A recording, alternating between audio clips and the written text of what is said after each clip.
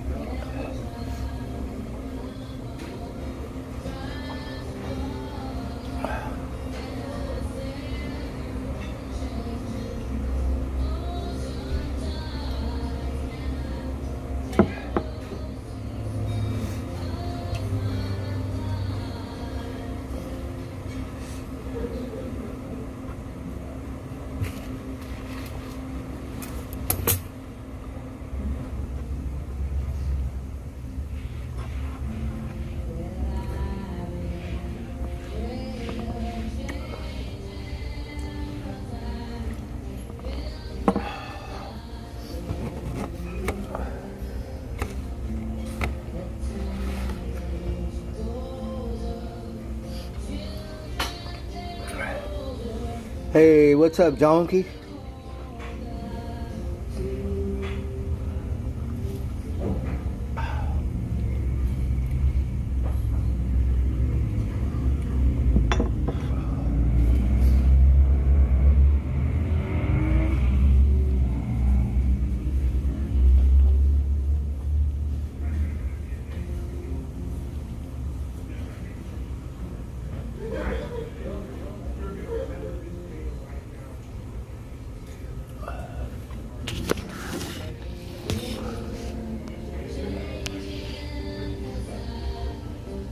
Right on. I'm relaxing too. I'm a little hungover.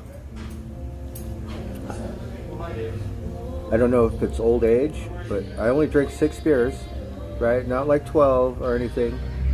Not 8 or 10, 6. But I did not really eat. I did eat. Rosie made like fish and chips, but it was like a country club thing where it didn't really. So now we're gonna eat breakfast and lunch.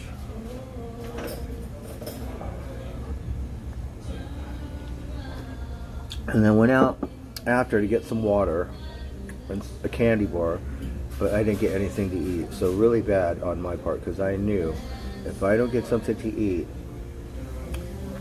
I probably, but I didn't drink that much, so I didn't think I would feel like a beer full of belly all day.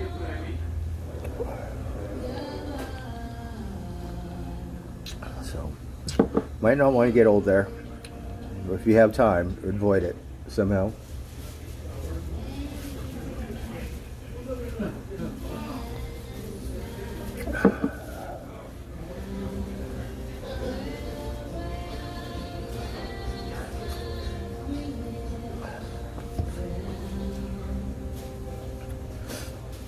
Yeah, I do that. I sometimes, I take a day off, like. Not too often, but I do now. Some days I won't drink. Like tonight, I probably won't drink.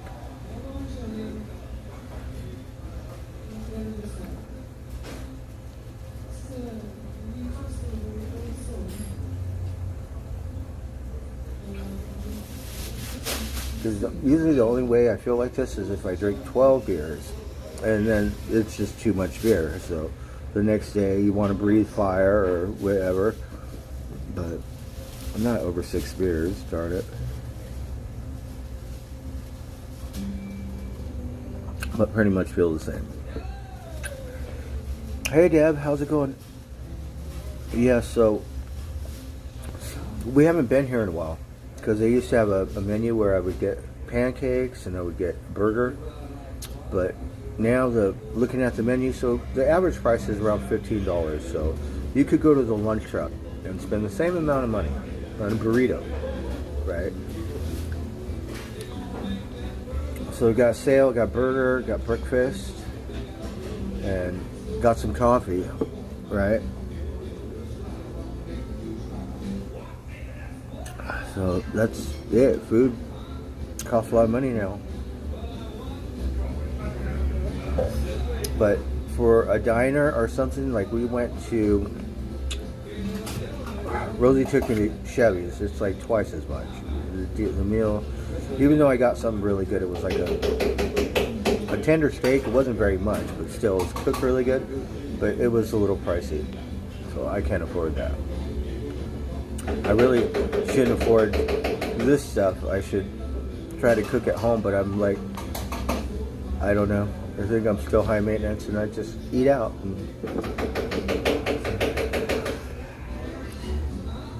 But that's okay. There's bigger problems in the world.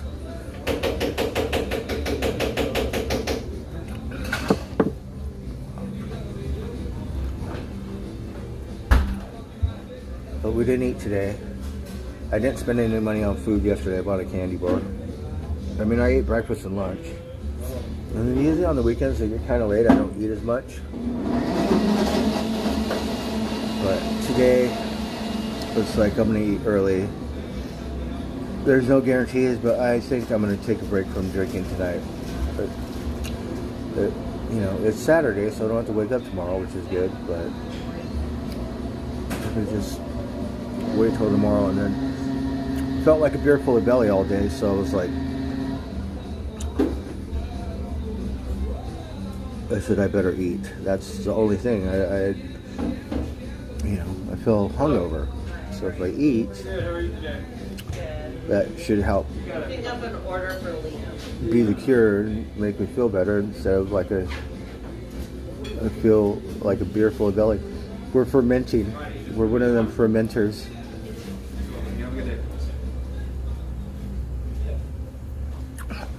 So we've been here 2 years, and I have never been to this Denny's. I don't think I've eaten at Denny's.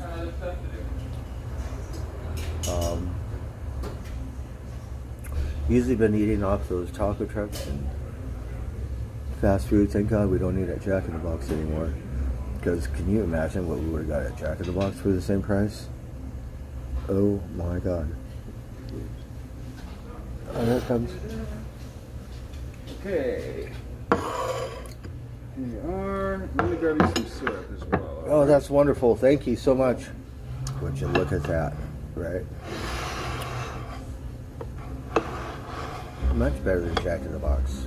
What was I thinking?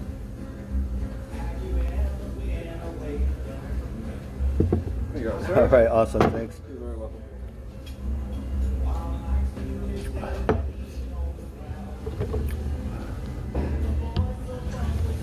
Yeah, Rosie's very nice. She's really sweet. And she could tell, you know. Lots. Yes, I like pancakes, but I got extra. I might have to take it to go. So we gotta say grace, give thanks for this wonderful meal on the Sabbath. Right? Oh, amen. Yum, yum. So they're playing different kinds of music. Playing country now, they were playing U2, they were playing something else.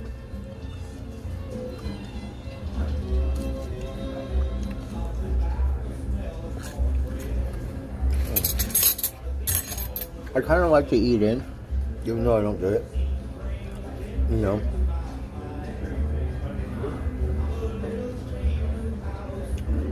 It's kind of like an old thing for America. You go to a diner, have dinner.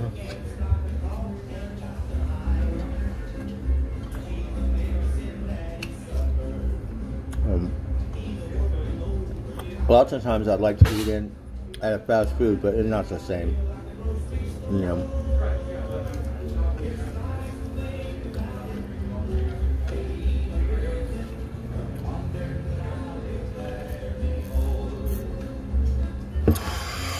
Well, let's see some of this breakfast. Maybe we should start with that.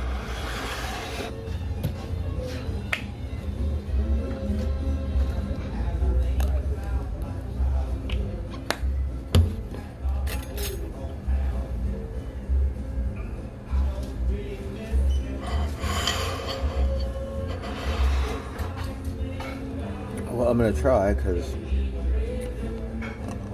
I feel like I just drank a case of beer.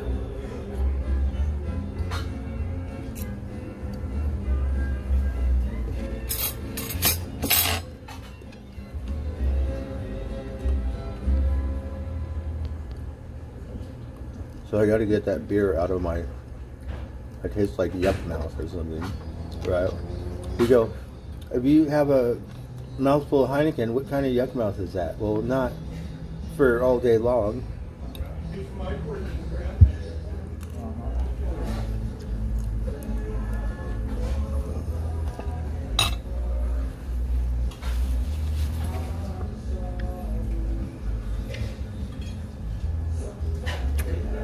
You know who got the Coke and who got the root beer?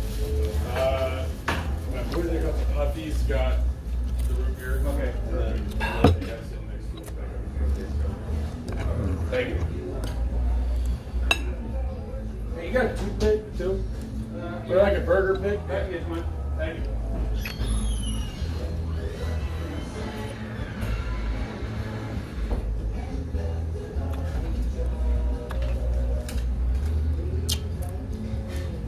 We're gonna have these pancakes.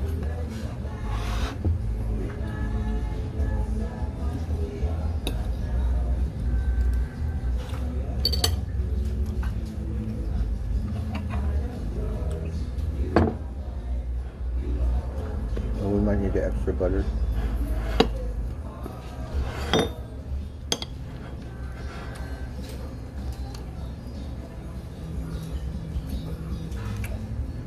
In Wonderland, there used to be a Ralph's Market. It's still called Rock and Roll Ralph's. But then there was a Denny's, and that was Rock and Roll Denny's forever because it was on the strip. But now it turned into Bossa Nova or something, which I think we have one over here. Some Brazilian thing.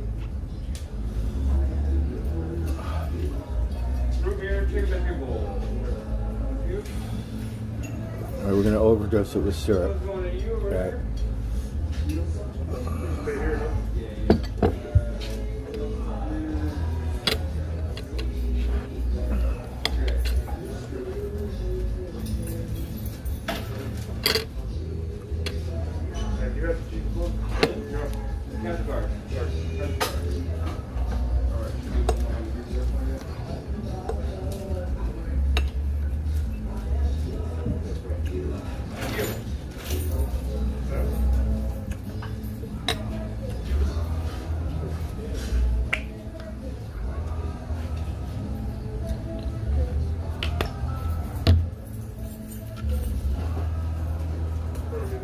I love those hash browns.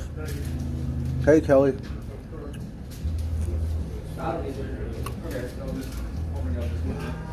Yeah, thanks, man. You have a good day. It was very good. I haven't took a bite out of the burger yet, but I could relax and eat.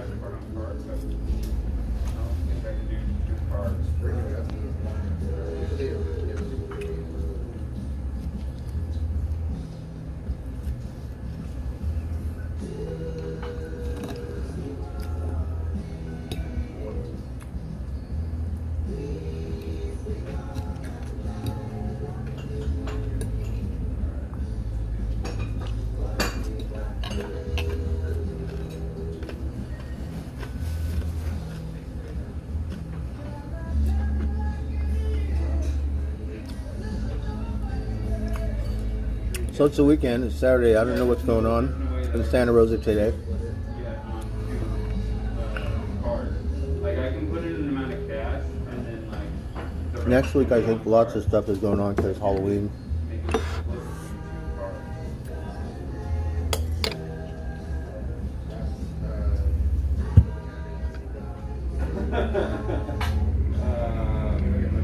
Yeah, sounds spotty. Yeah. All right.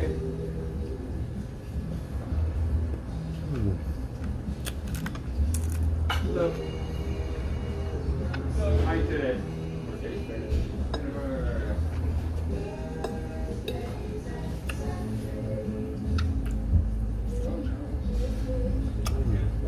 Yeah. Okay. I just forgot one drink. I need to grab the other drink for you, okay?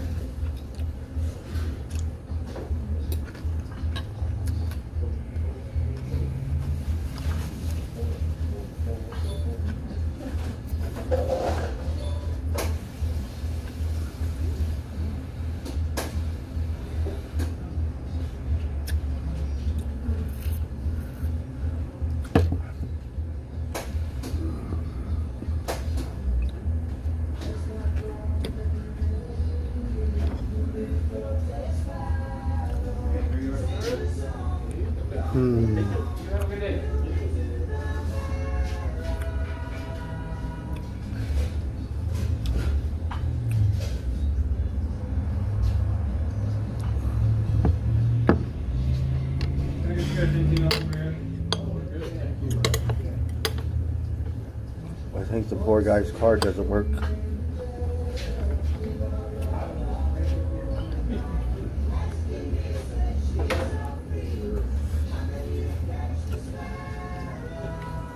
Oh, he got almonds. That could help him.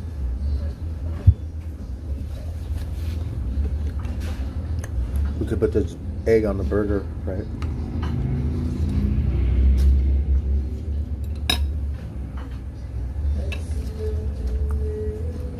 Hey, wow.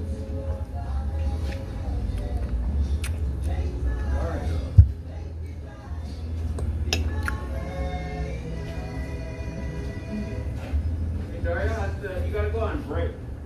Not on the computer, yeah. Did you do it? It says- Oh, you like the Predators? I think they're doing really good, right?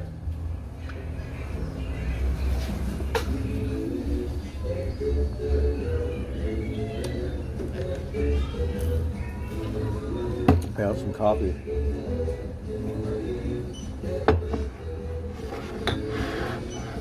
Here's that back for you. You saved $5.11. Your new total is $31.64. Here. Yep. It should be loading up on there. Just takes a second sometimes.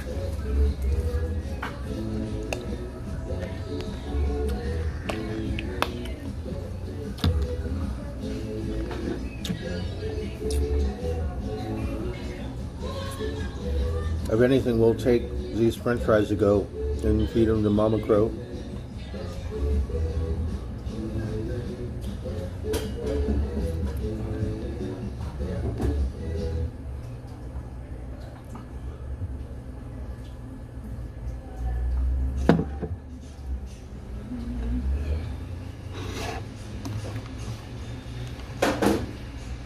Alright. Here's your receipt for you. Alright, I'll have it for you. Just 2 minutes.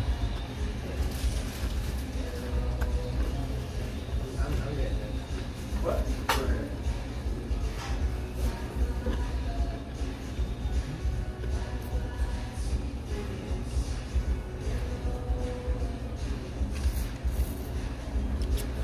It's wonderful. I'm a pig. I really, I don't like you guys watching me eat because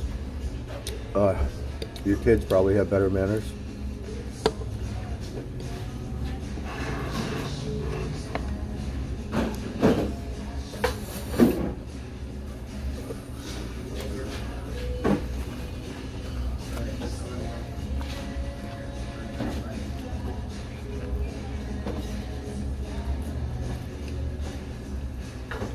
We're ready. You ready? Yeah.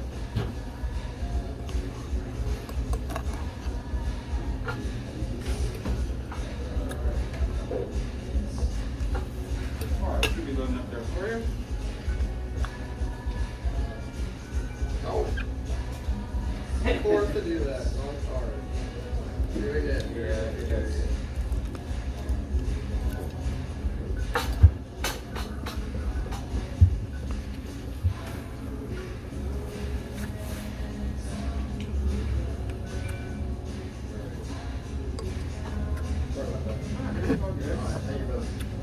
You want your receipt? Okay.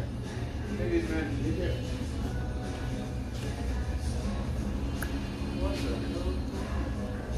Well, thank God he had the money because I don't really have the money, but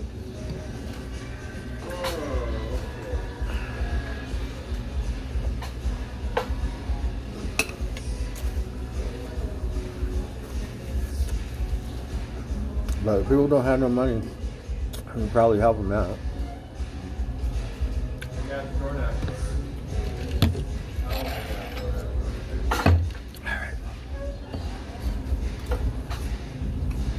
Oh, my burger is getting cold now, darn it.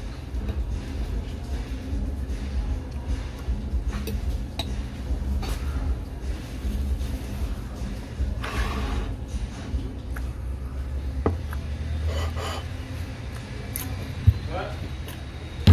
Oh, a burger's cold, we better eat it. No, you need to be seated. I need to be. I don't know how to make that up.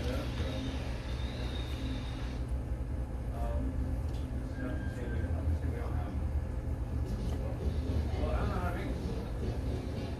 Yeah. Uh-oh.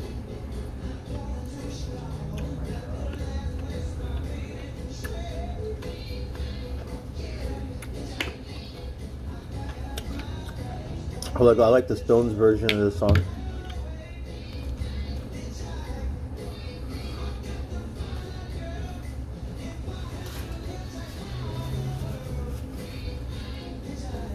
Hey, Crow Minion.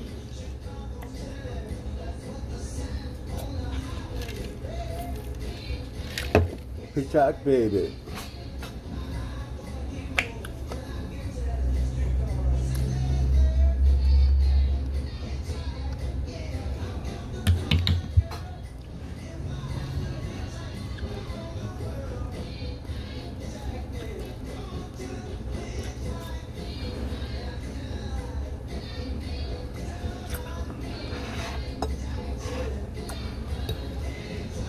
You can make those ones if you want to, but I can tell you how to do it. I just don't know how to do it.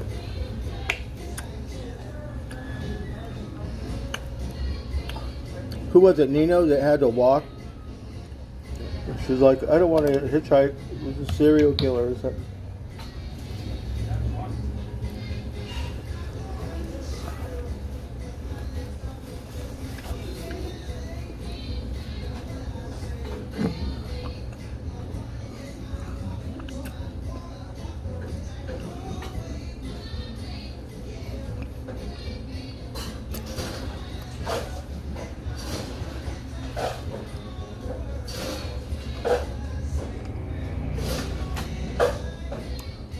I believe this is 50s. This is even before 60s, or it could be early 60s.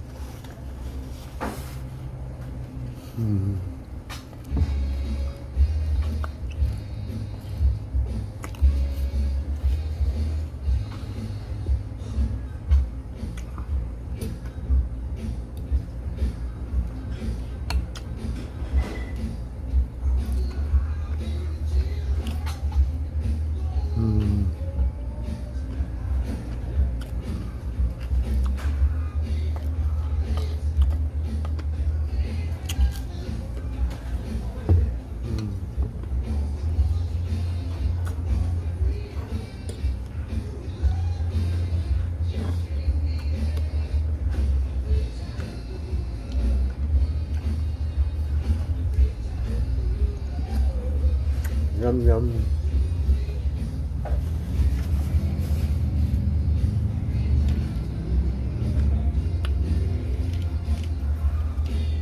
I gotta get one more cup of coffee. 1 minute, I'll be right back.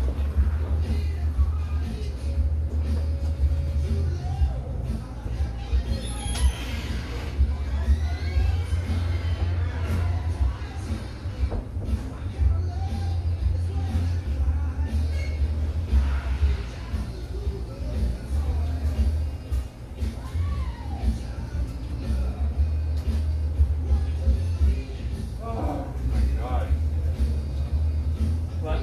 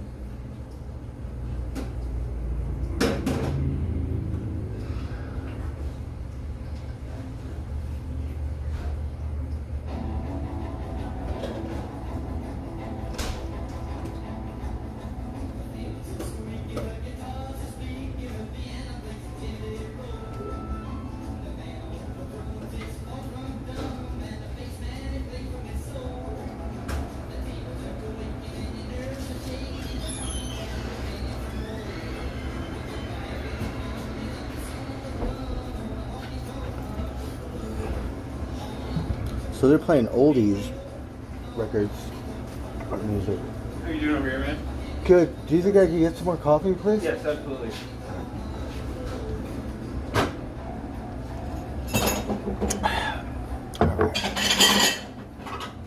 Last time I ate at Denny's was in Vegas, huh?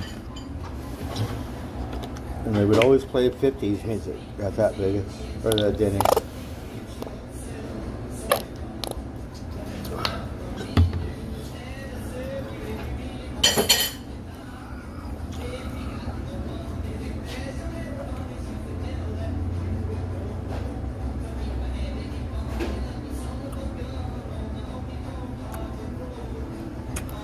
Yeah, if you're a woman, you probably shouldn't do it.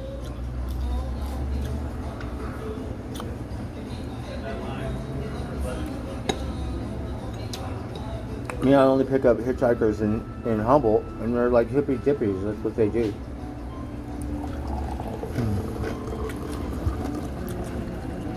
All right, Mom, thank you. You're welcome.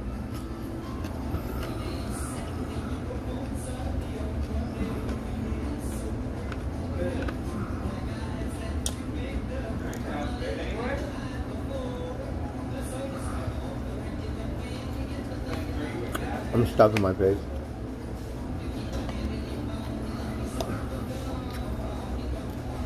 We should have ate the burger first because it was a little cold, but not cold, but lukewarm.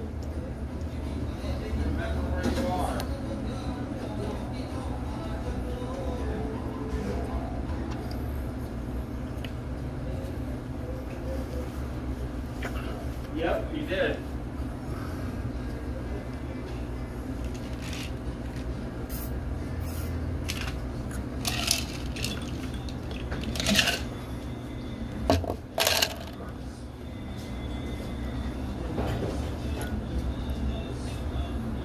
Maybe we'll take this French fries and stuff to go. Mama Crow could eat it. Right.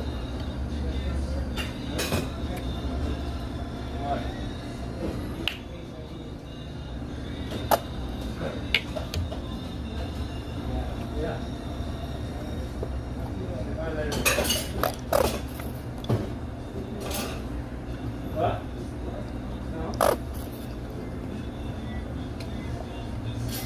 Not yours either.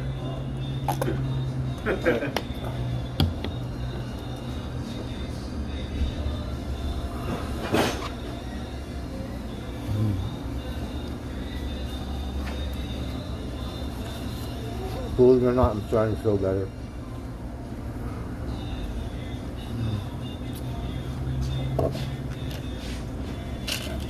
Yes.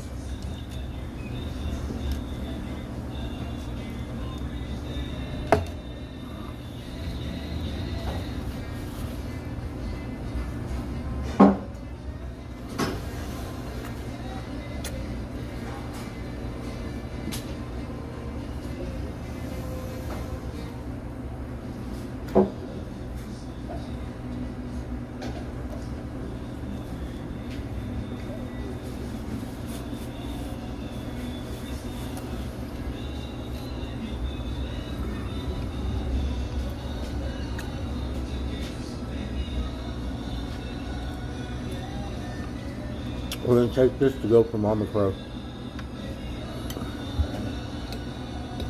I'm going to eat the rest of this.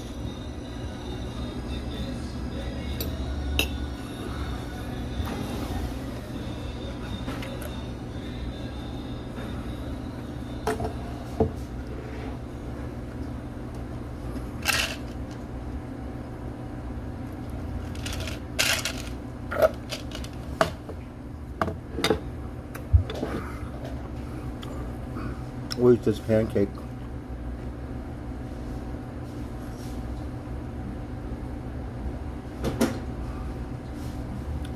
Oh, that was wonderful. That was making me feel, it made me feel so much better. I was not feeling good today, and then I was all like, oh, I'm just gonna lay down, and if I'm sleeping, I'll feel better. Then no.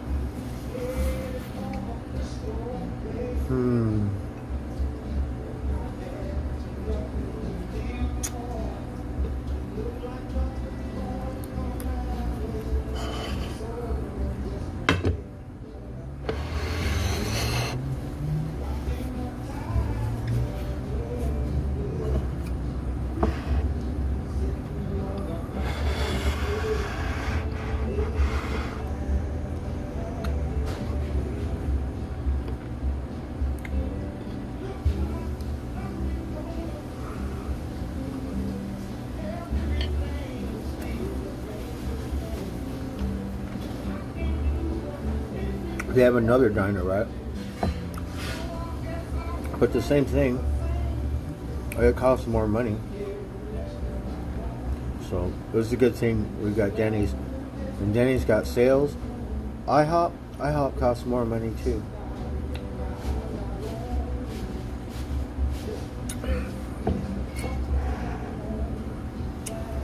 Well, I went to IHOP's for my breakfast. I had a gift card or something. I got basically the same thing, breakfast and the burger or something. It was $42. So $50 with gratuity. Yeah.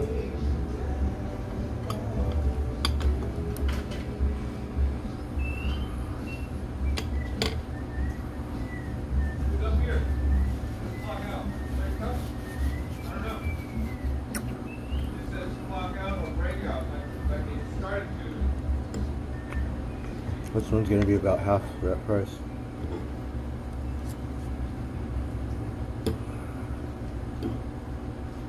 Look, I still have another pancake. I don't know if I could eat it.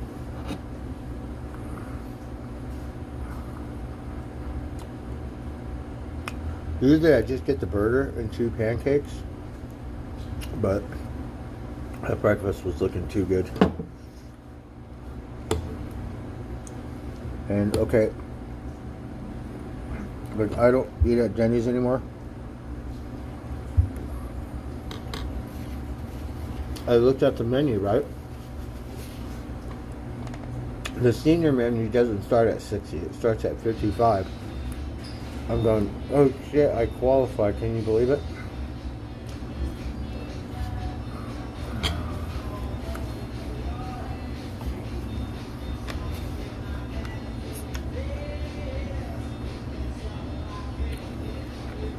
So got senior meal, which, believe it or not, I qualify for.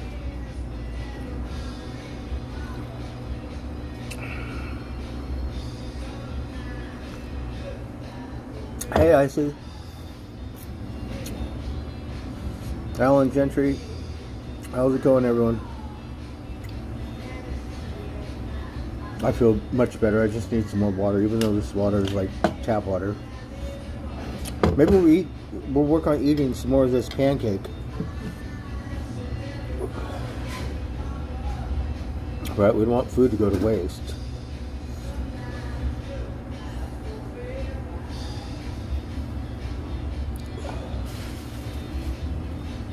And then I get a mouthful of sugar.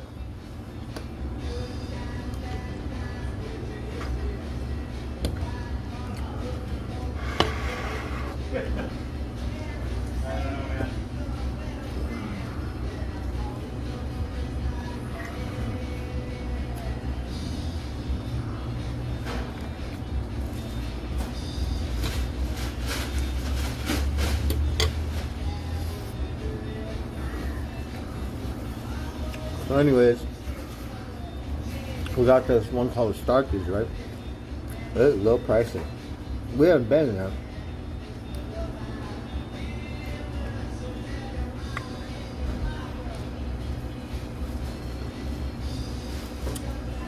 In the north, we have Black Bear Diner. It's called Black Bear Diner.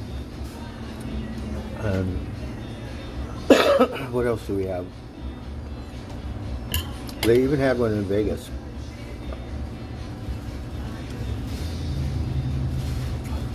Toluca Lake, Burbank, we still have a Bob's Big Boy, believe it or not. And on the weekends, the hot rods are all the people go down there and park their hot rods and stuff.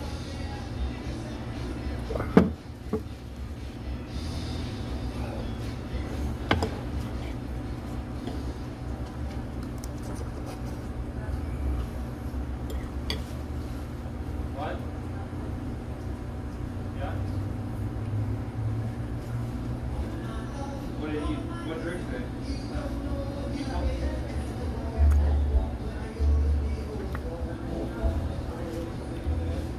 Yeah.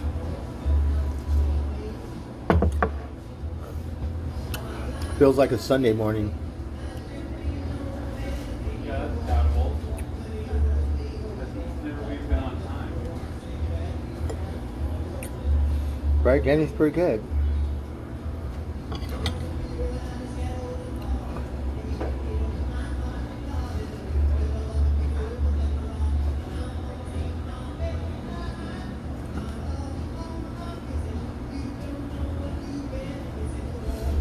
And then, what was it? It's not Ben Frank's. It was called, Mel's Diner. So we got those in Wonderland. You got to pick up? Yeah, for you. Big ass one, maybe. Yeah.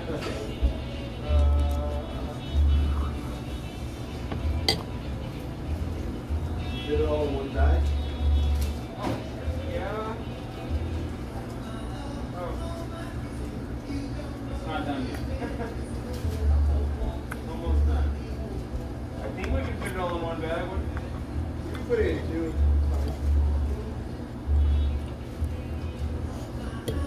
It's only two little more of these, though. I mean, like, I think I can fit those in there, you know what I mean? Are those the drinks for? I can put those in. Yeah, here. Straws in the bag. So, yeah, I don't know. Do you want two carriers? Because I just put 5 drinks in here. No, I the rest. Okay. The coffee is very strong. Right?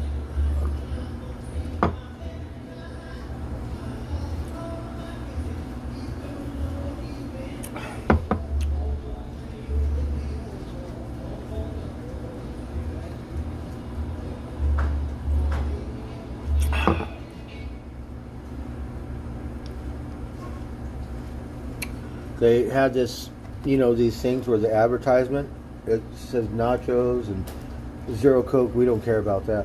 But then it was like this, right? Orange juice. Oh, we were like, oh, we can't look at that because that's $5 more, right? But that's what you want, orange juice for breakfast.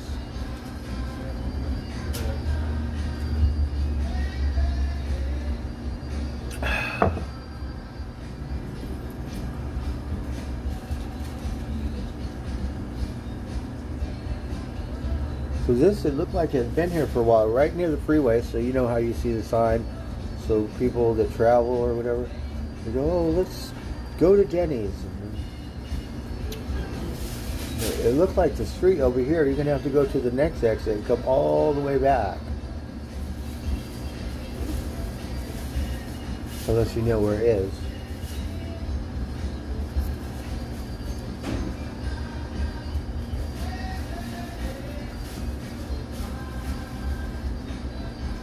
I think more locals come here. But we're close to the bay. We're about an hour and a half, I'm guessing. Maybe an hour, I don't know.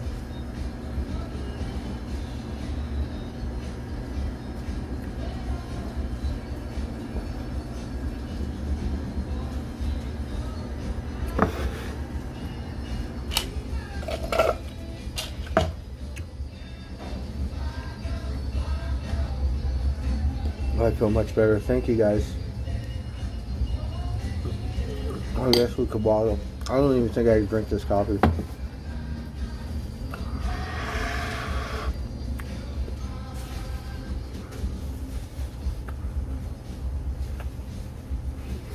Yeah, that did not fit into one. I had to get another small bag.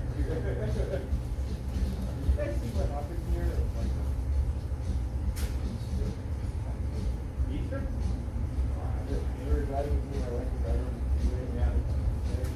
Yeah. Oh, that happens. Yeah. Thank you. Yeah, you have a good day, man. How you doing over here? Good. I'll take the check. Can I just get a little bag or something for this, please? What is it, just the fries? Yeah, please. Mama Crow could have these French fries. And then we don't have to waste the food. We were trying to eat the rest of this pancake, but I am stuffed. Think it'll fit in this? Sure, yeah, Alright. awesome. Thank you so much. Right here, I have a card. You have to run it on the little machine. I can't actually run it for Oh, you. okay. Yeah.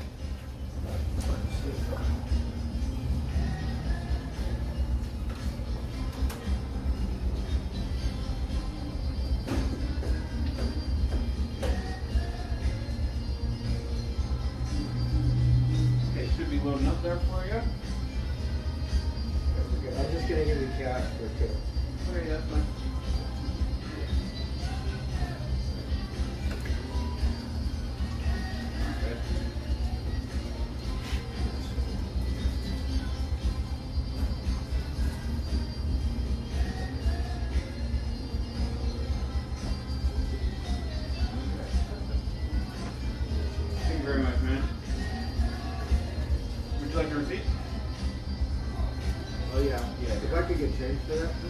Yeah. Oh, I know. Oh, you don't want it? I can throw it for you. Okay, good. Okay.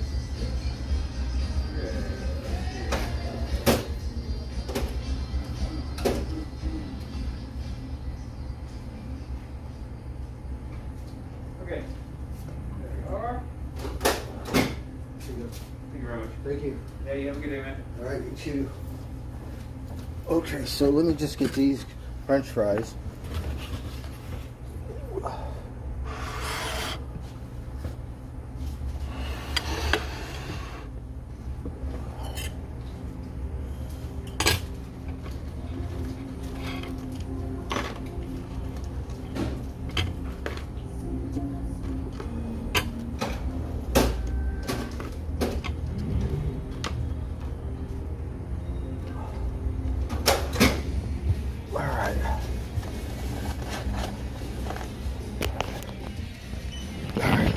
Thank you so much. Have a good day. Yeah, you as well.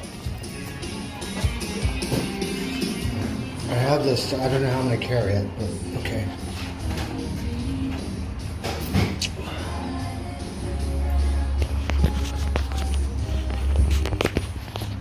So that was wonderful. I think we should come to Danny's more often.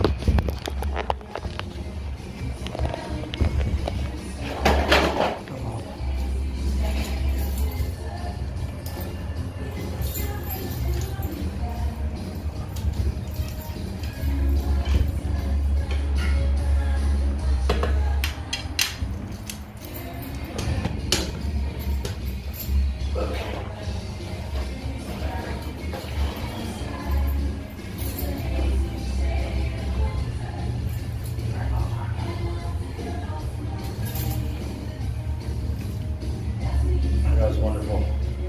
I want some water, but I think I'm gonna get boiling water. So. Let's see. Oh, maybe I could put this right here on my. Maybe. Oh, look, that'll work. Maybe. I don't know. Okay.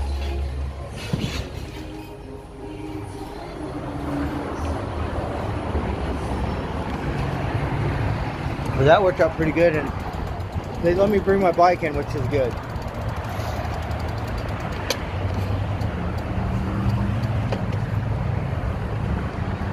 So we got a little bit of sunshine. Oh my God, it feels so much better.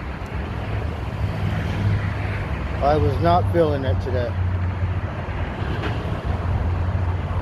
And I could still feel like the alcohol. I can't believe 6 beers fucked me up that much. I still have beer at home.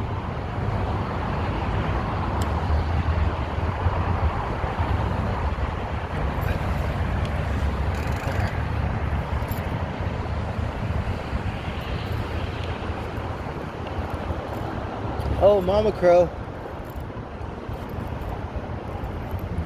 Maybe we'll feed these crows right here.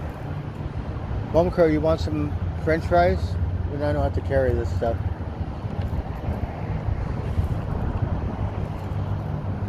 Alright, let's just give these crows some food. Mama Crow, look, we got French fries.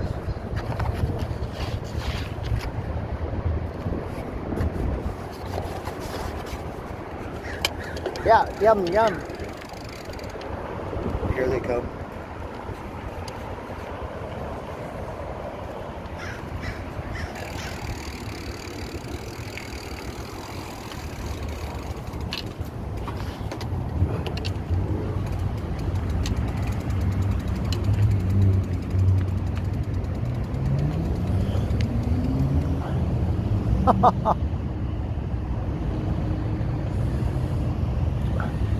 Mama Crow said, "Where's the beef? Where's the beef? We could do with potato, French fry."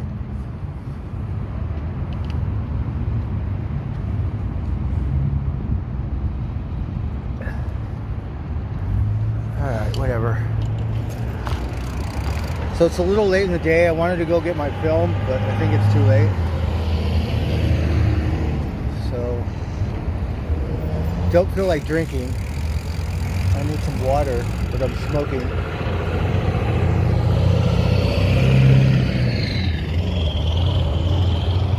We could go to Petco, but I already spent enough money on the stupid cats. We bought them a bed, right? Don't ask why. They don't know what it is. Like, what is that? So no Petco for you.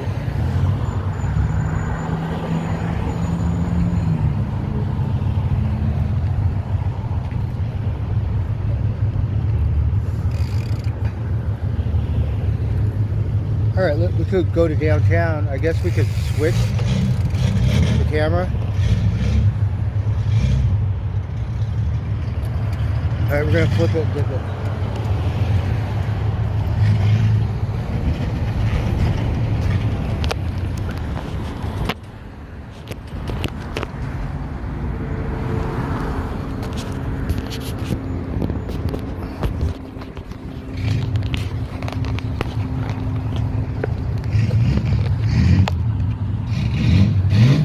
All right, I really got to focus on my camera.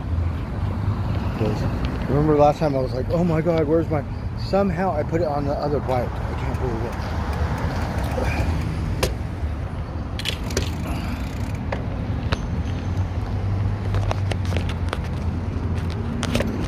it. Well, that wire's in the way. But we're just gonna waddle.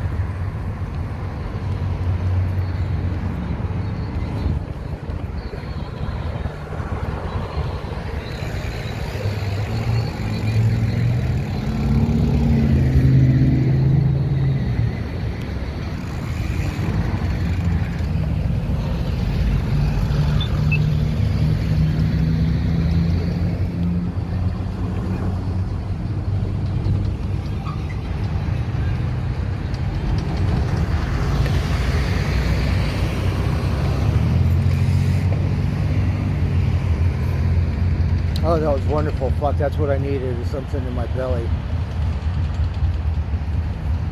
Some good stuff.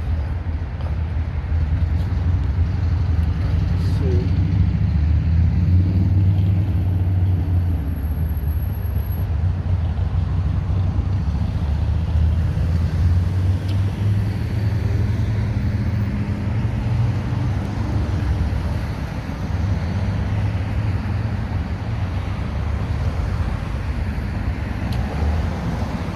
I'm gonna go this way.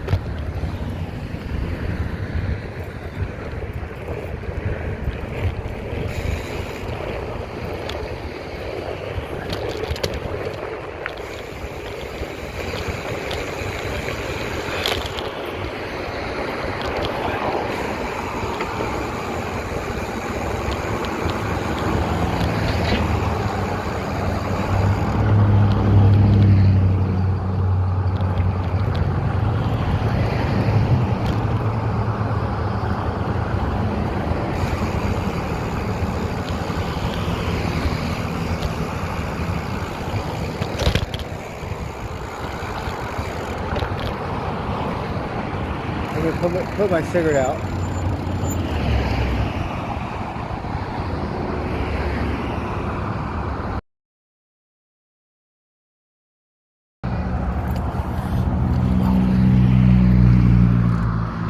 I can't put my cigarettes out on my bike anymore. I used to put them out on my old bike, but I'm not putting them out on this one, so I gotta put it out.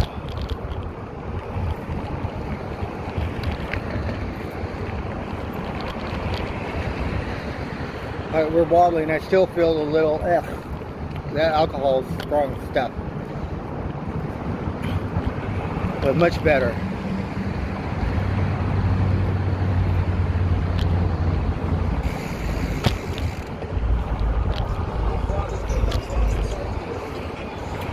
The crazy lady lives right here, but I don't see her.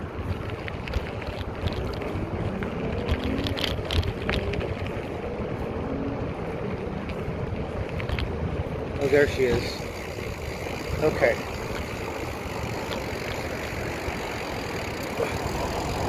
I don't really have any money.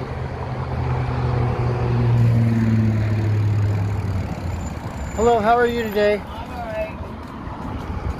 Are you okay? Yeah, making it in here. Trying to get your bed ready. How you been doing? Good. Here you go. Oh, thank you, baby. God bless. Okay. You doing all right? Yeah, seem to be surviving. Okay. You need a nugget? I'll take it. You got some?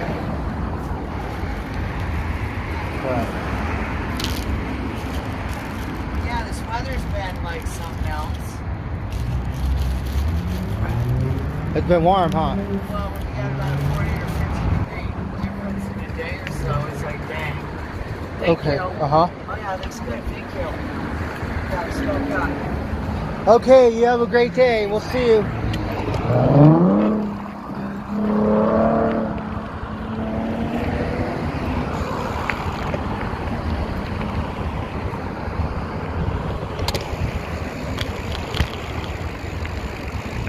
So we kind of adopted this lady. Some days she like not too happy, but today really sweet, right? Like sweetheart.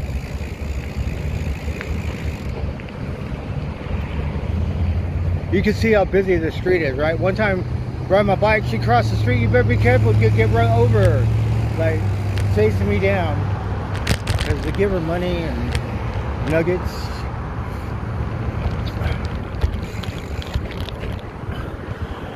It was 420, right? I don't remember. Not this year, but the year before. And we had a nugget we bought at the pot store. We're going to go get some more, right? So we gave her a fat nugget for 420.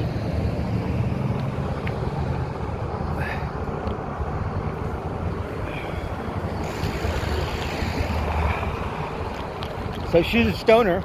I don't know what other stuff she does, but she got good medicine right now. She got some money to get coffee or something.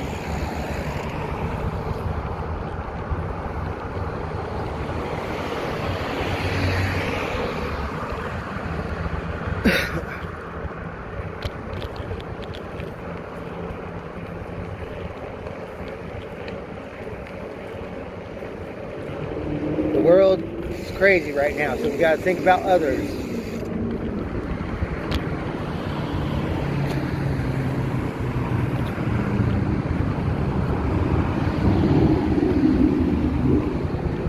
So this is Petaluma. This road right here will take you all the way to Petaluma. I'm a little lazy.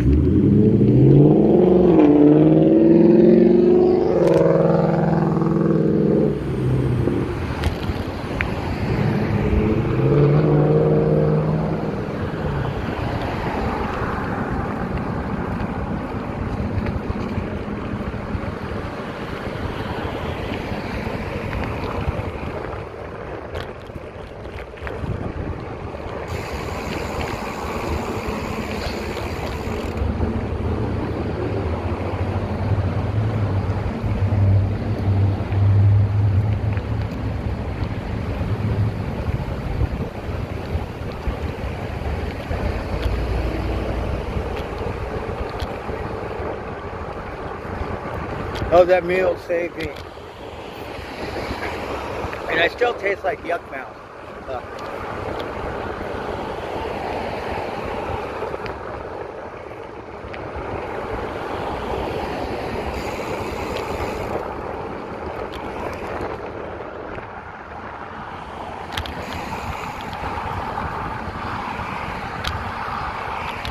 They're building the streets, or they're fixing the corners.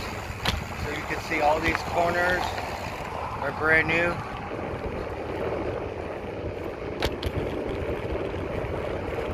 Here we have the El Roy's.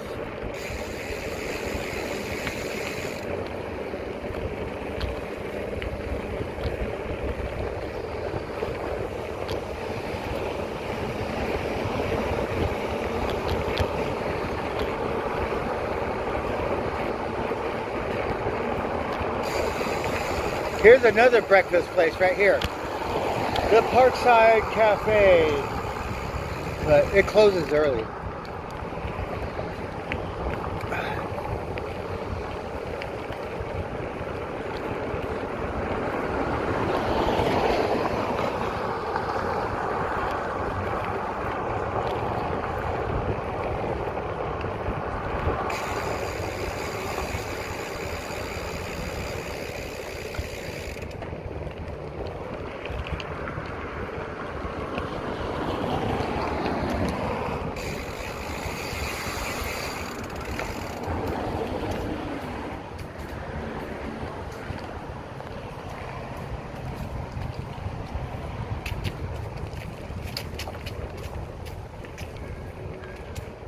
We're at the Luther Burbank Gardens.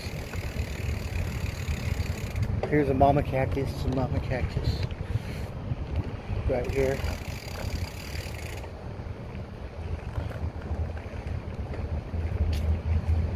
Oh look, you got library. You got take a book, leave a book.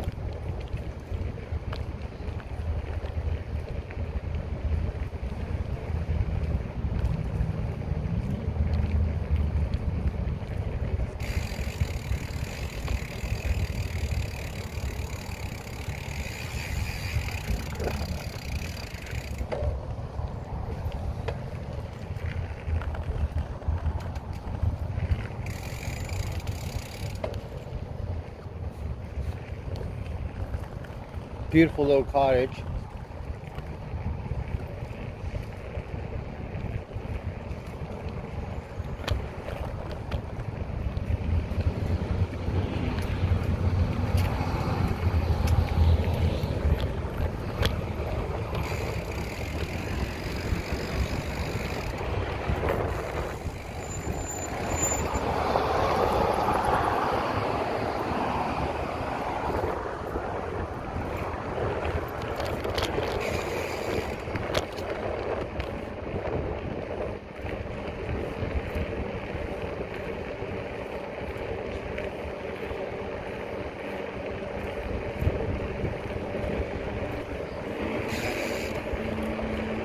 So here the light is blinking.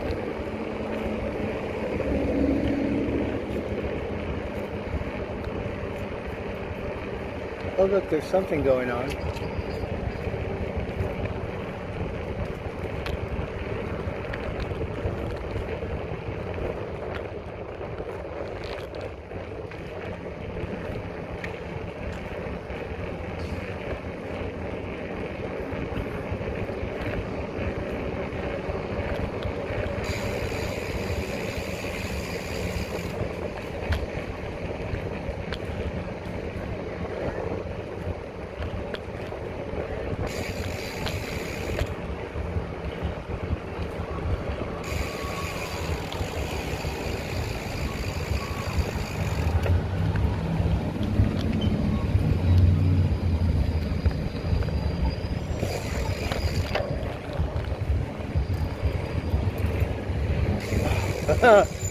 Do you not know how to drive?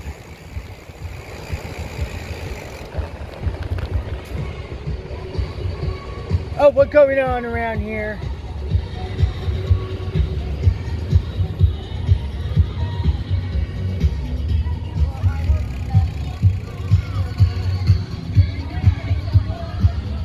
I don't know, we missed it.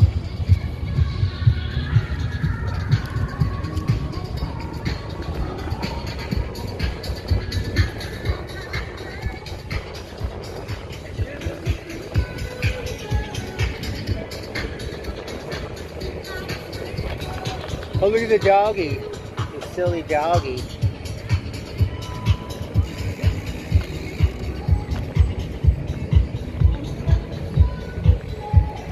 We got helium.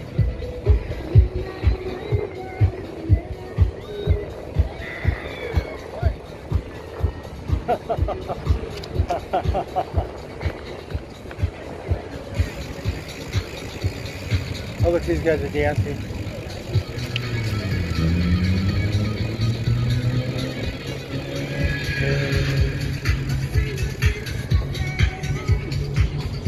Oh, this guy's handing out food. Maybe I could get a water. Oh, just a water, please. Hey, thank you very much. Have a good day. Oh, look, we got some water. 'Cause we're all beered out. I don't think I'm drinking today.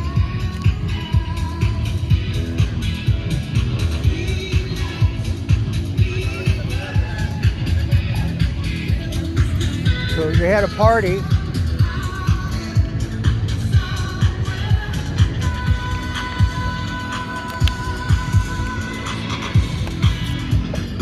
So what is it?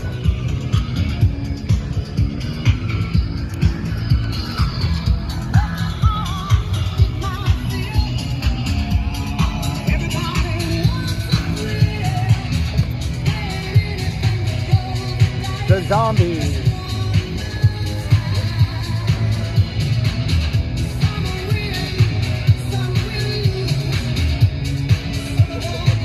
Maybe they have a sticker.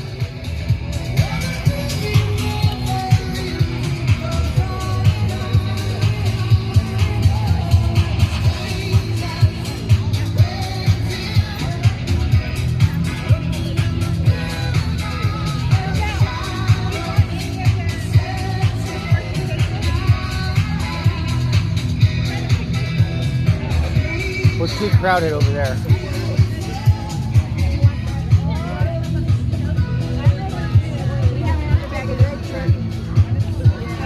Oh, we want some stickers.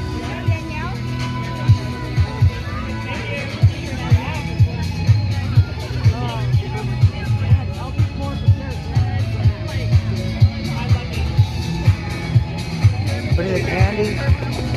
We got candy.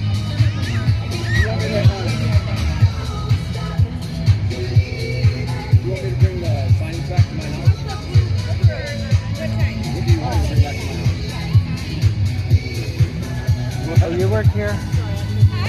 Do you have any stickers?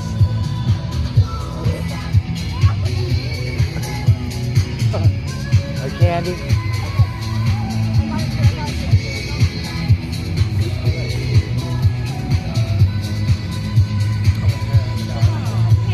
Oh, awesome. Thank you so much.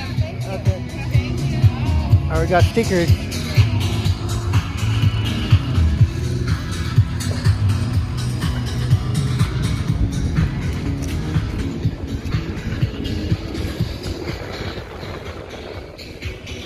We're late. The doggy.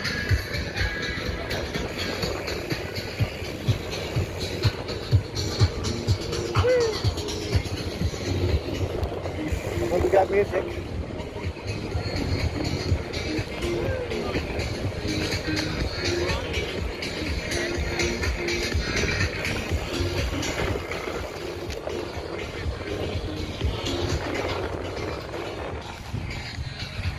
Oh, we missed it.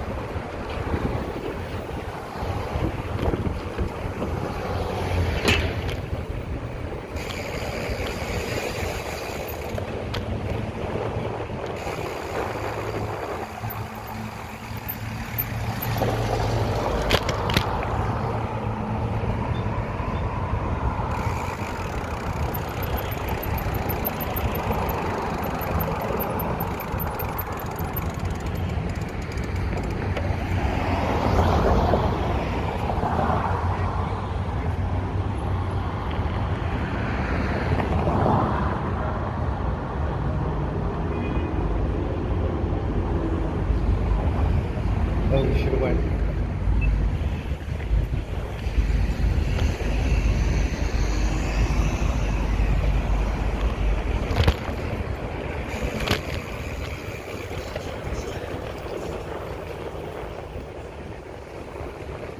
All right, hold on, nothing going on. We're just gonna go home. I don't know, I don't feel like drinking because I had yuck mouth all day.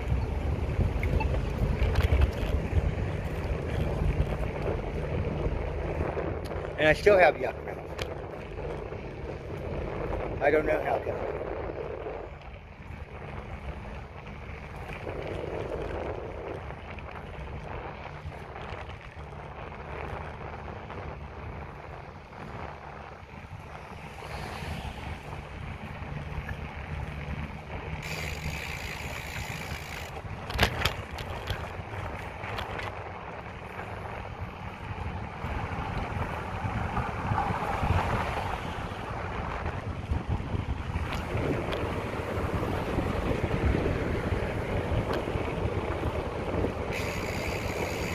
new painting.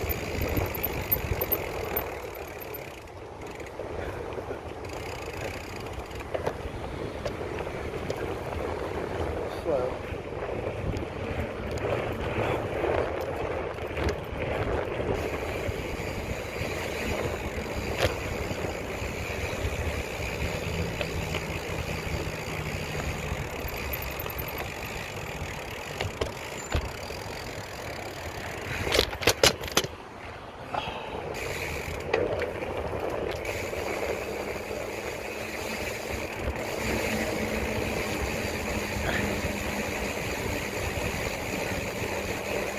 Go birdie.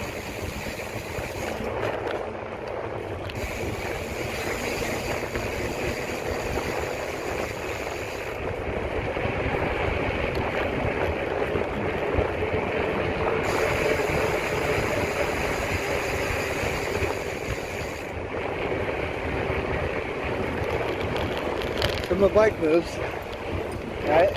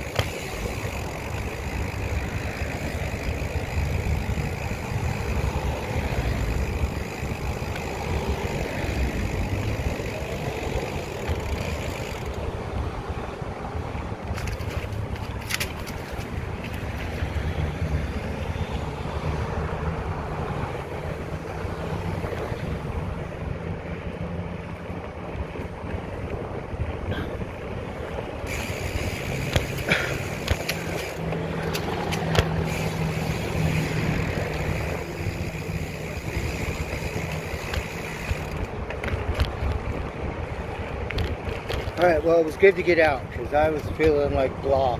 I'm still feeling like blah.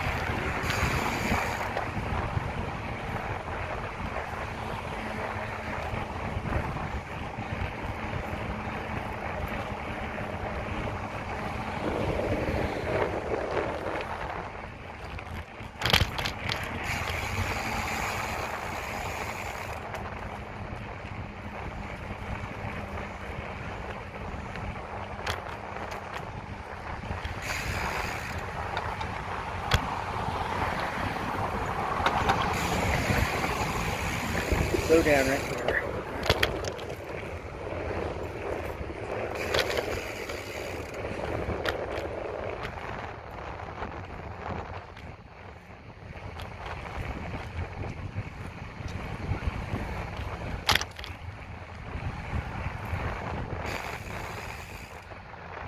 Well, we've got a little bit of sunshine. I don't know what I'm going to do. I don't feel like drinking.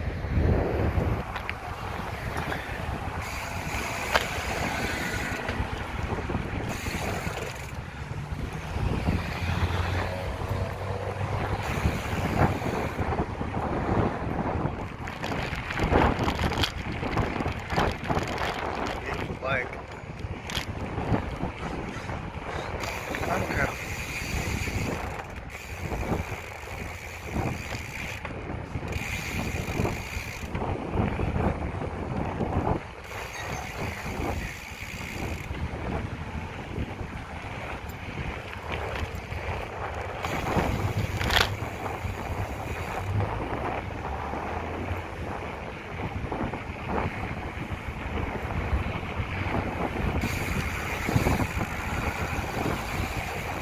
Alright, so we got out of bed, out of the house, got something to eat. It's like, oh dear, how old am I? Fuck.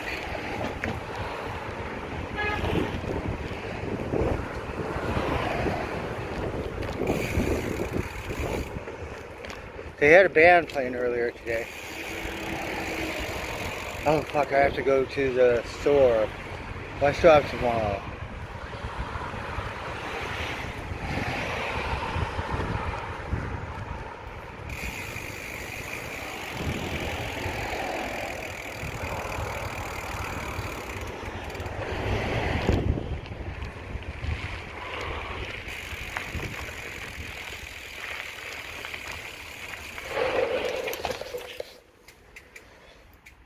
Alright. I think I'm gonna drink some water. I don't know what's wrong with my old age, if I can tell.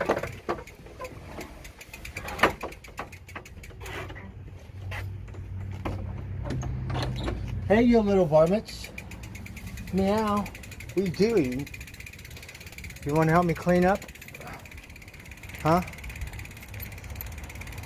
Oh. Rosie got a bunch of Halloween displays up. Oh, well, that was wonderful. Thank God we got out when the sun was still shining. Oh. Meow, kitty, kitty. Ugh.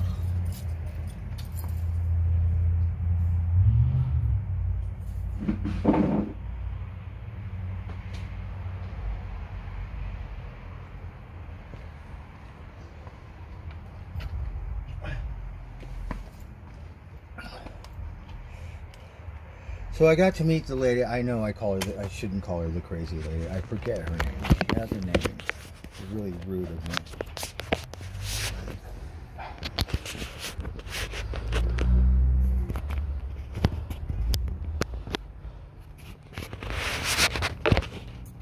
Oh, that's good stuff, right, Deb? Okay, so we're charged in.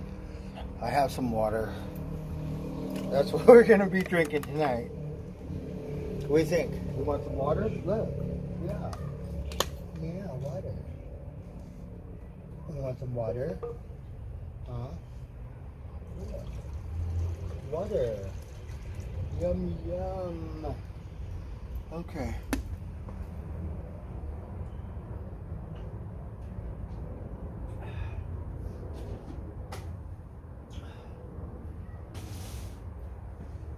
Are you hungry, you little varmints?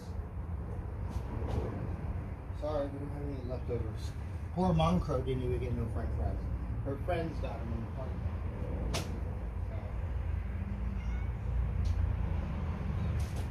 park. Okay, hold on. We'll give you some of this stuff. Meow? Huh? Yeah, meow. We got fresh water. Yum, yum. Good to eat, huh? I was so hungry last night, we should have just poured this in a bowl and scooped it out. What do you think, little varmint?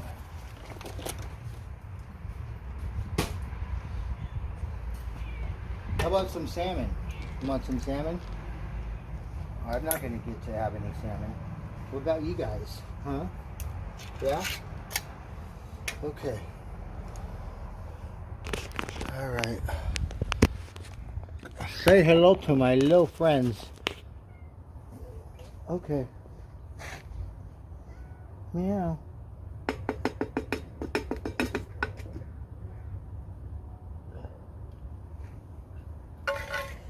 Tiger.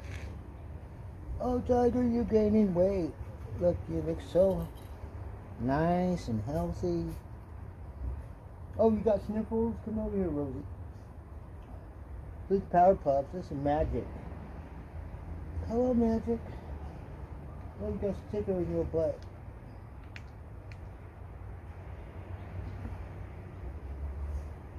Hello, Magic.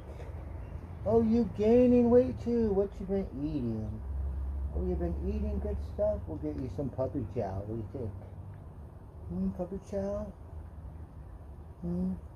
What are you about What do you think, Papa? Tiger? Oh, Tiger's so soft. How you get so soft, Tiger? Oh, you got sticker in your butt. Look.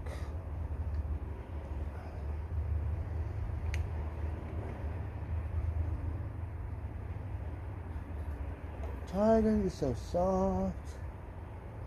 Yep. Yum, yum.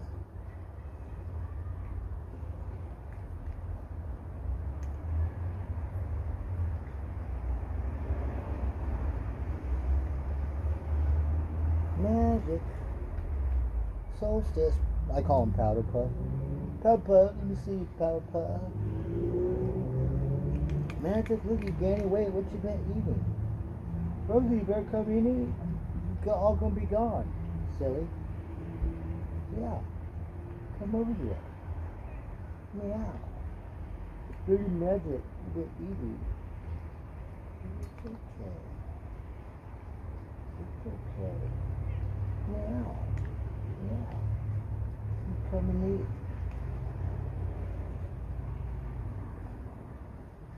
Come and eat.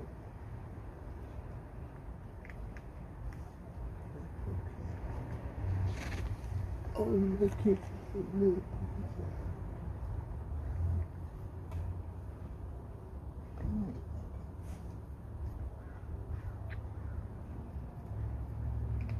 Alright, come and eat. I won't bother you. Come and eat, kitty kitty. You want some water? Okay, let your friend come and eat. Don't be such a pig. Come and eat.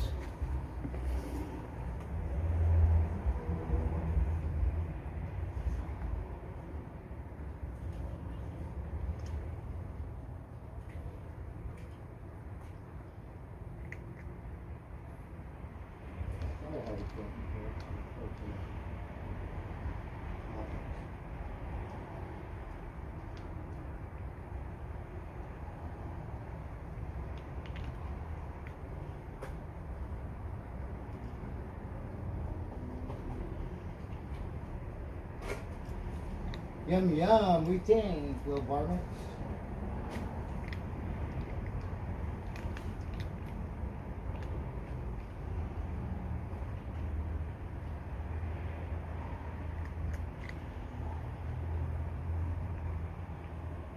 Want to listen to some music?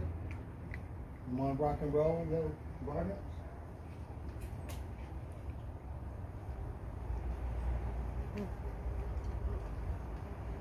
Oh. Hey, doggy. This is my wash. Hey. I can't afford to go buy more clothes, that's for sure.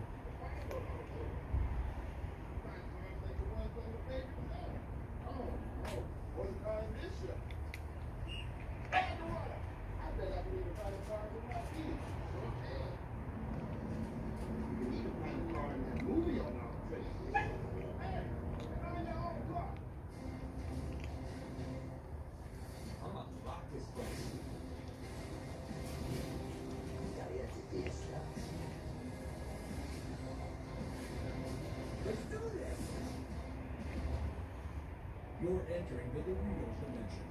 Explore the edge of spicy, cheesy goodness, searing with that scorching sensation. Time to get fired up. Try another angle with Doritos flavored hot nacho.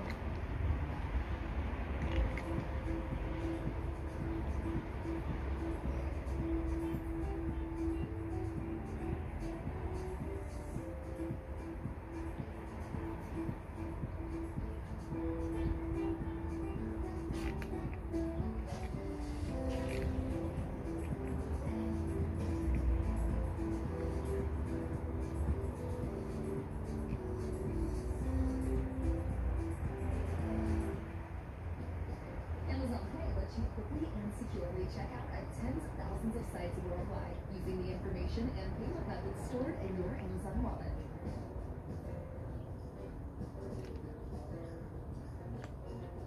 Go to pay.amazon.com and get started with Amazon Pay today. If you already have an Amazon account, just click on the Amazon Pay button the next time you shop.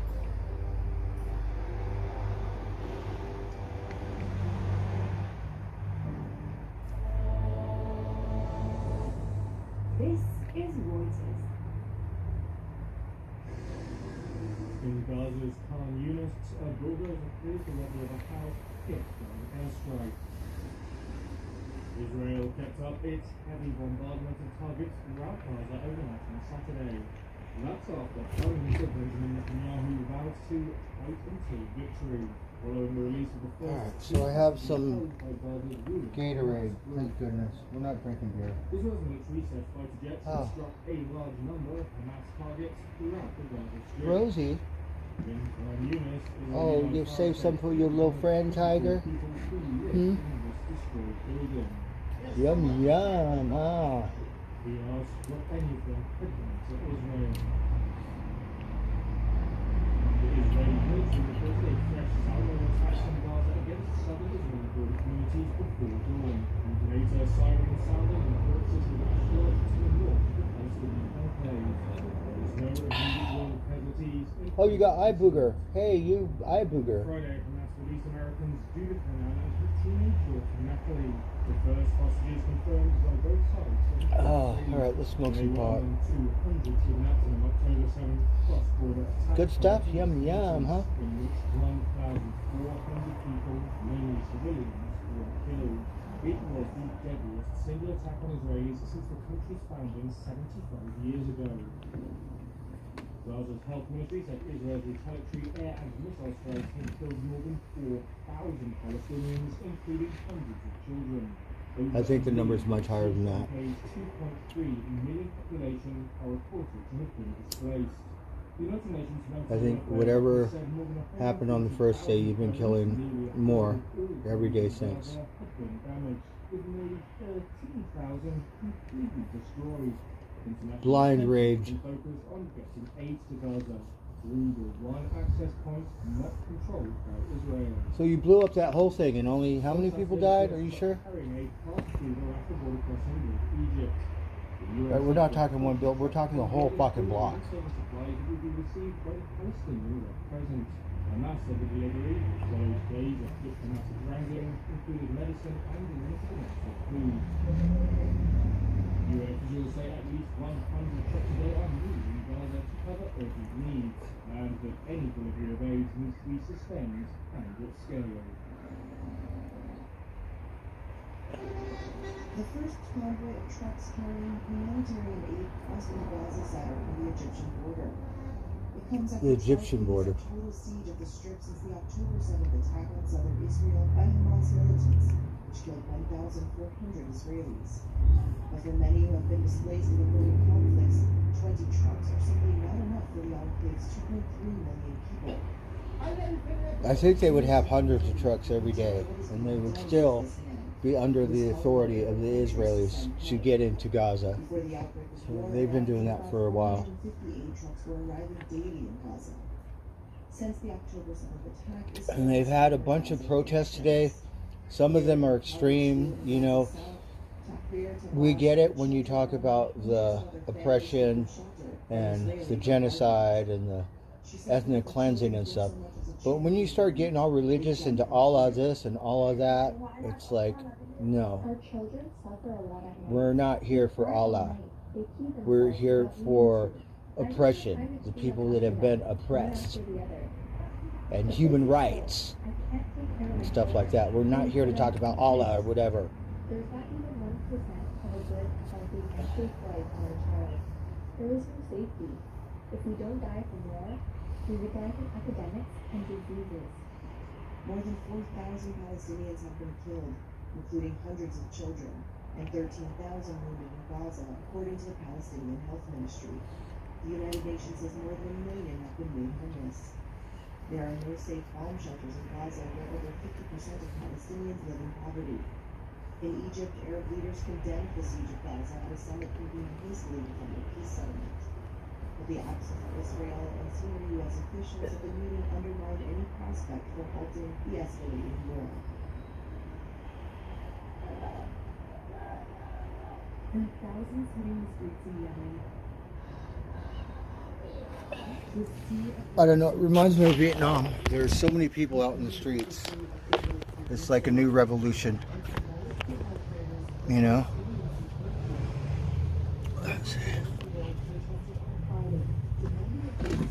bombardment of Gaza. Oh, you have a kitty too? Charlotte got 2 varmints now. She got Eli. Now Eli got a friend, right? Cute cat, because it's spoiled. Like, you know, my cat, not they spoil, but more like, I don't know if they think they're wild or something.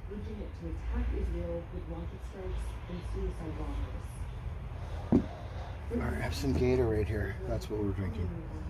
Because that beer kicked my ass. I don't know how 6 beers could kick your ass. But if you don't eat properly after you drink, then I guess, yeah, it could affect you for a couple days, especially with my metabolism and my long COVID factor. While some Western governments have thrown their support behind Israel's military campaign, many Muslim states have called for an immediate ceasefire. In Cairo, thousands gathered at one of the oldest mosques in the world. Just shows you how big the world is, because the other side, like, we don't know. It's like a whole different world. This man says that Palestinians, a driving force for many protesters, they say, was Tuesday's blast at a Gaza hospital, which authorities there said killed hundreds of people. Hamas says Israel was responsible for the blast. Israel blames a failed rocket launch by a Palestinian group. Yuri Rehan has been waiting for 2 weeks for news that his wife and daughter are safe. Oh, so his wife and daughter finally came home. I think he got to see them today, which is a really good part of the cruel war. Just a little light. So very lucky, very blessed. I haven't been sleeping for 2 weeks. Tonight I'm going to sleep good. But we already saw this. Did you? She sounds very good. She looks very good. She is very happy. And she's waiting to come home. Her mother, the little scratch on her hand. She told me it's nothing. She's okay. In Evanston, Illinois,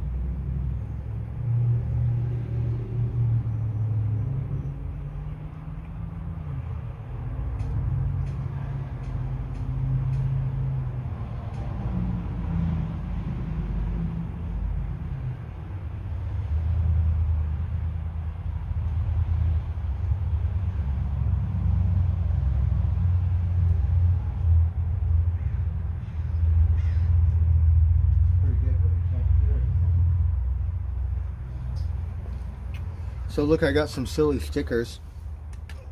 I went to the, I don't know what was going on in the square, but I got some silly stickers, right? Like kid stickers. Kid stickers are the best. I don't care. I put them on my toolbox. Oh, Mama Crow. Mama Crow. So look at this one. Right. I only had $1, so I gave him $1. Look at. Some are turning to e-cigarettes for a nicotine fix. The CDC says they're less harmful than regular cigarettes because their aerosol contains fewer toxic chemicals. However, it may still carry other substances like lead and other cancer-causing agents. E-cigarettes are popular with those looking to leave regular cigarettes behind, but they're also popular with a different kind. This one's a little hard to see. 14% of American high school students say they had used e-cigarettes. Oh, look, this one is a varmint. Look, the little varmint got headphones. Here's what the agency's acting commissioner said about regulation the following year. We're taking steps to transform the tobacco marketplace towards more deemed new tobacco products. So we're gonna put these on my toolbox, right? El Silly, a bunch of kids stickers. The FDA is going even further, signaling last year plans to reduce the nicotine levels in traditional cigarettes. That means Nicotine. I'm smoking again. some are calling the proposal transformative, but critics of the government's role say that e-cigarettes are an important tool for smokers to use to quit, and it's not the FDA's place to maybe dictate what people put in their own lungs. Oh my God, we went to Denny's. Denny's is pretty good, right? Because We got the breakfast, the lunch, and the coffee for like $22. That's breakfast, lunch, and coffee. $22. If I go to the fast food place and just buy one meal with the large double whatever, it's going to be $16. Yeah. Foster Freeze is almost $20 for frozen fast food. You better get ice cream. So I think that's pretty good. Breakfast, lunch.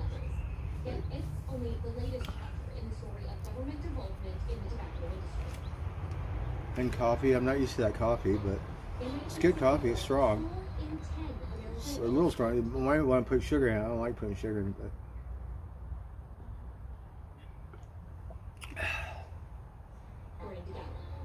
4 in 10 American adults smoke. And this was when, in the 20s? 60s. The Surgeon General. So they have this thing on Scripps News about why. And they're going through the tobacco industry and stuff. Look at the old advertisements. But look at the advertisements now. They have much more hardcore, serious side effects. Regulate tobacco.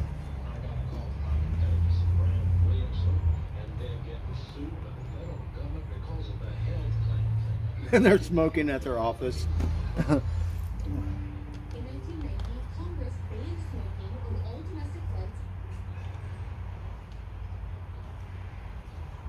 What year was this? You can't smoke on airplanes, but can you believe it? There was a time when you could smoke on airplanes. We're talking about the public transportation facilities in the United States. You used to be able to smoke in a bar, restaurant. Non-smokers and employees should be involuntarily condemned to endure the potential increase of lung cancer, heart disease, and other activities. But it wasn't until 2009 that Congress gave the FDA We worked at this restaurant and I didn't like it at all. But I was desperate and didn't have a job. So these fucking French fuckers, right? One was a total asshole and the other guy was really nice. Didn't make a wage, just lived off my gratuity. But that was when they said, well, you can't smoke in bars and stuff. So a bunch of Europeans said, we don't give a fuck. Smoke your cigars. And different, kind of trendy, you know, but these people come in and they drink their wine and eat their Baltazar's food and they smoke inside, and it was like, because they changed, it used to be like that. And then they said, oh, these Americans, fuck that. We're a European thing.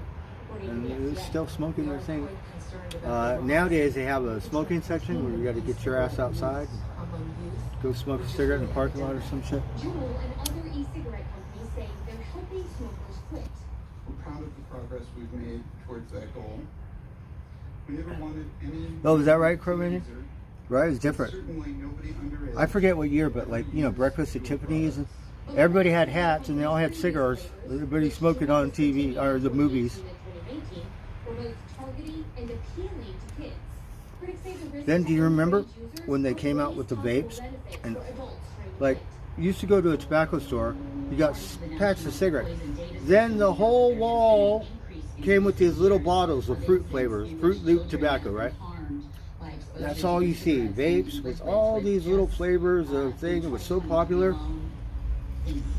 Now it toned down, but when it changed, you go in a smoke shop and you're like, what the fuck? Because I don't smoke that stuff. Like, I smoke tobacco. What do they do with Fruit Loop, right? But that was the thing, and they had all these little bottles, or the wrong kind of vials. Like, what do you put in that vial? Wrong kind stuff. But anyways, it's got thousands of vials of pure tobacco. Cigarettes as a characterizing flavor, and so there's currently a product standard proposed rule that would remove menthol cigarettes from the market. The bars? Yeah. The White House announced perhaps the boldest step of all, a new rule that would drastically reduce the level of nicotine. And I get it, you know, for the thing, but yeah, if it is America, you should have the option to run your business like these Europeans did. And I said, well, we don't give a shit what Americans say. Right? It's difficult not to see this as a 21st century prohibition. We know it didn't work for alcohol, so why does this administration think banning nicotine in cigarettes will be different? The rule was expected in May, but the White House declined to say when it would be released. Stephanie Beavergan, Scripps News. Oh, it's the end. I missed the last part. Because they banned menthol cigarettes. Like in Las Vegas, Nevada, everybody smokes menthol cigarettes. We're talking white boys. Like, what the fuck are you doing? Menthols. Yeah, that's what they smoke. They're like, all right. Try to get a bum a regular cigarette. Right? So in California, you cannot get menthol cigarettes anymore. They somehow banned it. And I don't think they could do that in Las Vegas. People throw a riot, have a fit. Well, for sure, it's effective.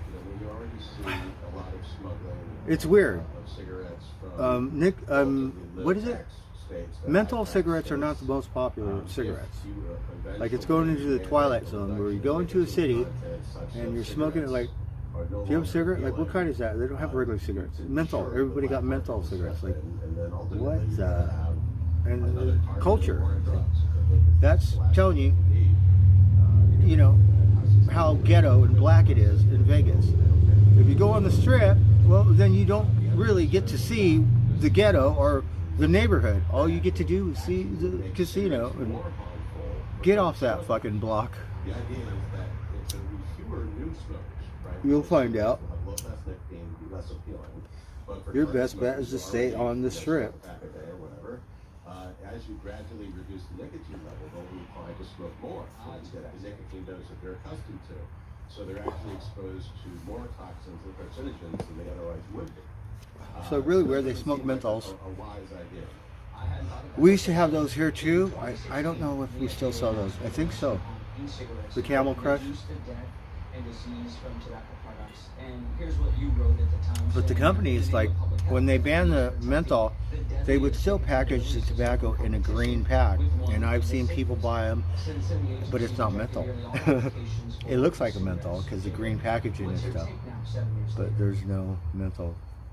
Well, the main problem with the FDA is... I think if you went to Vegas and maybe brought them over here or have an under ring and be like the black market. Recognizes that this is a very promising harm reduction tool.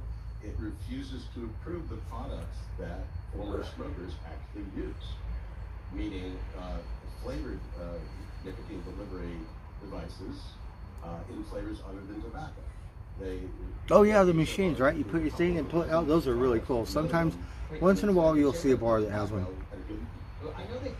Right? And it's like 1970s or something, right? You put your money in, you pull the thing, and the cigarette come out of the machine.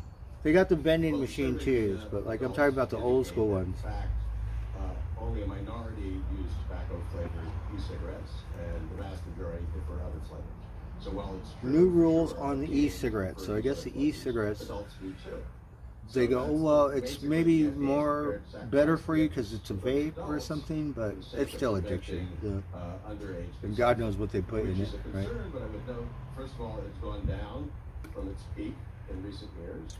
Secondly, most of these teenagers who are vaping are not doing it very often. So I guess it's a big thing for teenagers. All I know is I worked with this one guy, and he bought like $100 vape, not no little rinky-dinky vape, but like a big, you know, that blows a big cloud of smoke. It costs $80, $100 for tobacco, right? He puts the tobacco in there. I shit you not. You take one hit, you get a buzz off the tobacco. Kind of like pot, right? A big old vape, tobacco. I shit you not. You hit that vape with that tobacco, and you literally get a head change. You're like, fuck. So you don't want the pussy vapes that the kids are using. It was like, fuck. You can feel it. Right. What's the best way overall to reduce tumors? Actually, I think there's very little evidence. And that was his thing too. He would go get whatever to put in his vape and flavor, like Fruit Loops, like, oh, this one's vanilla, this one's brandy, this one's scotch, or whatever. right? I think that's the flavors they need, bourbon and stuff. We could do with Fruit Loop tobacco, right? Like bourbon flavor, right? Or something. Hey, Nino's tickets. Thank you so much. Next, it was a key to tracking illness during the pandemic. It goes by a couple of Oh, I feel much better, God. I was not feeling good, and then I was like, oh, I don't really feel sick. I just feel hungover. So I figured if I go eat, maybe I'll start feeling better. And that's exactly what it was. Even though I still got snot running on the inside of my nose and stuff. That's inevitable. It'll be 10 by the time he decides. In bed by midnight after a show. I have work in the morning. Alexa, show me new releases. Hey, Hector. Hey, Carol Law. Alice is my granddaughter. There's things you need to know, Alice. Things I can't leave in a message. Oh yeah, the fire department had to rescue the cat. The police department. I'm gonna call up the police right now. I'm gonna say I want a female ranger. No, I want 2 female rangers. What's the problem, sir? I have a cat that's stuck and he needs rescuing. Right? We think that's gonna be what happened if you have more babies. Say, look, I need some help here, officer. You could adopt the varmint, right? Hey, Aaron. Yes, from 6 beers. That's all I drank. I still have beer in the fridge. So I think because I'm getting older, maybe I can't drink as much. Like, I don't drink EPOs anymore. I used to, like 10 years ago. And I was old back then.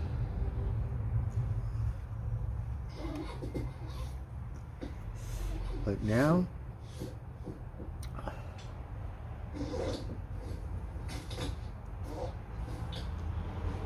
it's probably from not eating good all day. Like, I don't know what I ate, but probably 7-Eleven and Arco, and that's it. Like pure dirt food.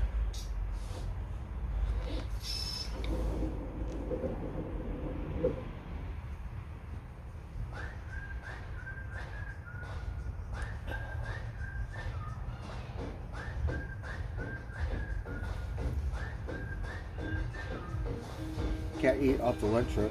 The food tastes good, but it doesn't agree with me. For some reason, the oil or something off that lunch truck.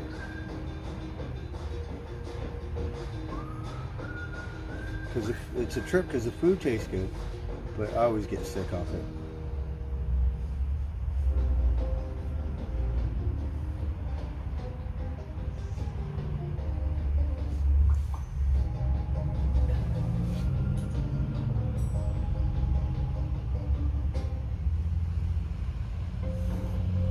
So we're just going to be Stonehenge today.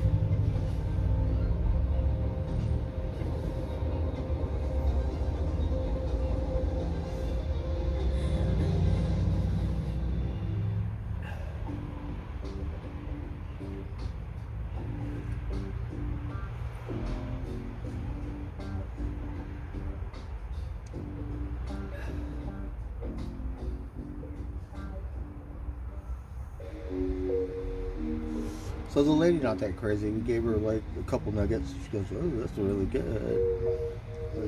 Uh-huh. She's such a sweetheart. She's just a little like me some days. That's all.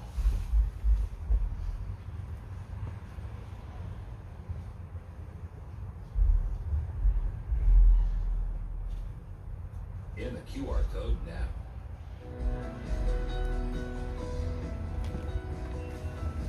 Is the pandemic over? The pandemic is over. We still have a problem with COVID. We're still doing a lot of work on it. Now it's the COVID thing. That's what I want to watch. The pandemic is over.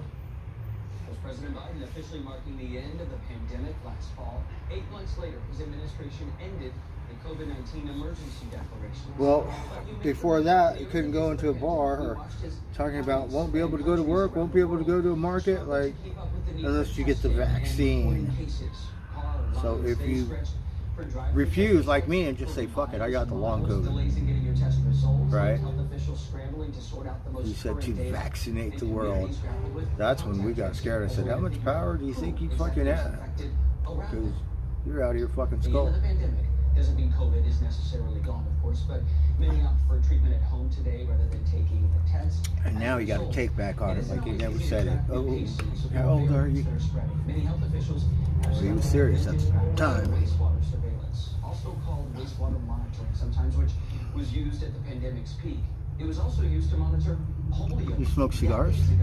Here's how an expert says it's useful. Well, Carol, isn't that wonderful? The police said, come over. Rescue the kitty.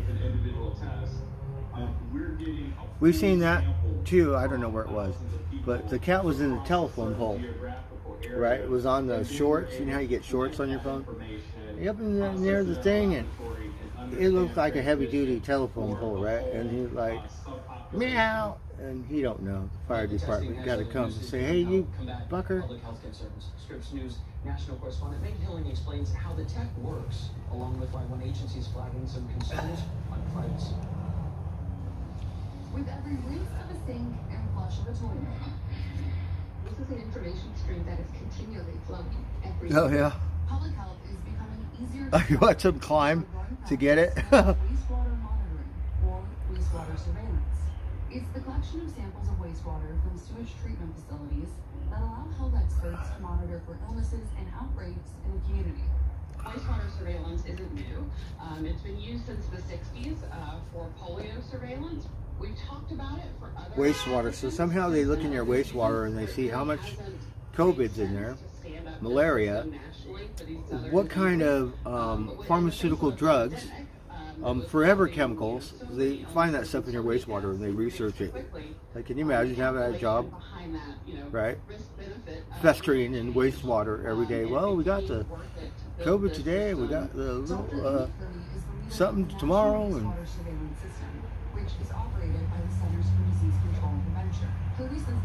and I guess they could tell what kind of pharmaceuticals, what kind of chemicals, and what kind of diseases somewhere are in your wastewater. So currently we're testing at about 1,600 sites, which is amazing. We capture over 40% of the U.S. population in those 1,600 sites. But there are 16,000 permitted wastewater treatment plants in the U.S. So how exactly does this practice work? So you have a sampler that takes a small sip of the wastewater as it comes through the pipes into the treatment plant over 24 hours. So it's sampling every 20 minutes. So we take that composite 24-hour sample. That's then shipped to a testing laboratory. And in the laboratory, so it's usually about 100 mils, so coffee cup-ish. And then they take that sample and they concentrate all of the viruses out of it. This practice is now being expanded to test for other public health markers. Really, it's very far-reaching beyond, pathogenic viruses and bacteria. It includes illicit drugs. She's a mathematician. Or markers of chronic diseases. You can monitor for stress. Aparna Keshavaya is the director of... She's all, what kind of drugs? Like illegal, pharmaceutical? See, Americans do a lot of drugs. So we're trying to find COVID disease. We've got too many drugs. Like, what happened? Will take some time to expand. The testing methods will need to be refined for each. Some are at earlier stages. She's all, well, we have this percentage of fentanyl, this percentage of climate-related environmental cocaine, and huge advancement in the field of environmental monitoring. She says part of what makes the practice so appealing is that it yields non-identifying data, meaning folks' privacy is generally protected. It is collecting information on health markers en masse. Meaning do you have any psychedelic wastewater? Here, let me take a piss. Hundreds, thousands What do you think? people represented in a single sample. While the risk of privacy invasion isn't high, the U.S. Government Accountability Office says they do have some concerns, saying in part, quote, The wastewater surveillance raises privacy and ethical concerns, because wastewater contains not only a pathogen's genetic data that allows public health officials to identify the pathogen, but also human genetic data that could potentially be misused. Adding there is a risk Right, the world always changes. based on the findings of tests. Currently, wastewater testing capabilities vary depending on where you're at in the U.S. Monitor Keisha Maya says improving So wastewater I think if you live in Babylon, you better look out. beneficial for everyone. The drugs are everywhere. For communities to kind of advance and upgrade that infrastructure because it can provide information on so many things. Data needs to be expanded, it needs to be connected, and it needs to be reported in a way that facilitates action, not just across the U.S., but globally as well. She said, well, today we got more fentanyl in the wastewater than human feces. Then we could do, right? Our waste should not be wasted. Meg Hilling, Scripps News, Chicago. Well, thanks to Megan. Let's dig into the topic just a bit more with Emily Rimmel, Senior Director of Regulatory Affairs at the National Association of Clean Water Agencies. Emily, monitoring wastewater, it's a practice stretching back decades, although 2 years ago when I heard about it, I thought, what are we doing to that? Did the pandemic maybe put a new spotlight on innovations in the field? Yes, actually, the COVID pandemic did have a huge boost in the science behind wastewater monitoring. So how are we going to solve this problem? Well, let's just put some kraton in it. Help us estimate actually how many folks did have. I said, well, we got a good THC count here today. Today's report touched on CBD data potentially stuff. Misuse. Does that worry you? It has some concerns, right? So we are still testing for COVID-19 in some communities, but we're also having conversations around testing for other types of drug use. So we are looking at Other types of drug use. polio in your Oh, polio. But we're also looking at some illicit drug use. So there are Illicit. facilities out there that are sampling for methamphetamines, cocaine, fentanyl uses, and that can have some privacy concerns when you start to Seemed like methamphetamine was on the top of the list there. have higher hits of these illicit drugs. And that can lead to What about GHB? GHB, I see. Okay, but I mean, sample size. right? It's the biggest sample size MDMA. they don't know who Methamphetamine? sample came through. I mean, in reality, should people be that concerned about privacy? Well, here's the situation here, Chance, is what the utility is doing is, you're right, Right. they're taking an aggregate sample. The cops, they show up at the wastewater facility. They said, well, what's the percentage today? They said, well, we got 90% fentanyl and 80% cocaine, and we got 95% methamphetamine. So he said, well, look like we're going to have to lock up half the town today. Is what's really important. So we have to make sure that those connections exist to protect people's privacy and the like. See, Emily, here at the line, we have extensively covered the miles of lead pipes in cities across the country. Would there ever Right? be a concern of And God help you if you do them other kind of pharmaceutical stuff. She said, oh, this is just my mental, what is it called? Chemical markers.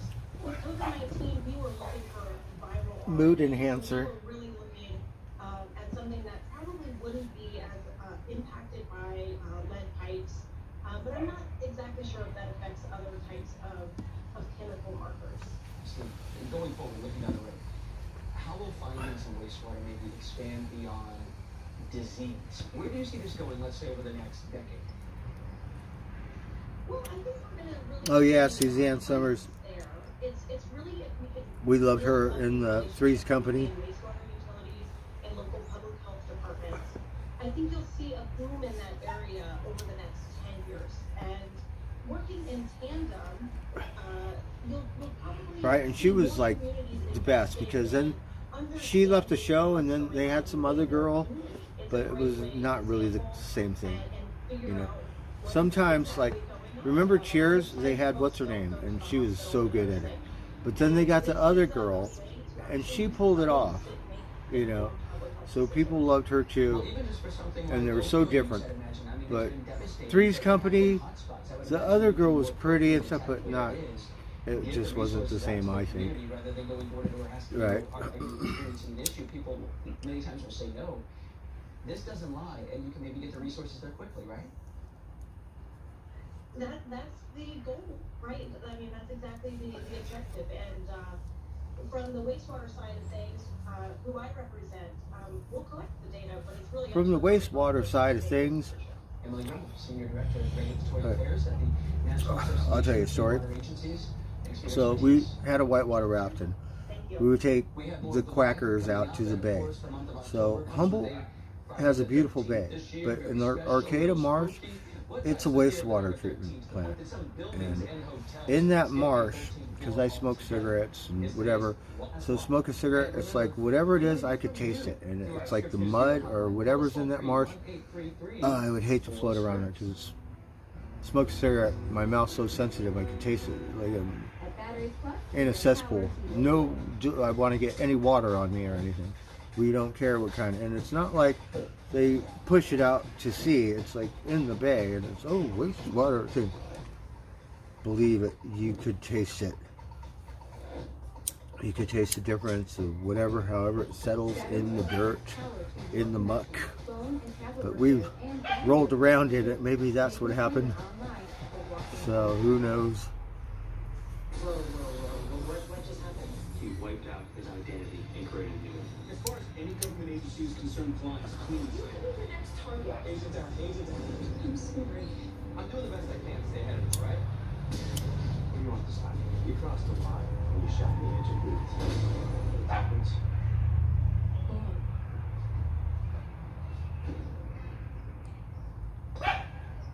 Let's stop. Oh yeah, she was very popular when I was young. She won all these gold medals or something for gymnastics.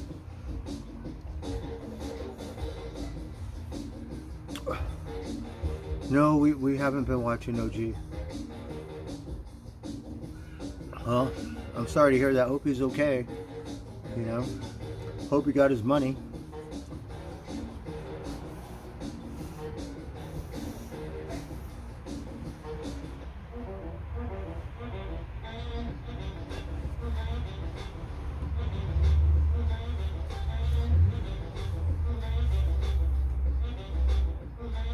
So I hope everyone's having a good day. Not a whole lot going on for me.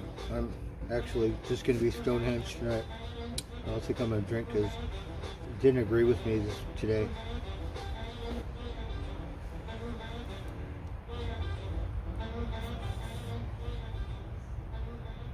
You want to watch something? Sure. What do you have in mind? I don't know. Let me take a look. Oh no. Not the mindless scrolling. It's already 9. It'll be 10 by the time. Right, do you think we had enough wastewater? After a show. I have work in the morning. Alexa, show me new releases.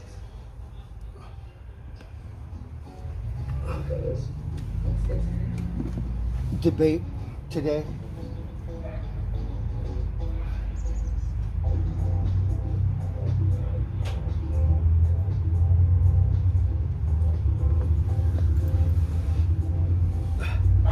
So Topanga Canyon has this tree. It's called the pissing tree. It's an oak tree in the back parking lot of the little market. Yeah, the market, the post office, a little thing inside, El Corazones, and so it's got this little plaque, and it says, well, you know, so many rock artists have pissed on this tree, you know, from Jimi Hendrix to Jim Morrison to whoever, you know, and we're all like, and I forget what it said, but it made some comment or joke that this tree has more psychedelics because all the rock stars pissed on it. You know, I christen that thing on a daily basis. We probably, doubled, whatever you think, like kept that alive. You look like you didn't get much sleep last night. Because we would piss on that tree. Oh, fuck.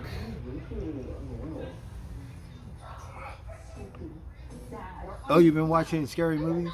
I'm a pussy. Alright.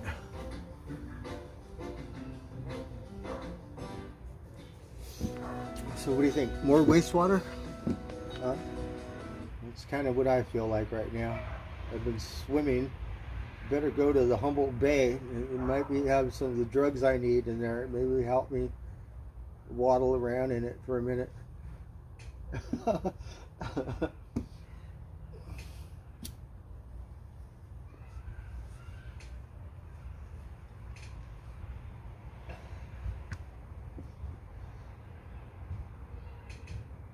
But it's pretty and it's calm, so it is pretty safe unless the tide goes out.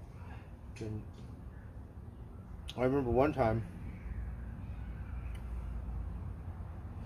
I don't pay attention to the tides, not very good at that stuff, so many times I had to walk like in the muck, sinking down to my nipples in the mud almost to get out.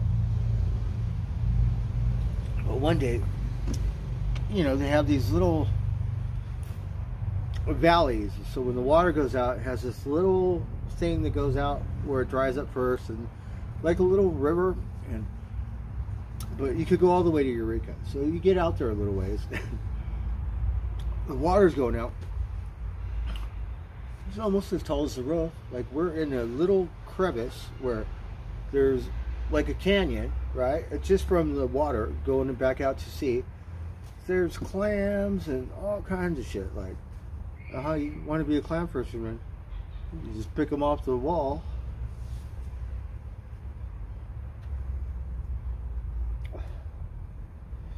And it was so cool because all the water's going out of the bay, and then we're stuck in the muck. But we just took that little river and we kept going out, and I don't remember how we got back in, but maybe we waddled in the mud on the way back in, which those days suck. But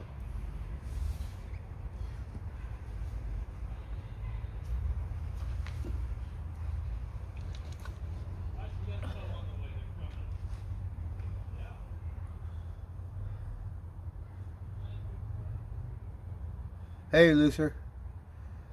Oh, you made pumpkin spice pudding? That's wonderful. It's good if you do all that stuff for Halloween, because we went to Denny's and they had some kind of pumpkin maple something pancake or something.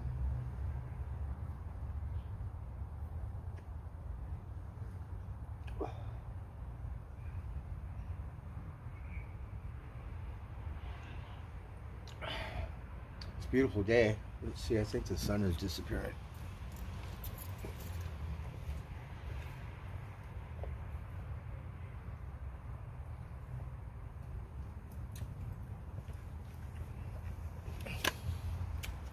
Can't really see it. It's hiding behind a cloud.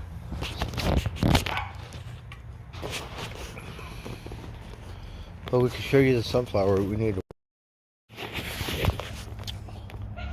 Well, I don't have a beer. I usually drink a beer out here. Maybe I will drink one. Fuck.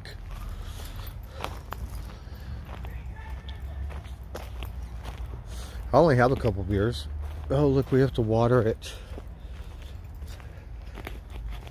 See, it gets a little wilty. Oh, look, it's just starting to bloom. Look at blue sunflower. Right? But we need to water it because the poor thing looked dehydrated.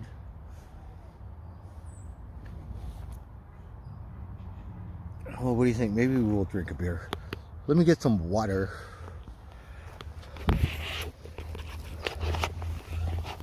Okay, so the sun disappeared. Well, it's over there somewhere. But. Okay. All right, just give me a minute.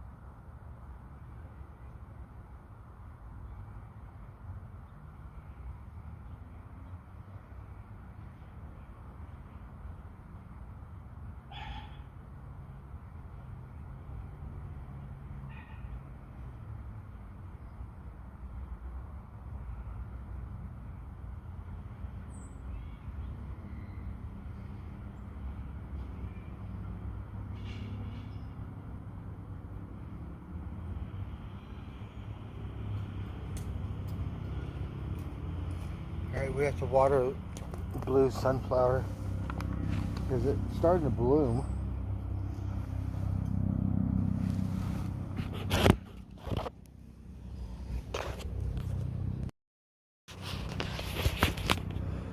The sun disappeared. Alright, so blue sunflower, it's a little wilted, but we're gonna water it right now.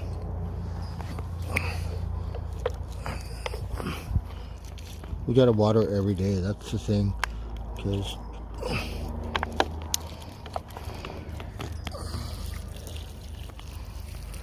we don't water it every day.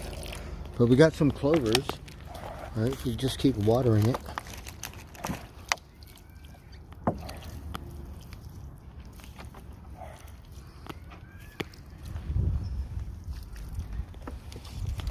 And you can see it's just starting to bloom a little late. It would have been nice if we would have got a pot plant in the ground, because it would have been at least, you know, this high and some baby nuggets, or it would have been perfect and no one would see it.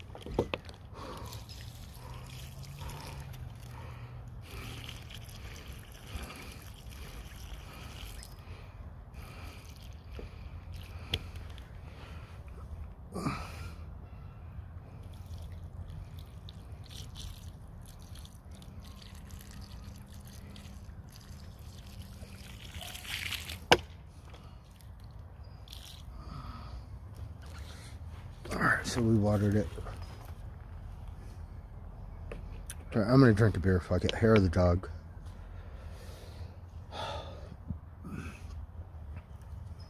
Haven't been out here in a while.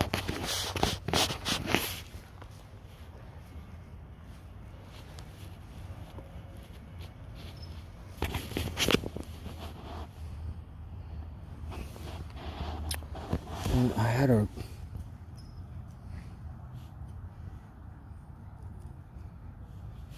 so look, it's just starting. It hasn't even hasn't really started. Isn't it weird? We should take a picture. Look how pretty. All right, let me get a picture of it.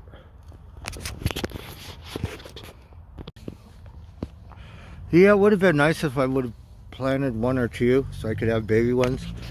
And even in Humboldt County, they have a late season where they have an early season, a regular season, and then at the very end they grow some small plants like this.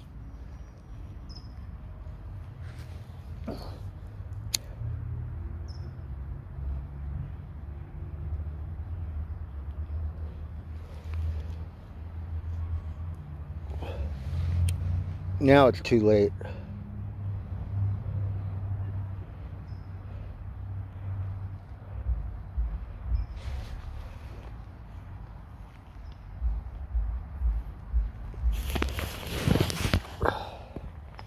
So it's a good thing one bloomed, because we planted 4, but at least one bloomed.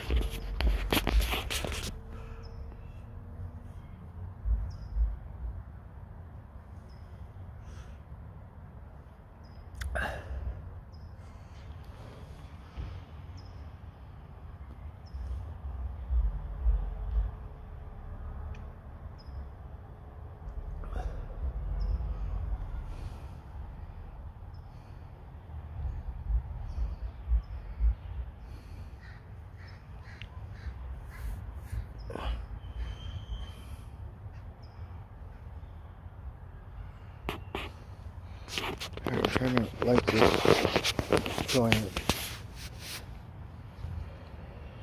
I don't know what's wrong with me. I'm gonna drink a beer. I'm gonna smoke more tobacco. So you can see I'm trying to get more pine cones so I can make a thing around, but it's not complete yet, about halfway.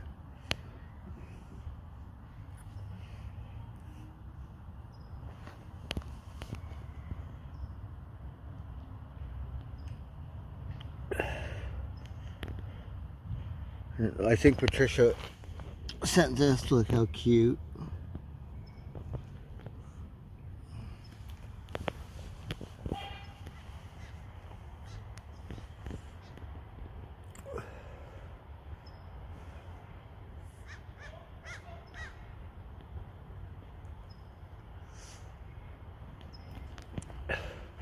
So maybe we'll have some bees coming around. Look at the inside. Oh, you can't see it. But Mother Nature's a trip. It's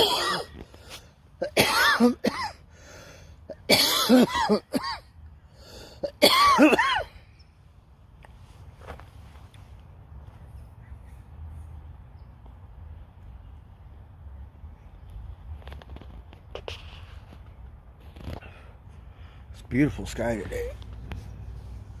Oh.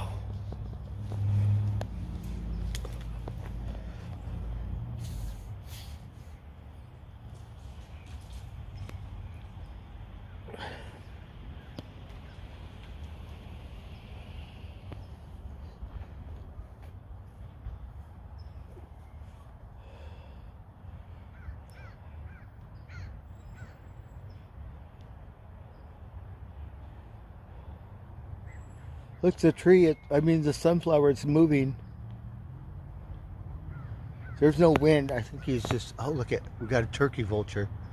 Can you see him? Look, he's so handsome. Mama vulture. Can you see him?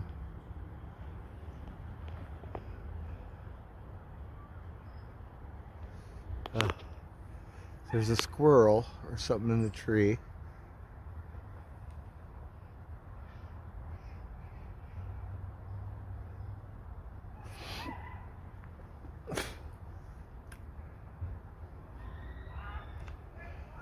Okay, hair of the dog, here we come. I cannot light this roach, so we'll give it to Blue.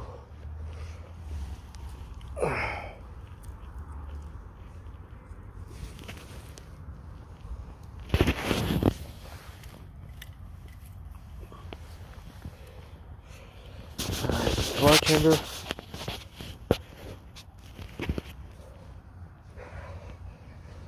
Maybe that's what we should have did first thing in the morning.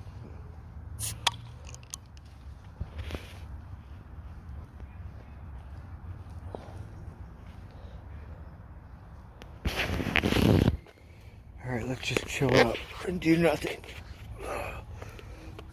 Twilight hour.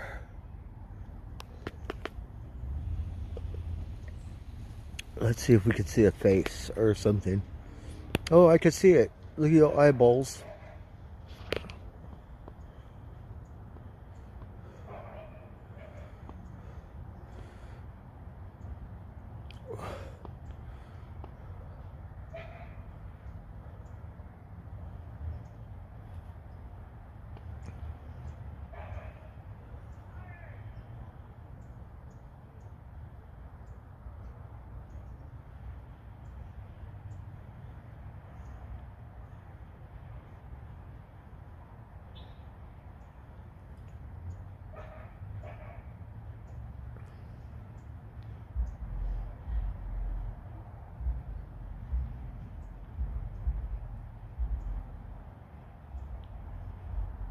Maybe it is the wind that makes it move. There's a plant. Because see, it moves. There's a bug on it. No, it's not a bug. But if I could hold this steady, you'll see. And then, see, it's moving. But there's no wind. Is that the wind moving it?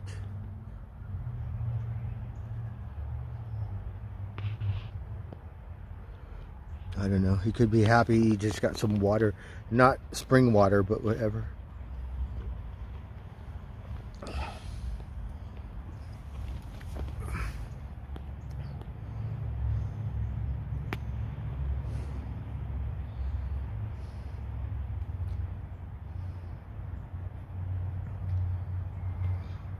The squirrel, he disappeared. I don't know where he is now.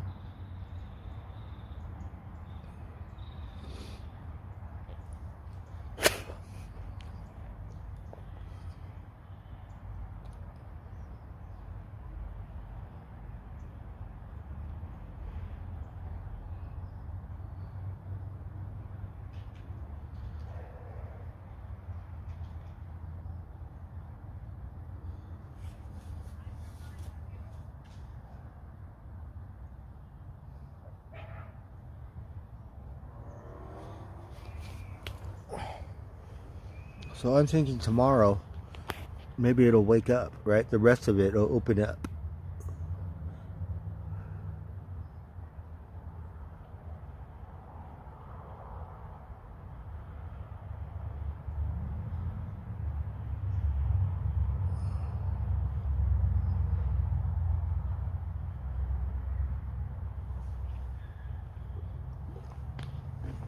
Well, this beer tastes pretty good, believe it or not. We got this little bit of green right here. I got weed, right? Starting to grow over there a little bit.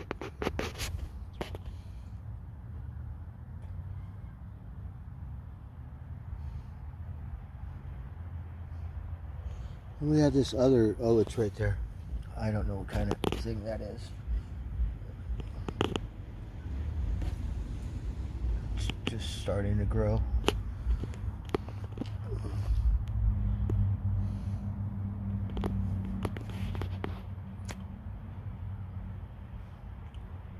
So look at blue sunflower. It's just starting to wake up.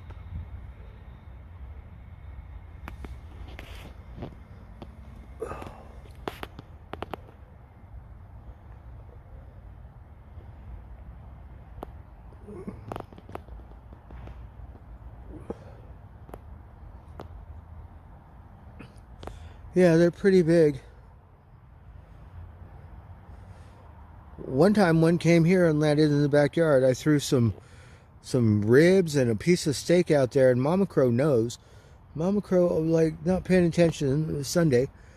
This one turkey vulture came out of the sky and landed right over there and got his ribs and got his thing, and then all of a sudden Mama Crow gonna go like,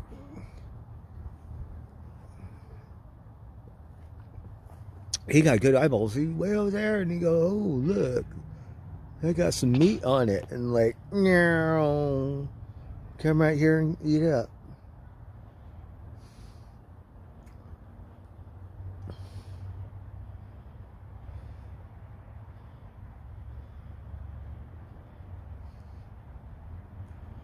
So I see a bunch of birds. You can't see them, but there's a little flock of birds, some mama crows.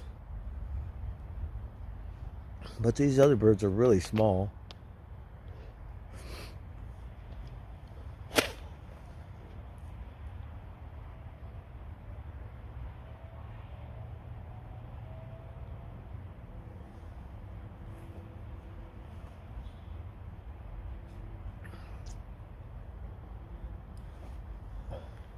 They mean that something's dead. They're vultures, right? So sometimes you'll see them swirling. Oh, look at the squirrel. He's jumping.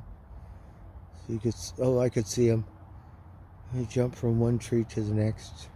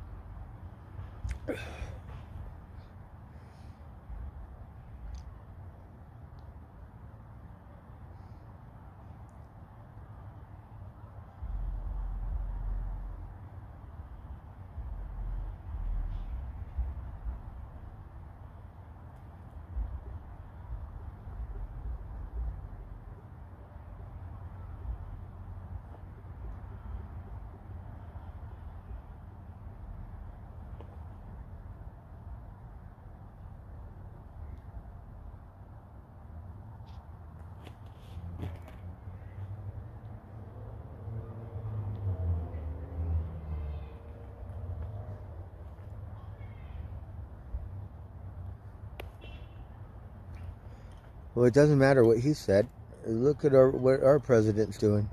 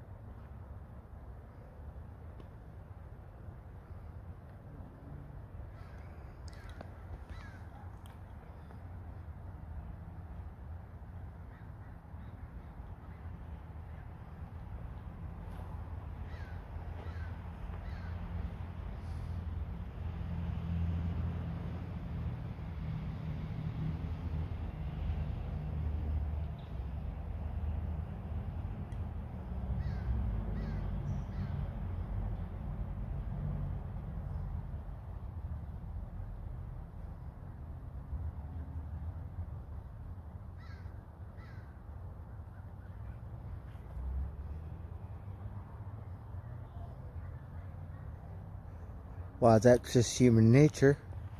So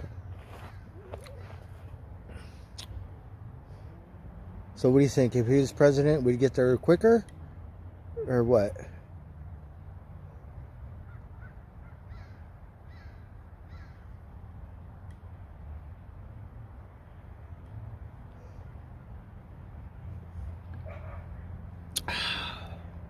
The doggy.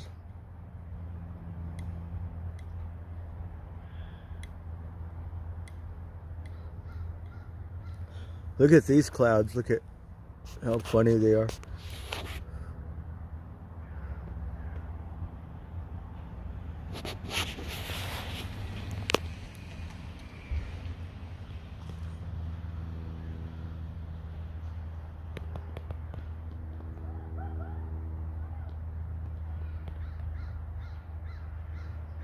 What's up, Rose out, Joe?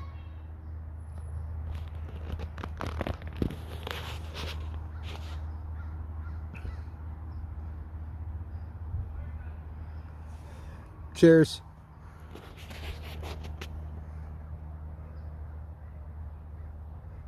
Oh, I could see a dinosaur. Do you see a dinosaur? I see a dinosaur.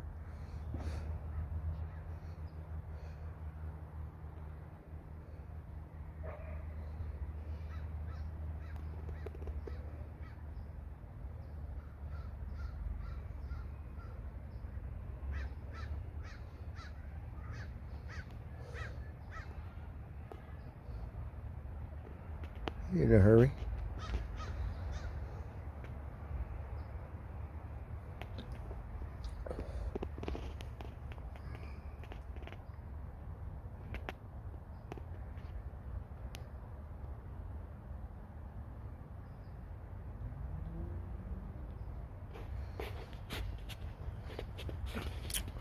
I don't think you could blame it on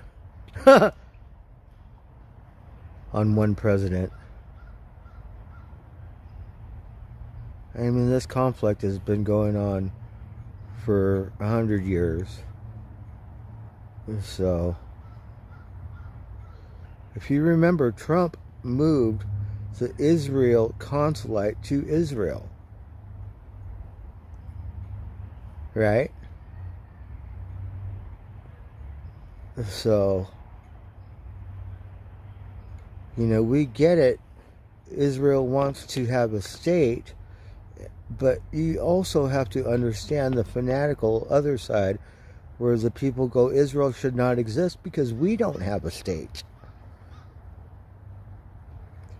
When it comes to a peace policy, you had 80-something fucking years to figure it out. But instead, it was more like annexing and land grabbing. Almost like ethnic cleansing, so to speak. So when one side hates the other, it's not just one side's God-given and the other ones are just hell, demon. So I don't think who the fucking president is. It doesn't matter. What matters is what the Prime Minister of Israel is going to do.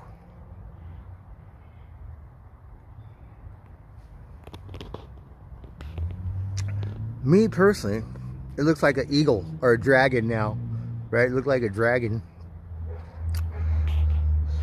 I understand the support for Israel, but me personally, I don't think I want my money going over there.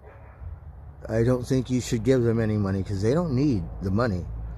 It's not like the people of Ukraine that need a little help. Israel got lots of money. Military weapons, they already have it. They don't need a fucking thing from us. Yeah. And what little bit I make, I don't want you shipping it over there and giving it to the Israelites. That's none of my fucking business. And I think we should, you know, if you want to police the world, it should be equal. Because it's only one-sided. It's only what they tell us is what we get to hear. But now it was a World Wide Web, so you could actually see what the fuck is going on the other side. Maybe not so much here in America.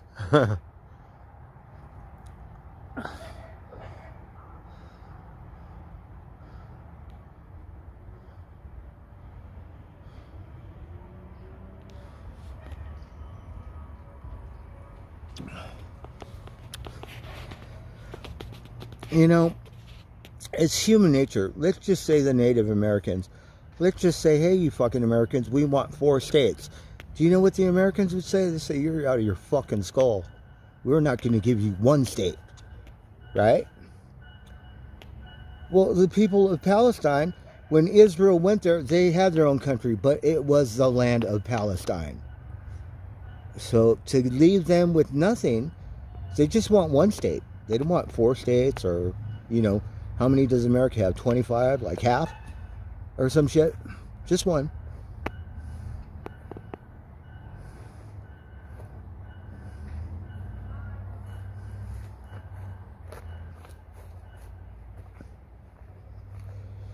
And, you know, Trump could say whatever the fuck he wants. You know, but he's not the president. Because if he was, yeah, he'd probably be doubling the amount of money.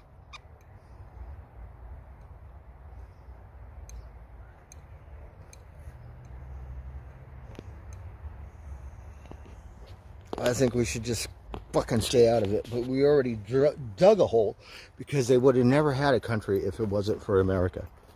Israel. But, you know, we're into democracy and, you know, we could relate to each other in other ways that we can't relate to the Muslim world. But that doesn't mean they should be wiped off the fucking planet of the Earth either.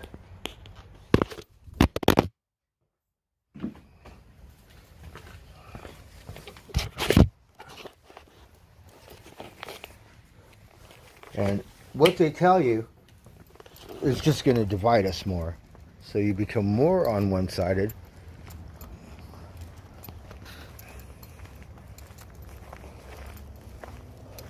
But let's just say you were born on the other side of the line. It might be a whole different story then.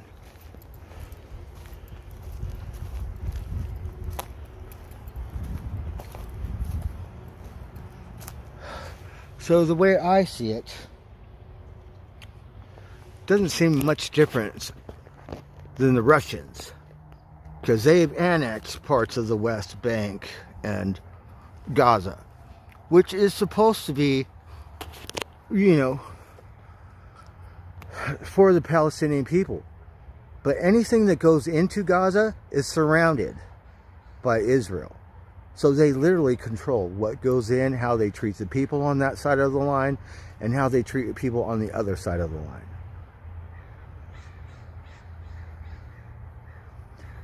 And since, who knows, 75 years, it's been a war of hate.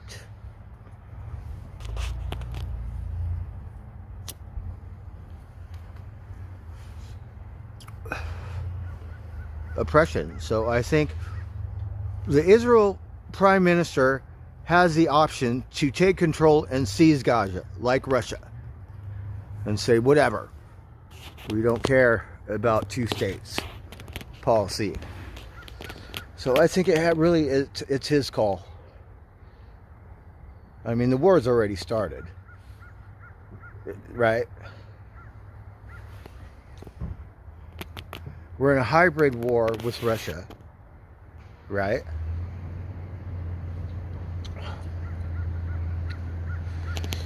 We back Israel to the point where the world thinks we're funding them with weapons and money, which, you know, so that puts us in the war. Yeah. If you could just, whatever, send your love and support, but don't worry about giving them weapons or money. They're not even asking. Oh, you're just going to give it to them to fluff and powder your fucking ass. Like it's the thing to do. Get you votes.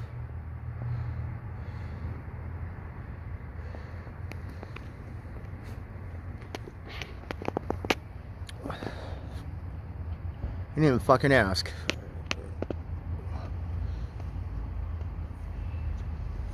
And Trump made a big deal because it's more of an annexation of the West Bank.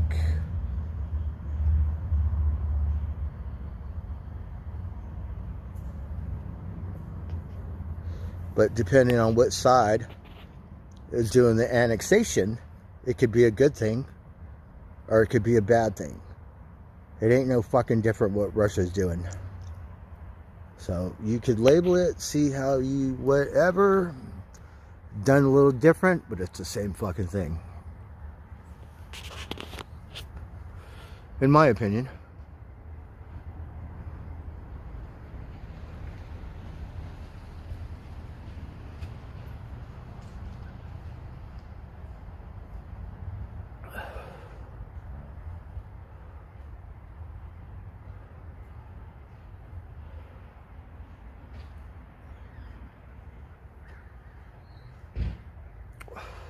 Beautiful sunset, huh? We missed the sunset, but the twilight.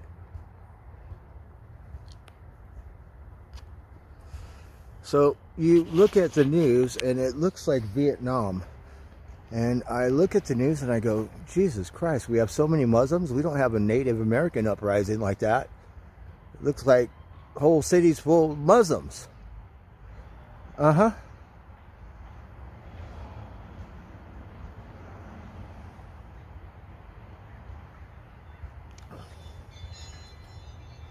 And there is a big difference between the innocent people of Palestine and the militants of Hamas. You can't label them all the same. They're people.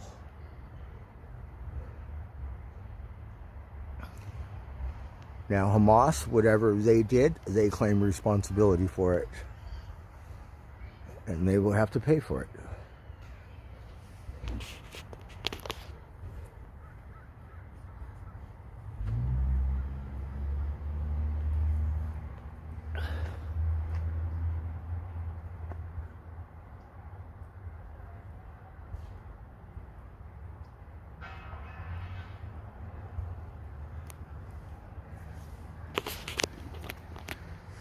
Well, I think we're fucking handing it out like we fucking have piles of it.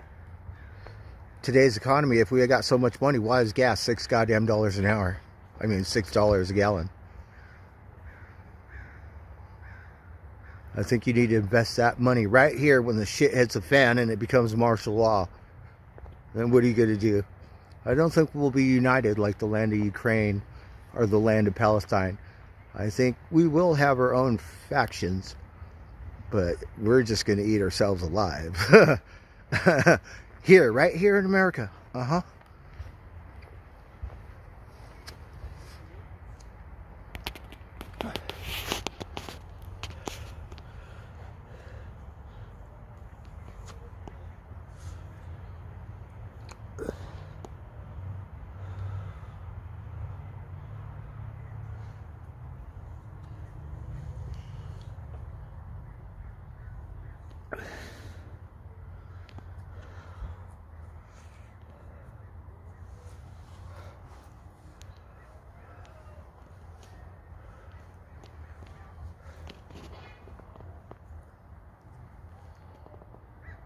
They're partying at that Mexican thing. You could hear them way over here.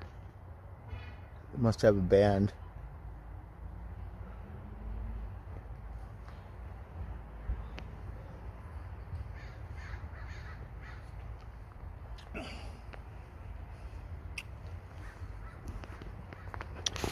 Some people label it as colonialism. The other side looks at it as ethnic cleansing, genocide. Like it doesn't happen in today's society. Open your eyes. It's right there in front of us. So, and the sad thing is we all buy into it. Whether we want to or not. That's a sad fucking thing.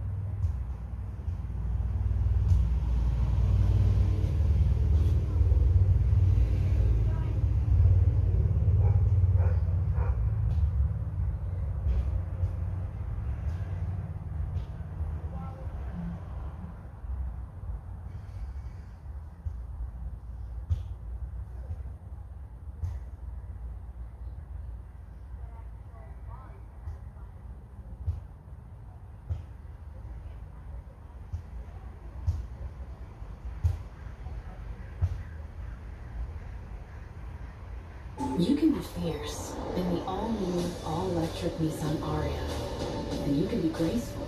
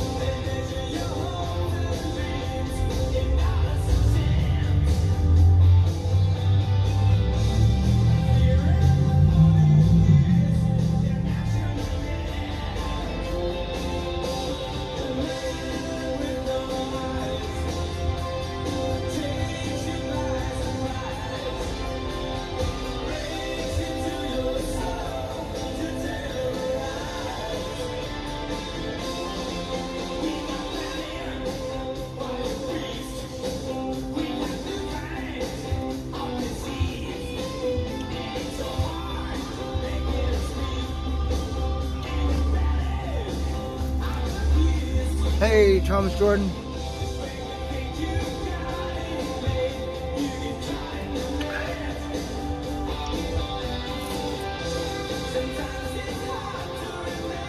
But you never forget.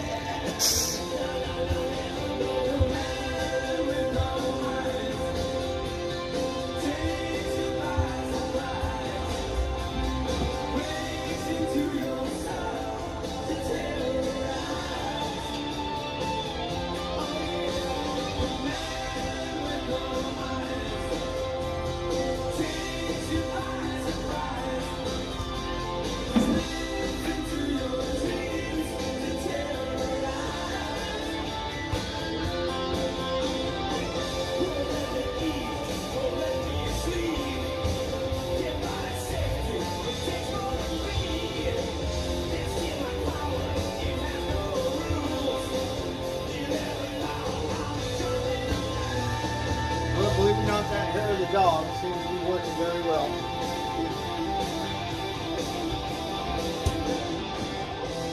Who knew? I think it's just my body and my head that's all fucked up.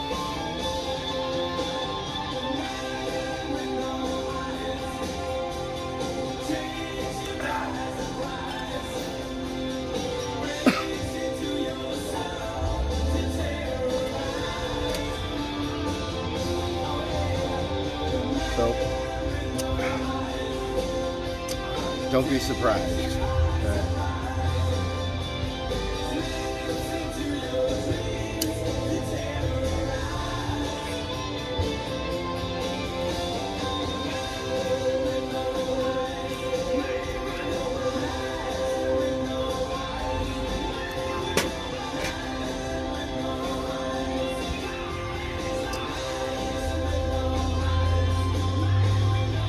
You could think you're on the winning side, but I don't think you're on the winning side. If there is, will we reap it? And others, yeah, pay for it.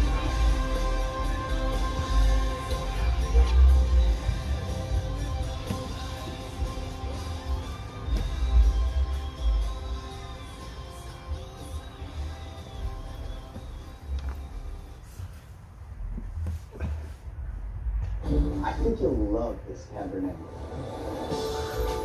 Oh, I don't know if we have a total wine over here. You guys like wine?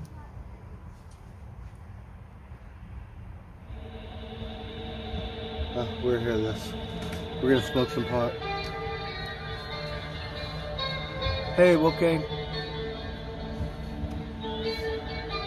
It's a sign of low times.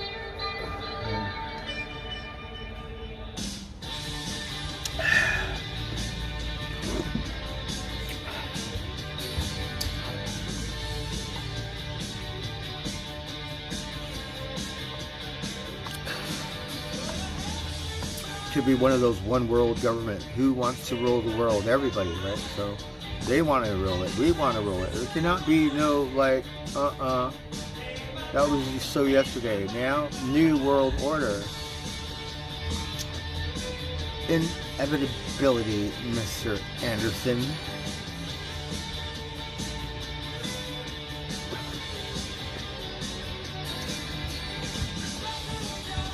Now they want to make these robots like Terminators, right?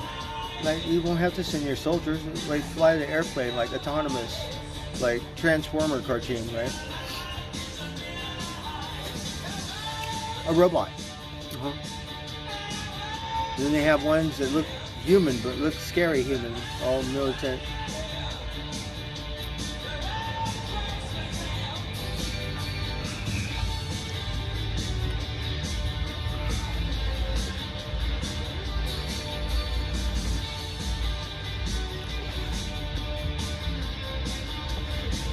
I don't know, she was here.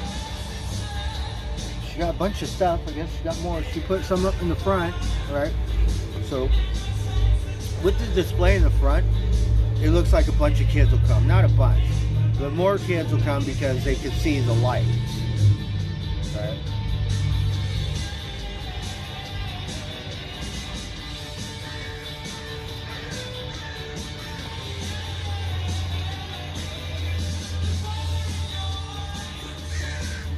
Mama come.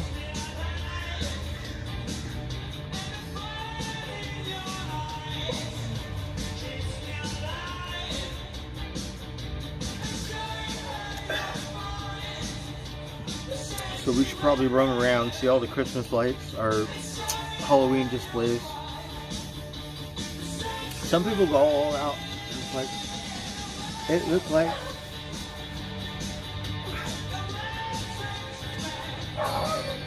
a Beetlejuice cartoon or something, right? Addams Family.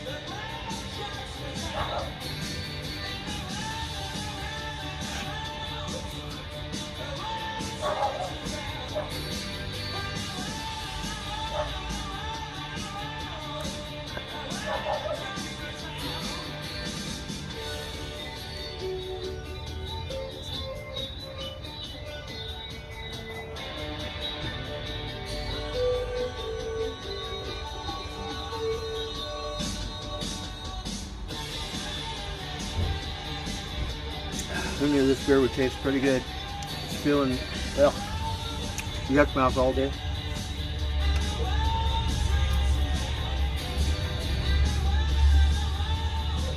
Oh, thanks, Joey. It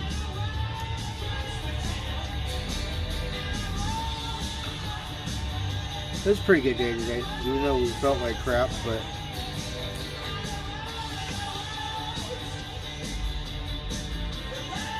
I guess that's just a part of living. You have to get used to it.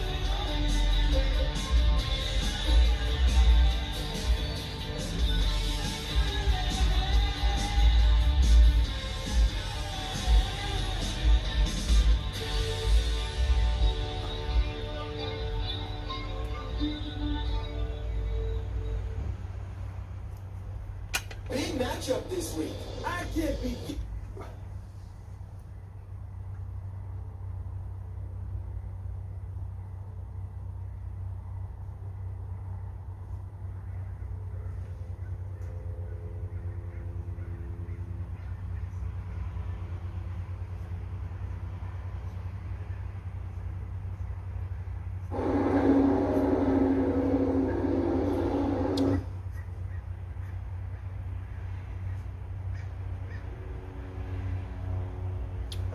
Who the Omen, remember that? That was scary. It's uniquely personal care and coverage, made possible by Western Health. Teeth were made to indulge. Remove 15 years of stains in 2 weeks with Colgate Optic White Pro Series toothpaste.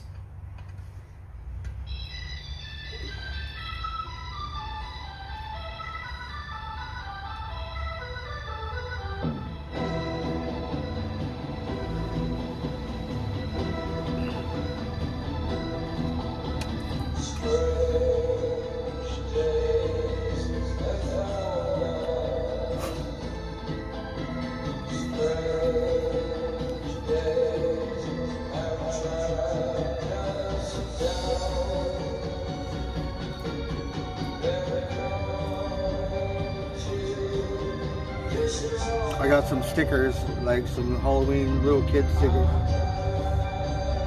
I guess they had a party and the thing for kids today. I don't know.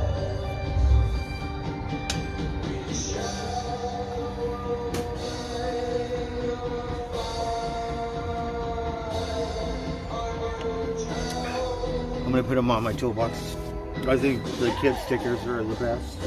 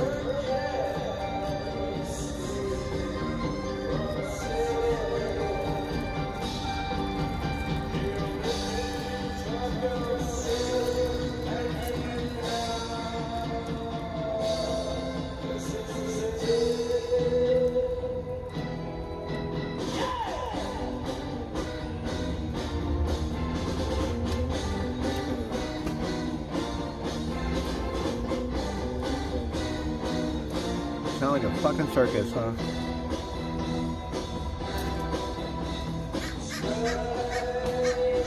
Mama crow. Tiger.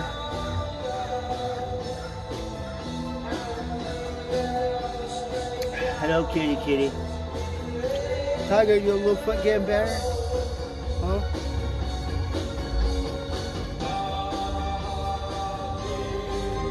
That's your little friend?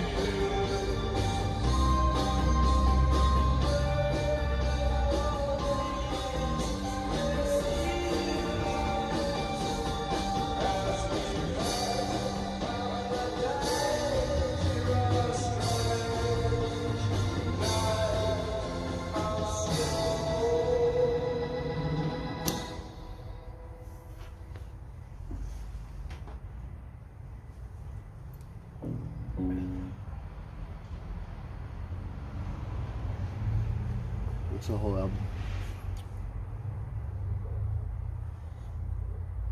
You got a digital photo?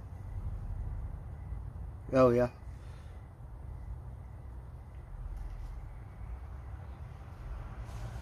It was pretty good. The highlight was Denny's. Alright. We went to Denny's.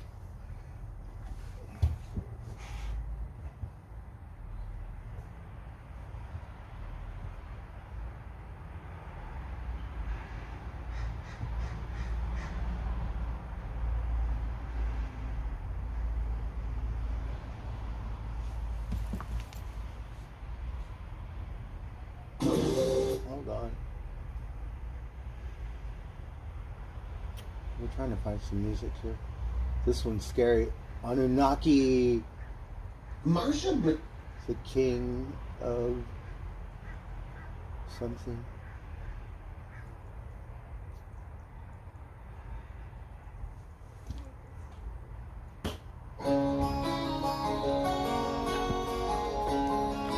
You like them old classic movies?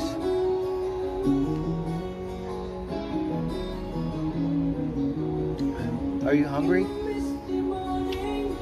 Hey. I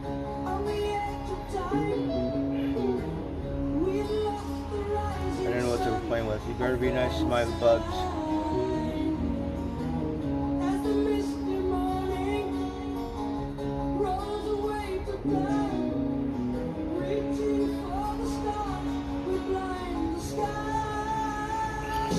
Let me go see what it is. Tiger, what is it?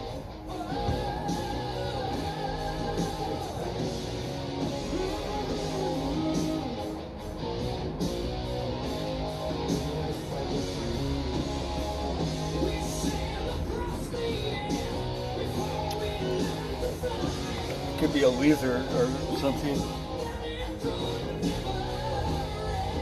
Potato bug.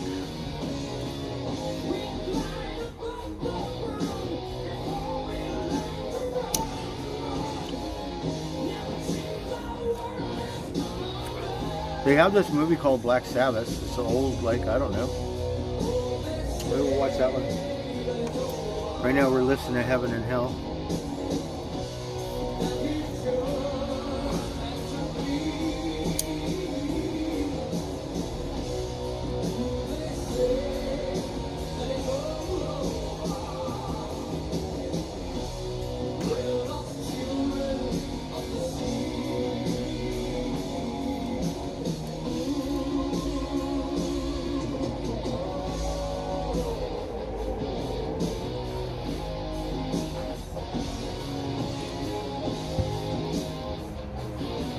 The album cover, it's got these angels, they're smoking cigarettes, right?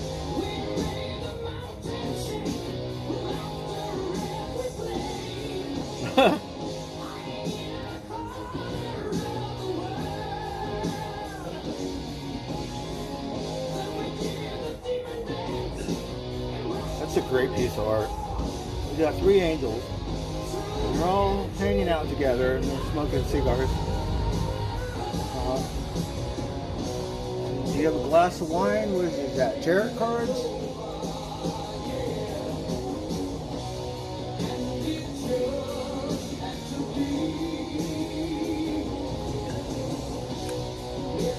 Tiger.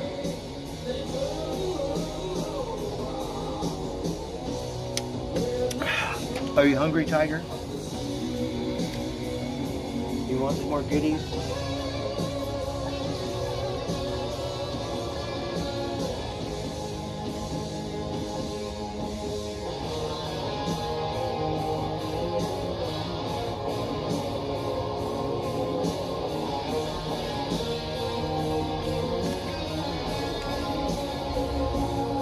I don't know what Rosie's doing. She was here. I think she's here, but I don't see her.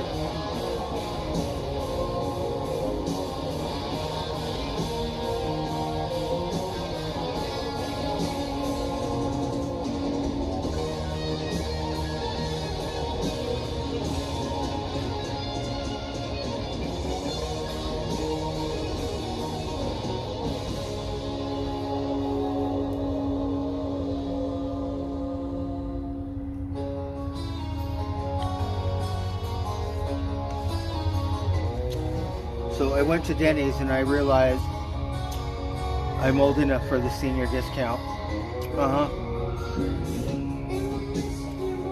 Which I guess is a good thing, right?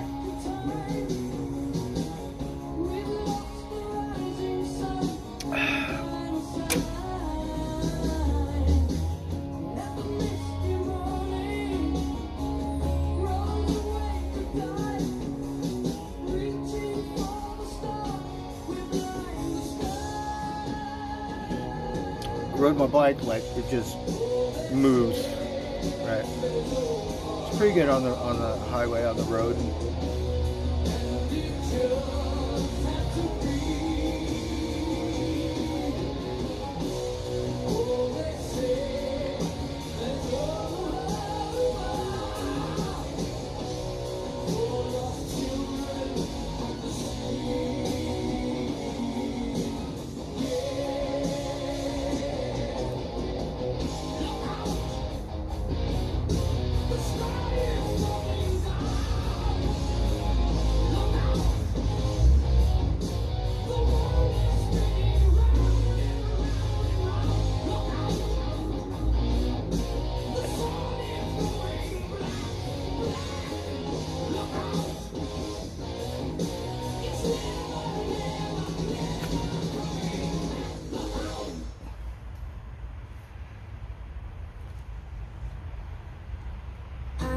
do anything for you, do anything. 80% or more of your puppy's lifetime growth happens in the first year.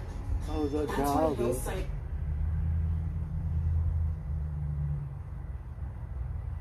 Oh, that was a good one.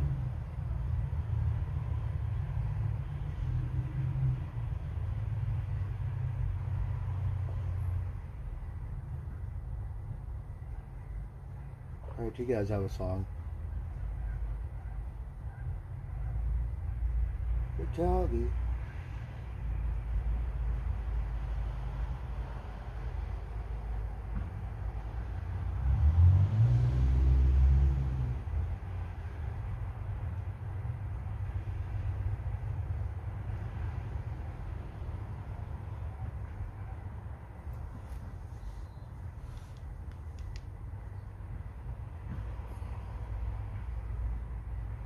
Oh yeah.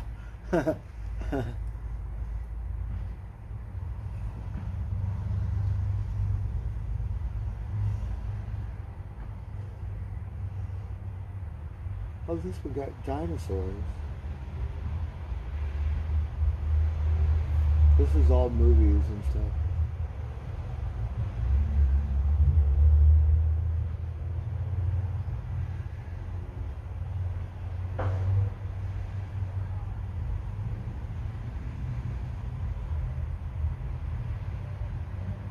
But we'll just hear my song. We wanted to hear some rock and roll. If you ever see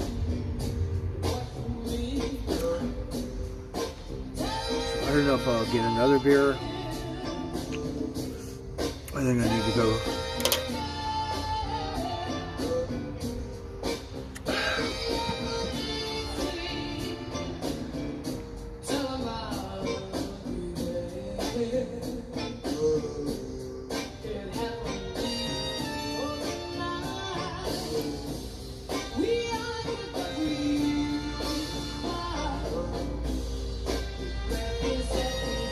Cold where you are? We had a beautiful day today. It was perfect weather. The one lady, I forget her name, but she goes, "Oh, it's a 15." She knows because but I kind of do too. Should I sleep with the thing open?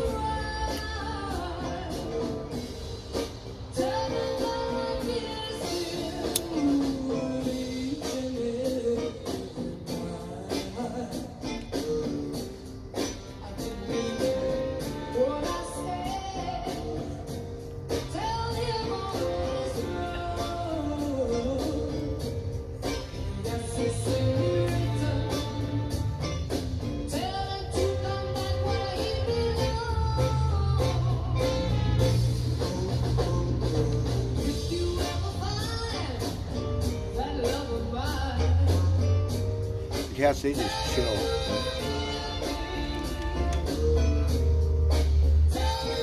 I was like, I'm not gonna drink, and look, it made me feel better. Her or the dog. Isn't that fucking weird?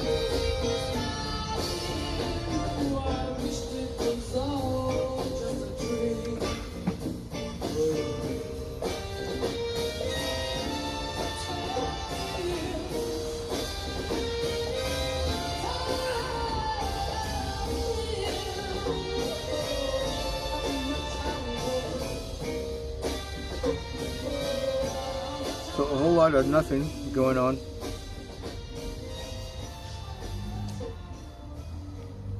Do you guys have a song?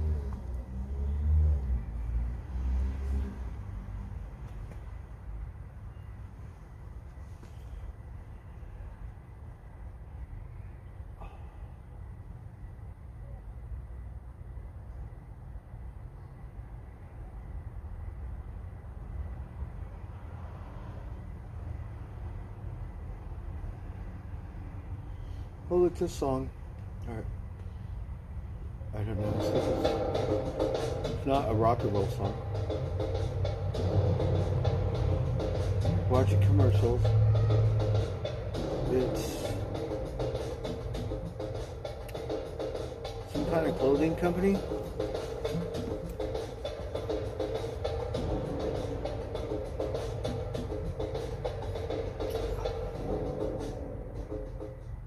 O'Neill, so it's no When O'Neill. you dream of Italy, you search for more than just a destination. You search for the style that seduces the entire world. For authentic beauty. For that warmth that makes you feel like you belong. What if everything you search for starts before you even touch the ground? ITA Airways. A sky full of Italy. I'm sure they fly out of the bay to Rome or something.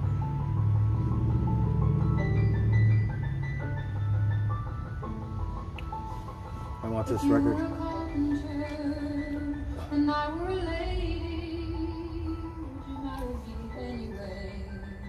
Would you have my baby? I think she has a movie in movie theaters. If a tinker were your trade, would you still find me carrying the pots you made, following behind me? See my love through loneliness, see my love for sorrow. I've given you my loneliness, come give me your tomorrow. If you worked your hands in wood, would you still love me? I have not. Answer me, baby, yes, I Supposed to be doing it as we speak, but and if you were a miller, had a mill wheel I have to wake up early tomorrow and do it somehow. you see it written on my face, I'm here for the finding. See my love through loneliness, see my love for sorrow. I've given you my loneliness, come give me your tomorrow. If you were a carpenter and I were a lady, would you marry me anyway? Would you have my baby? Would you marry me anyway? Would you have my baby?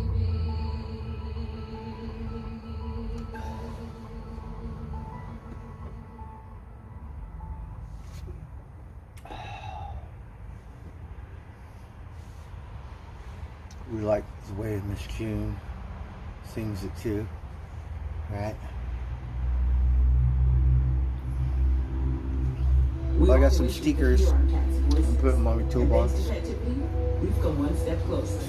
The Petivity Smart Litter Box Monitor tracks your cat's litter box behavior and weight, and alerts you when changes could require a vet visit.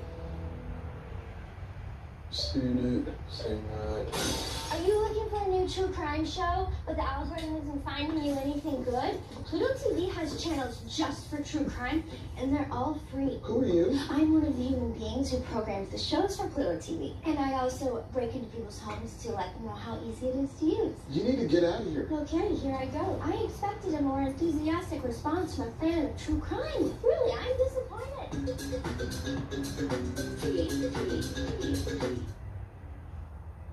A little ha.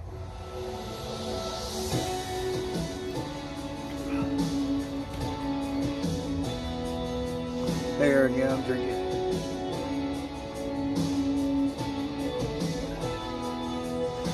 Oh, not very well. I think we need to hire a maid. I'm a mama's boy, I'm a fish fry. Kinda line, kinda cold beer, little hat down, little John D. I kinda give it down, I kinda don't care. You see the Somehow I feel better, but I was.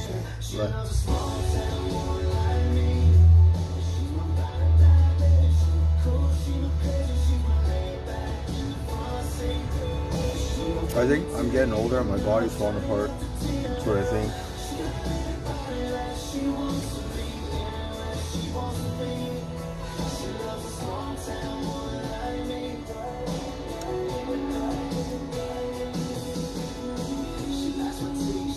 She likes my old boots, likes to slow dance to some old school. She take a full moon, no other city nights, and I ask you to get off in the highlights. Yeah, I can smooth it out, I can sing it up. I guess that's why she can't get enough of a small town boy like me. We got this little coffin that says, I myself am strange and unusual. Okay.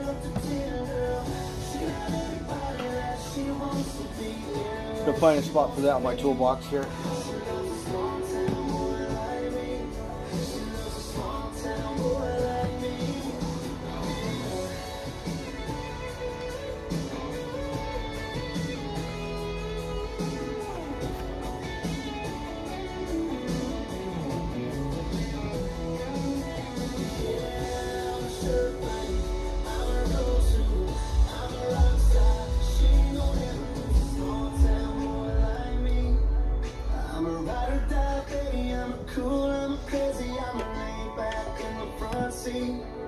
So wicked to the end, girls turn up to 10, girl.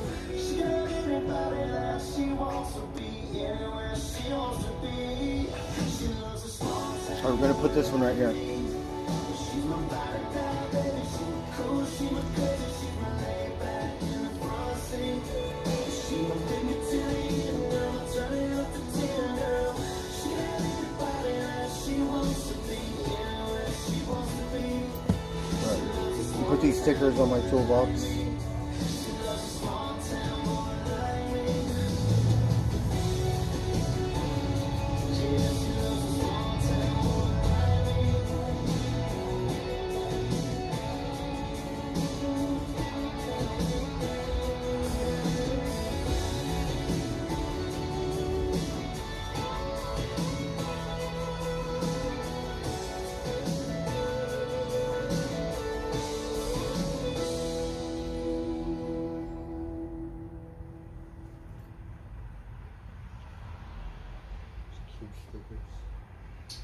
The one thing we can never get more of is time.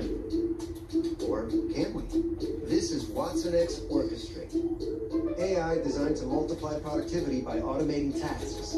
When you Watson X your business, you can build digital skills to help human resources spend less time generating offer letters, writing job recs, and managing schedules, and spend more time on humans. Let's create more time for your business with Watson X Orchestrate. IBM, let's create. This one is cool. It's got a skull and an apple. So if you're an apple,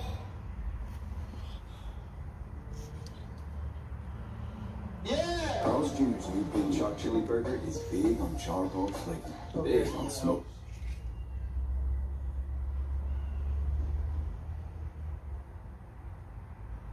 If I die young, bury me inside, lay me down on a bed of roses, sink me in the river at dawn, send me away with the words of a love song.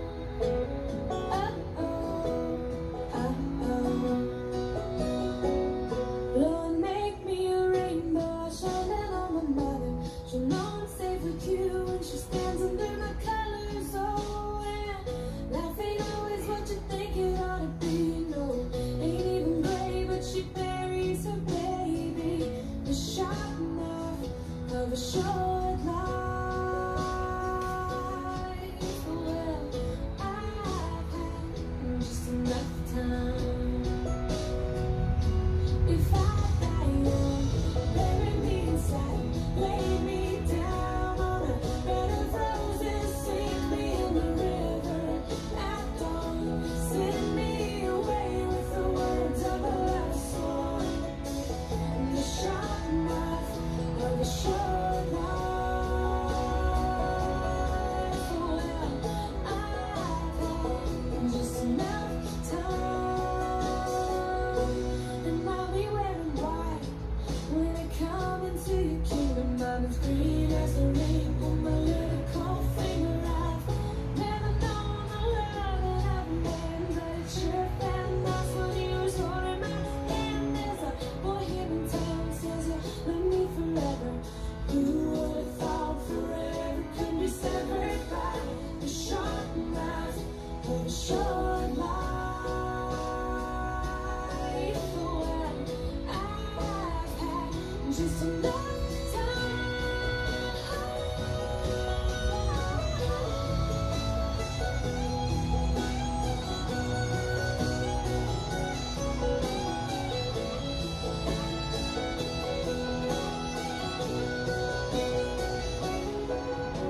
So put on your best boys and I'll wear my pearls.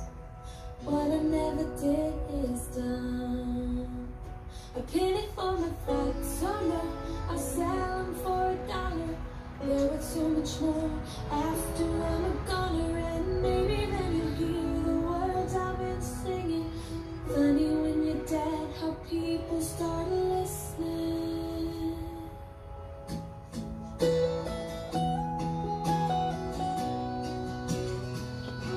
If I die young, bury me inside, lay me down on a bed of roses, sink me in the river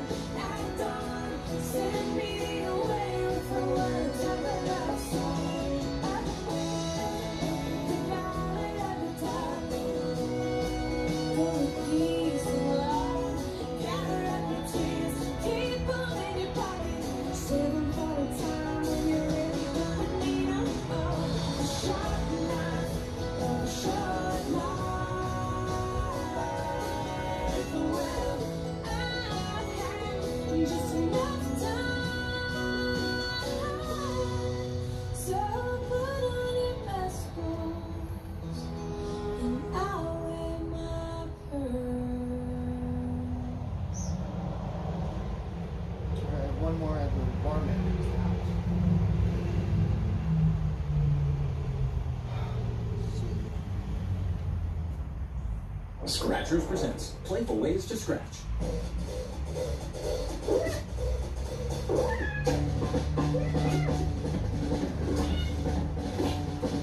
Scratchers from the California Lottery. A little play can make your day.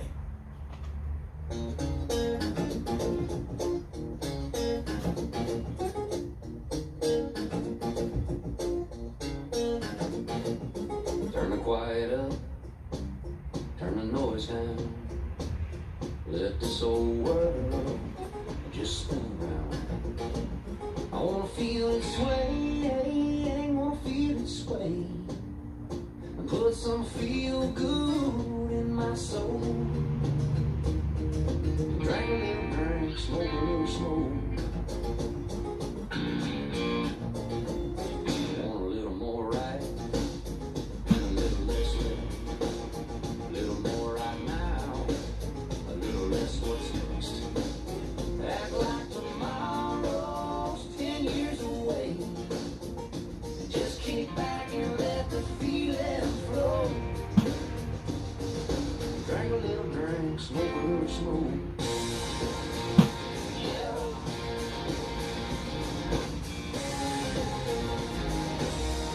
Set myself for a new direction, but don't win, got in my way. I changed my course, but my definition of change just ain't the same. I'm gonna sit around here, stay away from there. I'm gonna make pretend I just don't care. I could get up, go get a back, or maybe I'll just let her go. Drink a little drink, smoke a little smoke. Yeah.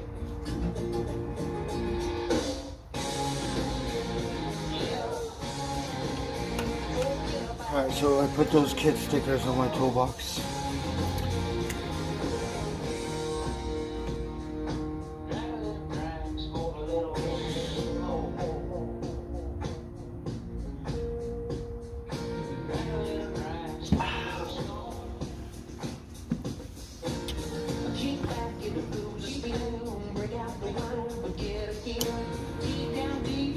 I got a bunch of kid stickers on this one toolbox, like whatever.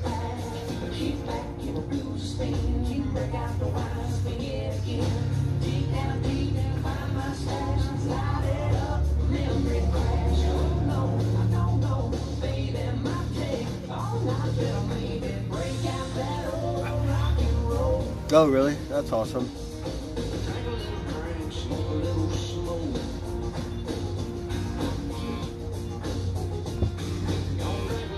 I'm not sure what I'm doing, but I should probably eat. Thirsty still. Oh, that was cool. I don't know what was going on, but it was like, oh, do you have any stickers? Silly kid stickers. Hill Science Diet Puppy Food has the nutrients your pup needs. And right now at PetSmart, when you spend $25 on Hill Science Diet, you'll get $10 off your next purchase.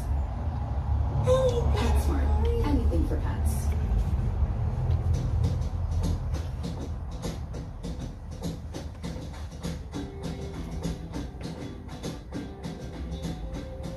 Harbor Freight, they have so many commercials. Oh, I got these icon tools, right? But like designed in America. Not made in America. Designed or some shit.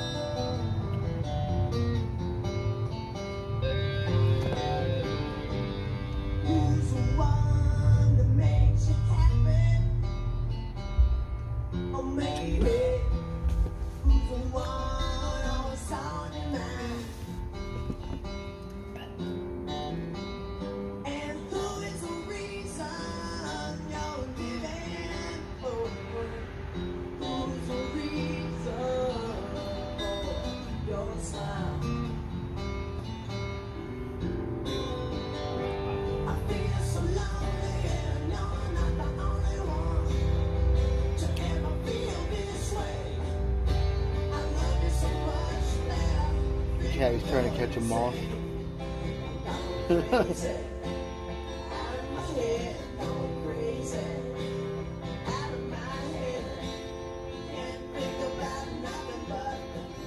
you around. Oh, hello, Tiger.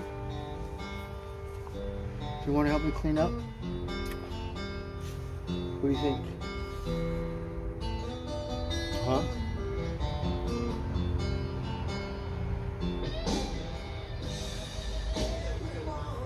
I think that thing caught the fly or the moth. Yeah.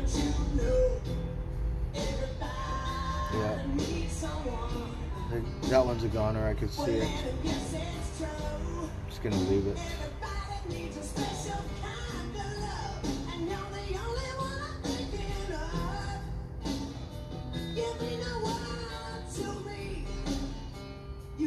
Are you gonna eat it?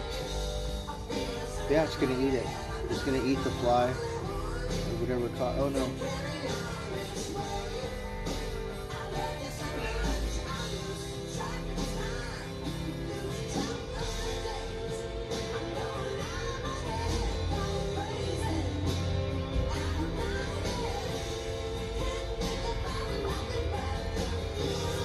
I'm gonna go over there and step on it.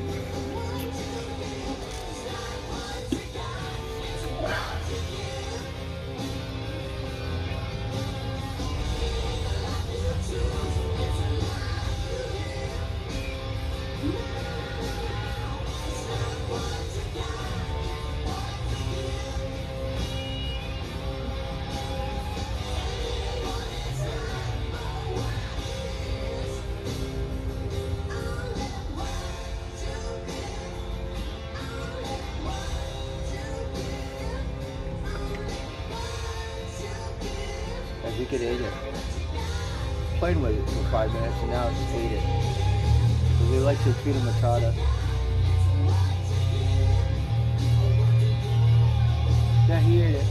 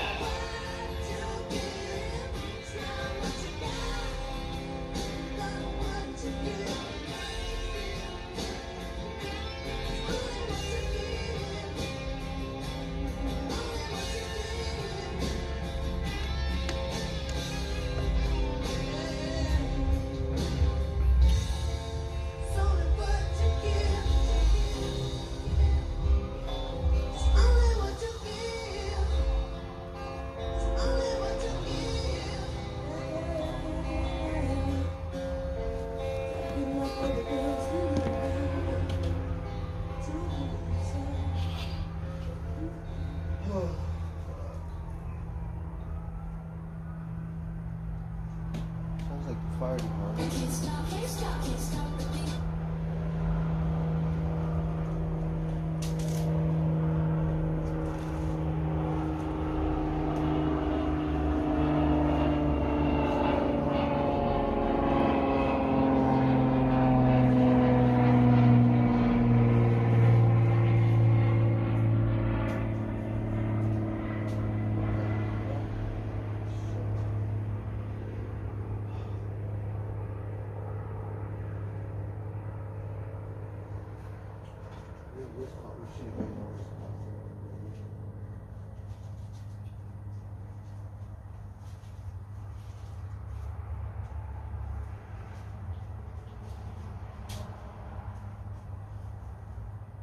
I don't bring potless in the giveaway, but I have so much of it. We're gonna go give it to that lady.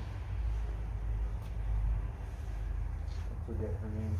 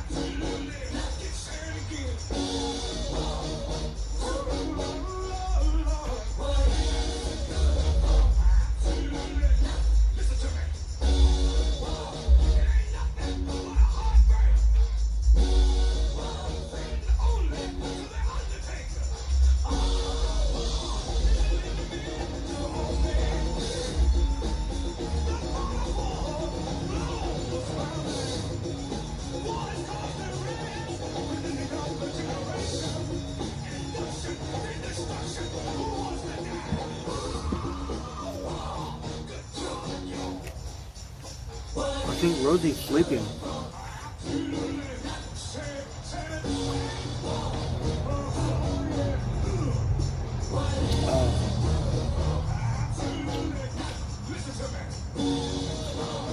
Chance. Oh, baby socks. Baby socks. Baby socks. Baby socks is here. Hello, baby socks. Baby socks. Are you hungry? Yeah. Meow. Baby socks. Can I pet you? What do you think? Look, we got some good stuff for you. Hold on.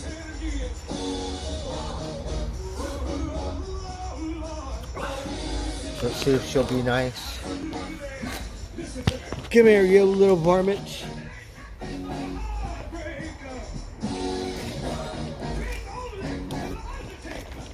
I love baby socks.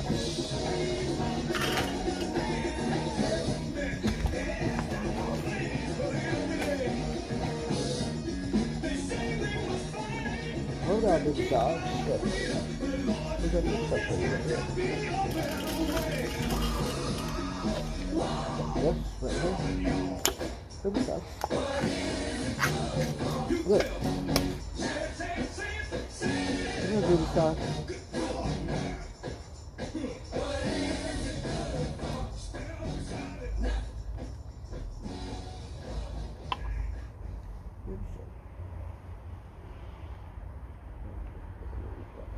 Mr. Clean Magic Eraser powers through tough messes, so it makes it look like I spent hours cleaning. And you know I didn't. It makes my running shoe look like new. It's amazing. It's so good. It makes it look like I have magical powers. Magic Eraser and sheets make cleaning look easy.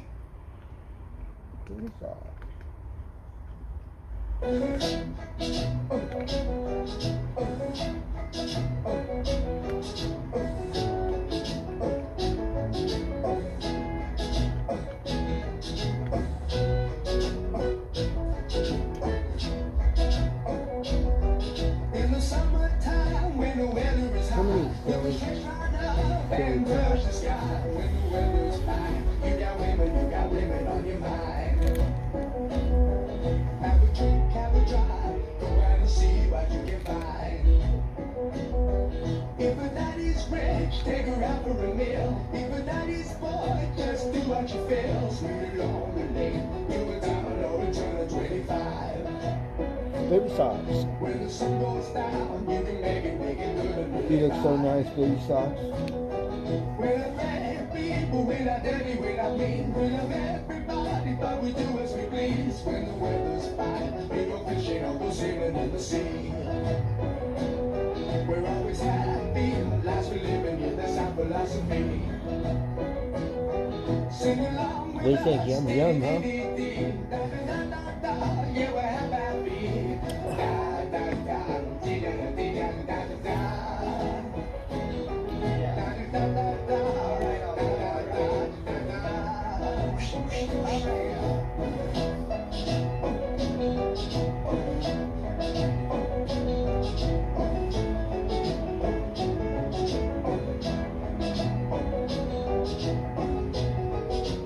Baby socks.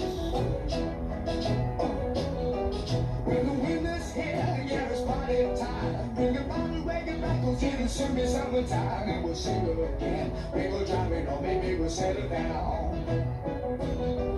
We should straight sure she's nice. Bring your friends and we'll all go into town.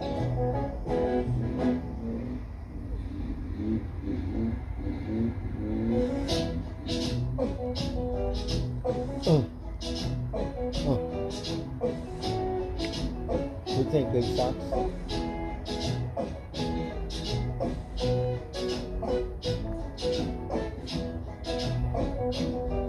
In the summertime, when the weather is hot, you can stretch right up and touch the sky. When the weather's fine, you got women on your mind.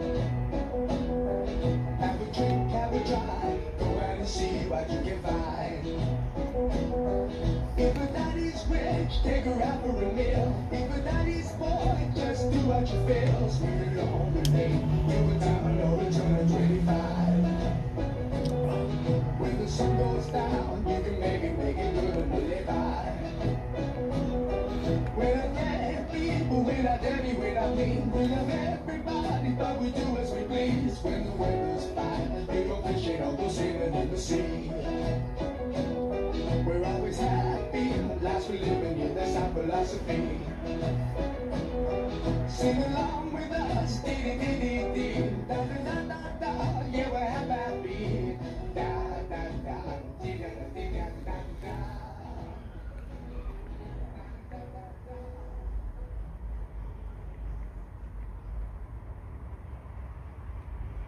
AI. Baby Socks. Baby Socks.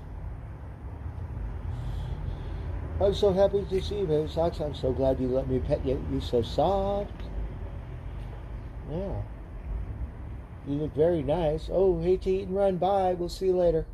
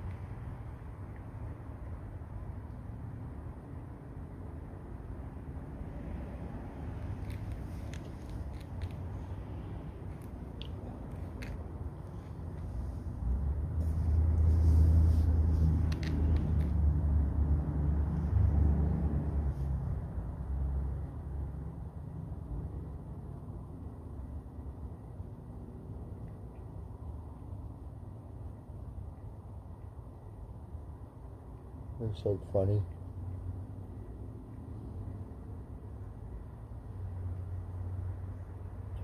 Baby Socks, how come you don't care about your little friends no more?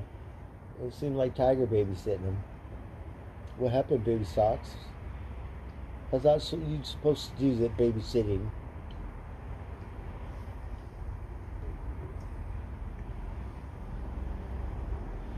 So you're over it? Huh?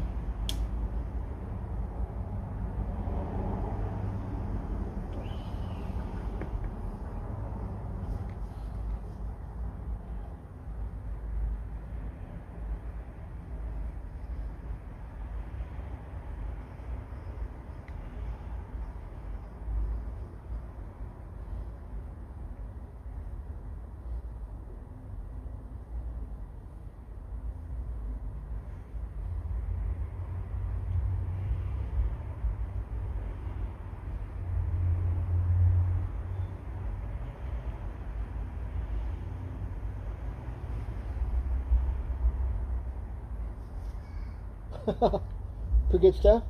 Huh, Eyebooger?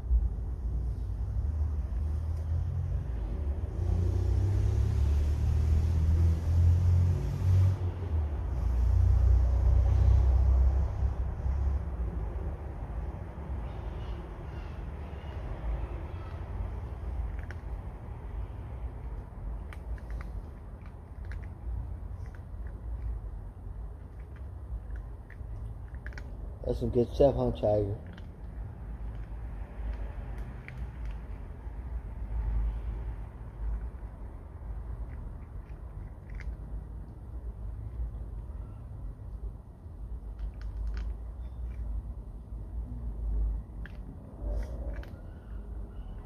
Look at the beetle.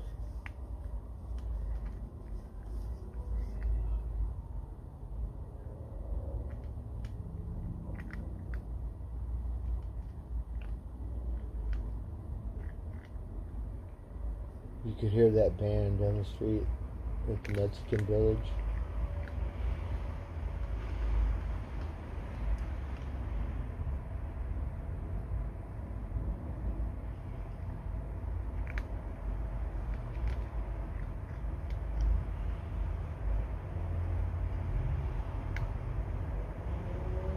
Well, maybe I'm beered out. Maybe I don't want another beer. I'd like to get something else to eat. What do you think, Tiger? Little varmint? Movie.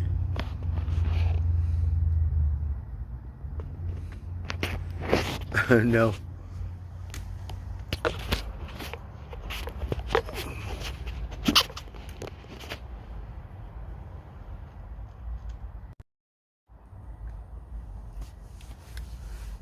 But what could we eat that's good around here, darn it?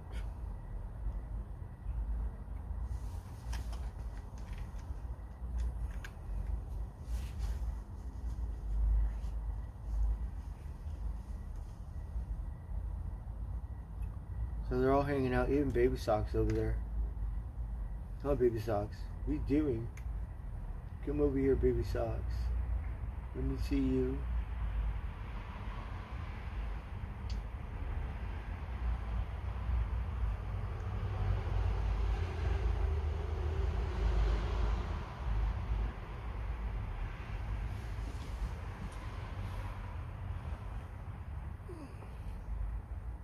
Hey, Mr. Pallone.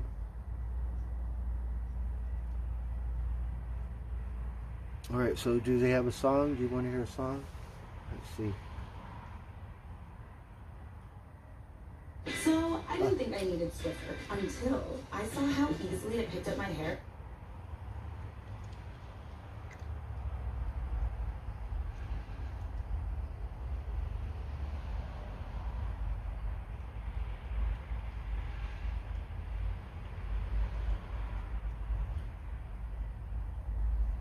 I'm already tired.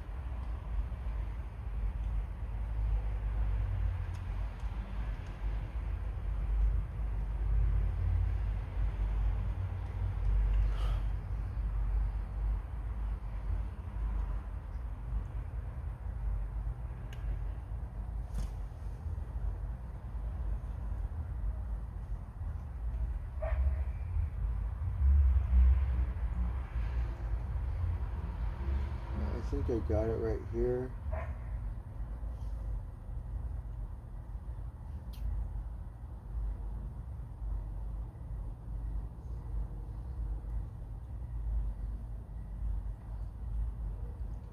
I think it's this one.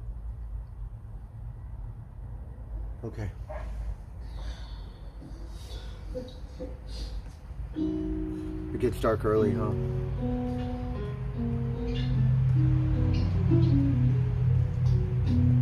Alright, the ladybugs.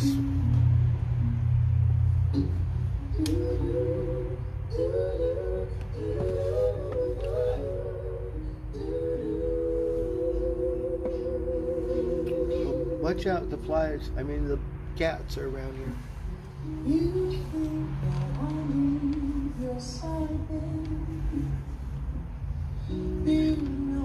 Hey, you guys behave. Tiger, Baby Socks. Baby Socks. Come and eat, Baby Socks. Tiger.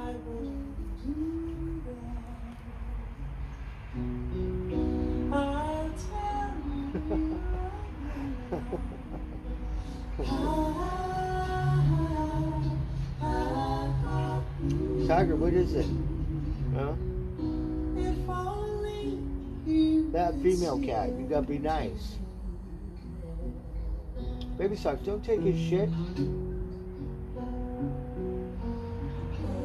You're rare, do something. When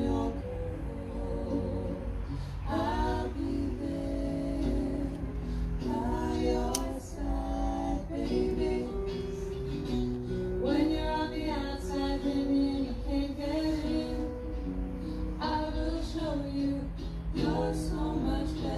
Tiger, you let the baby sock come and eat.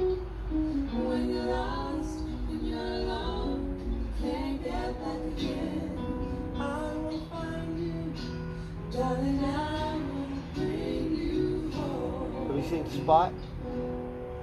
Huh? And if you want to cry, Fucking Spot. I'll be here to dry your eyes. Ghostface comes around. And in no time, you'll be fine. Oh, the baby talk. Silly. Come and eat, silly.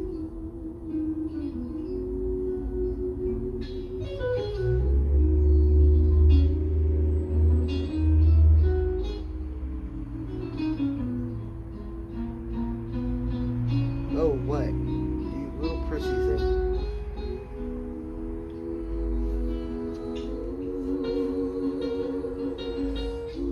Tiger.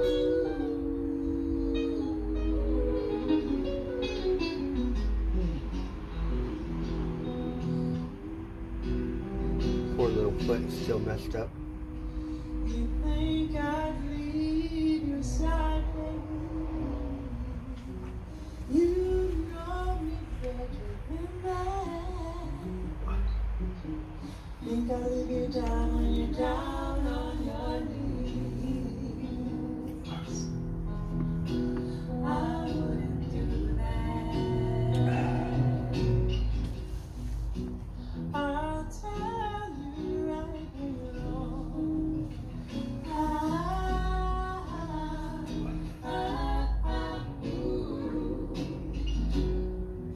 If only you could see into me.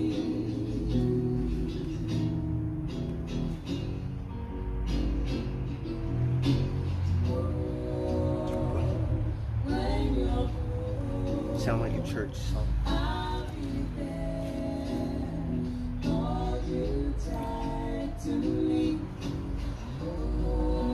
Are you varmints happy? I'll be there by your side, baby. When you're I'll be there, hold you tight to me. When you're I'll be there. I don't know what happened to Rosie. Rosie came home, but I think she tired. She went to sleep.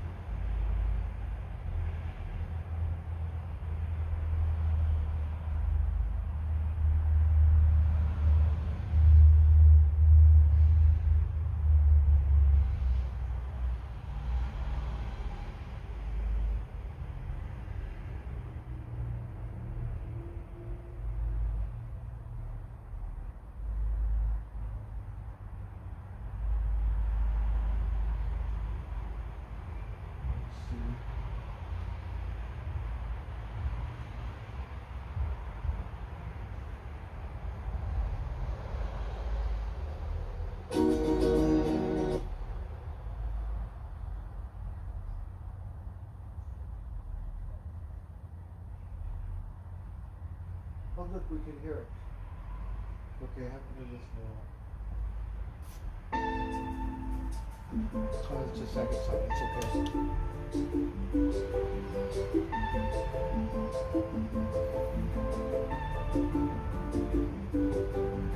Mama was queen of the mambo, Papa was king of the Congo. Deep down in the jungle, I start banging my first bongo.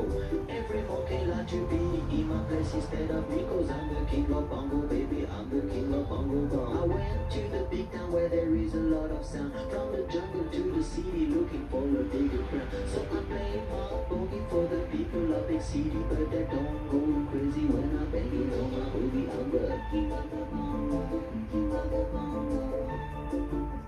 Baby, when I come, baby.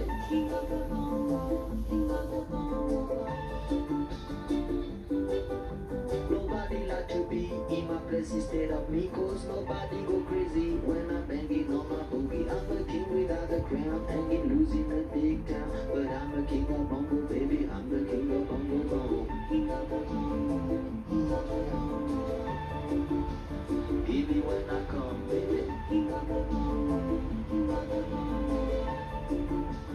Baby, when I come. They say that I'm a clown, making too much dirty sound. They say there is no place for little monkey in this town. Nobody like to be in my place instead of me, cause nobody go crazy when I'm banging on my booty under.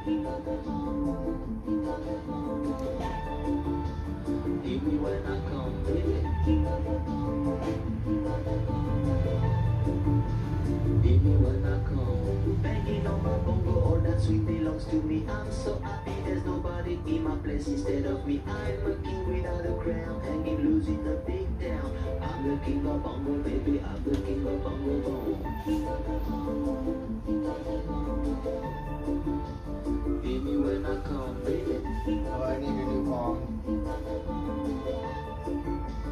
Baby, when I come. Mama was queen of the mambo, Papa was king of the Congo. Deep down in the jungle, I started banging my first bongo. Every monkey like to be in my place instead of me, cause I'm the king of bongo, baby. I'm the king of bongo bong.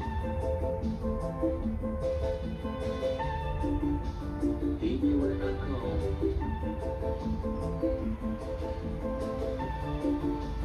Baby, when I come, baby. Baby, when I come.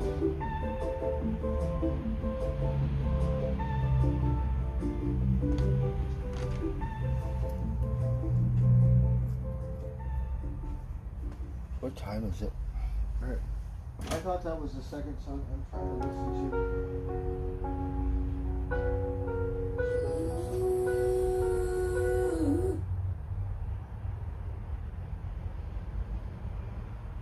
So that one doesn't play. I don't know why that first song won't play.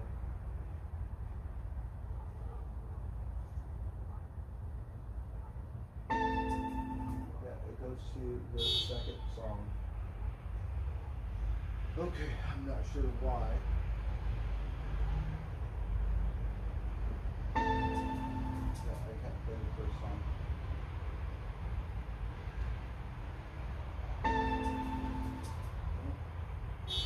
Never get that song.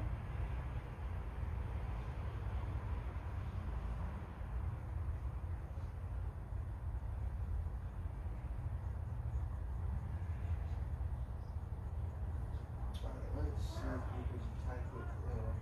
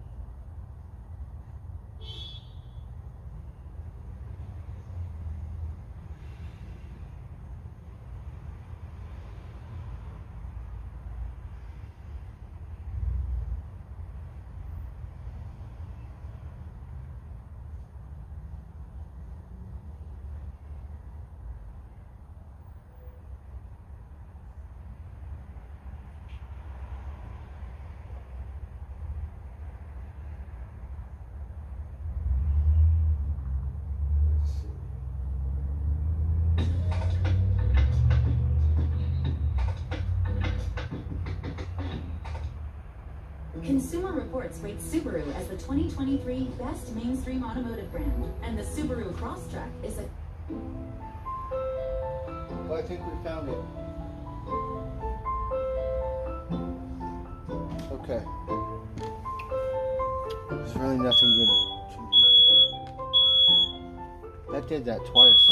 Did it earlier today. I think it's a battery, because I'm not smoking.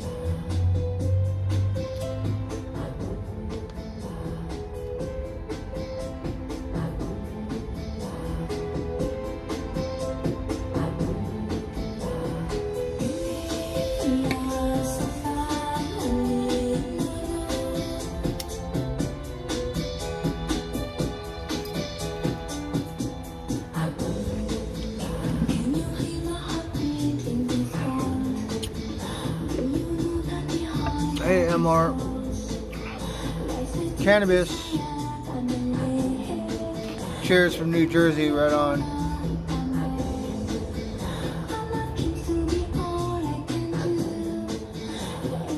Cheers.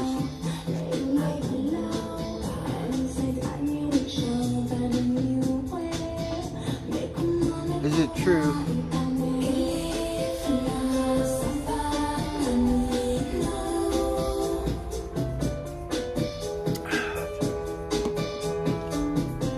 Maybe Dave's Market's open. We'll go over there, fuck.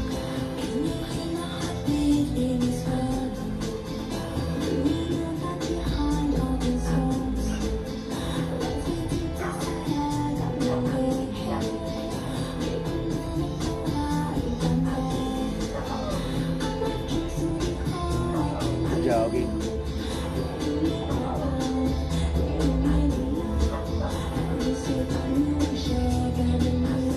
Maybe we'll get another beer too, fuck it.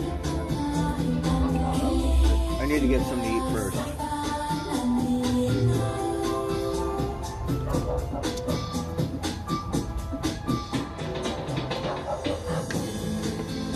Little mess I need to spend a couple days cleaning up. What's Rosie? Hey Rosie. Bobby's gonna come over 3 p.m. Okay. You're gonna go to the pumpkin patch?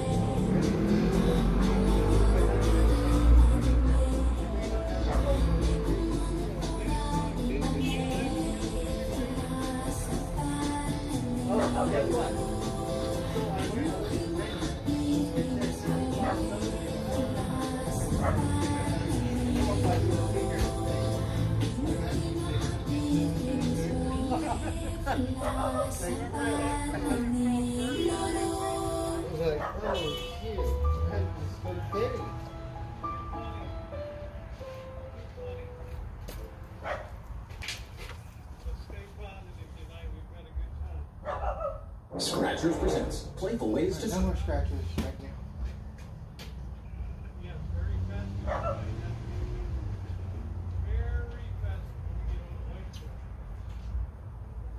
I don't know how much battery we have, but I'm just gonna try to go to the liquor store down the street. See if we can waddle. No, we're at 18%. You gotta stay here.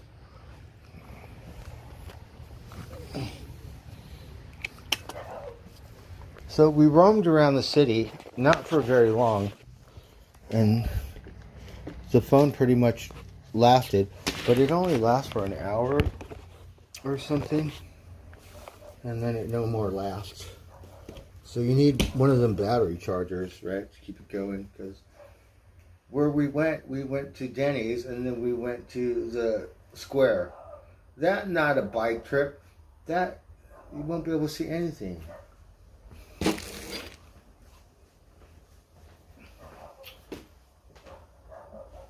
Oh, the dog.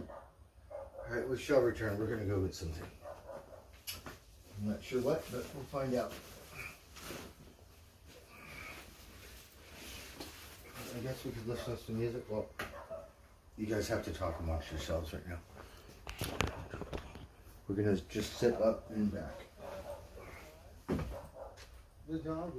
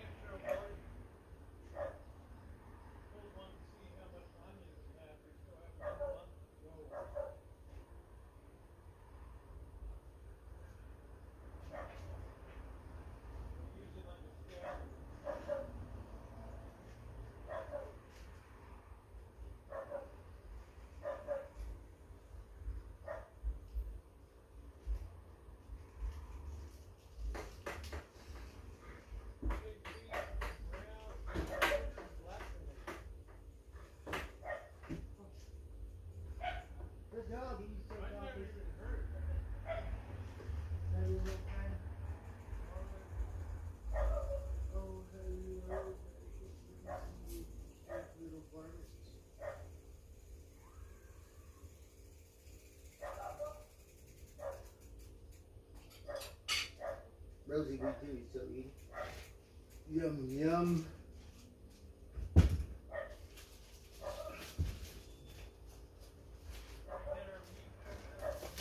So we got a tri-tip sandwich and a macaroni cheese. I don't know if it's gonna be enough, but I think so.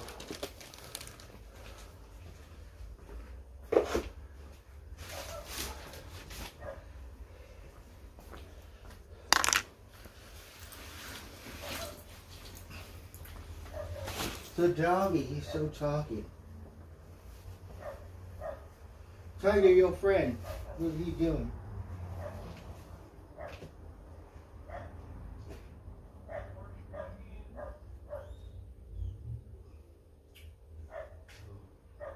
His master must have went to dinner or something.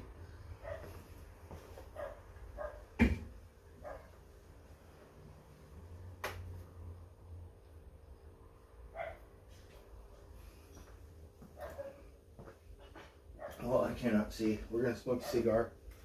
My phone is charging. We got a battery charger. I found it. I don't know where it is, but right, and then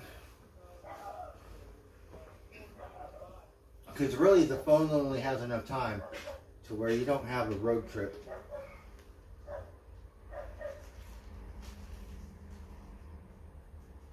Right, because then you gotta charge it. So it only lasts 1 hour. It's not gonna get you very far. Because once you get to wherever, that's the only time you got to stream. So you just need a battery charger, right? Like, I guess a good one. I got a cheap one. I had a better one, right? And then met some dude in the square, and he was charging his phone because you could charge your phone in the square. So I said, here, just take this. You could have it. And I kept the other one. They're both rinky-dink. The other one was a little better.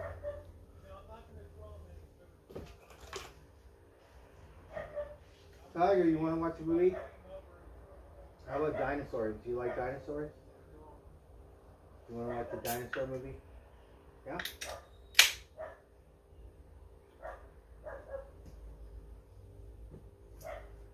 I got some stickers from my toolbox, like little kid stickers.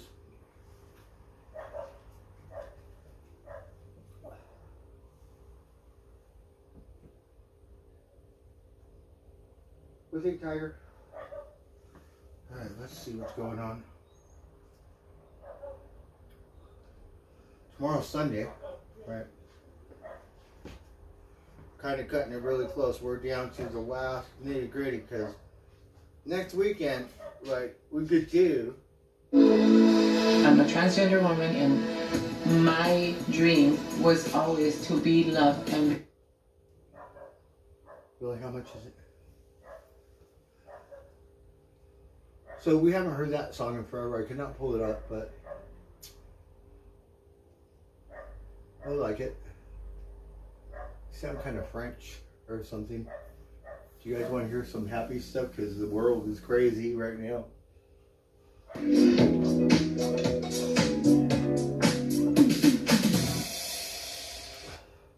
Introducing Tidy Care Alert with health monitoring. New from Tidy Cats. We might need that stuff. Poor people in Hawaii, right? Shoot.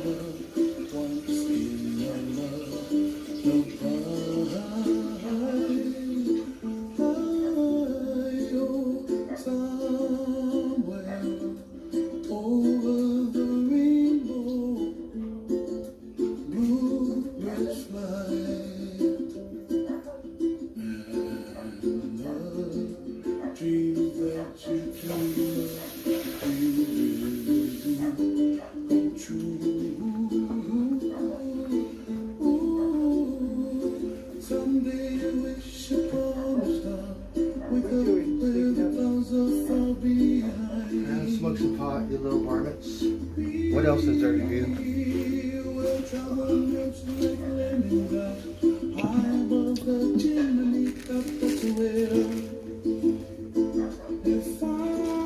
Get a pumpkin? Yeah, right? Get a pumpkin in the car. How you gonna carry on my bicycle? You're gonna drop it.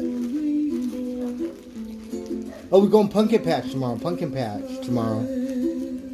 Right? You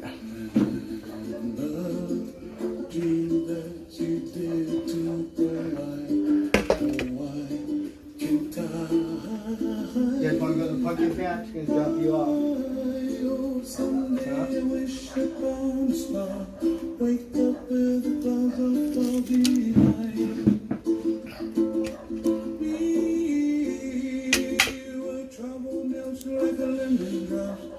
We're gonna go next month.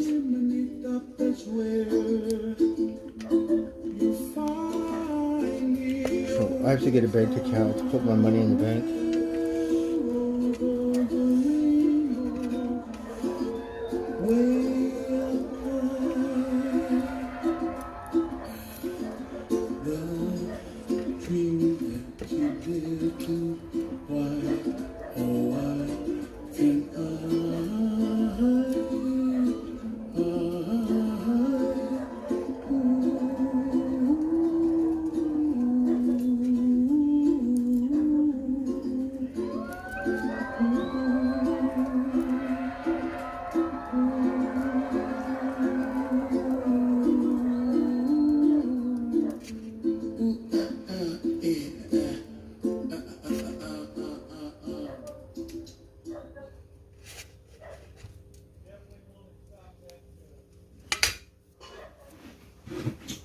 Not see.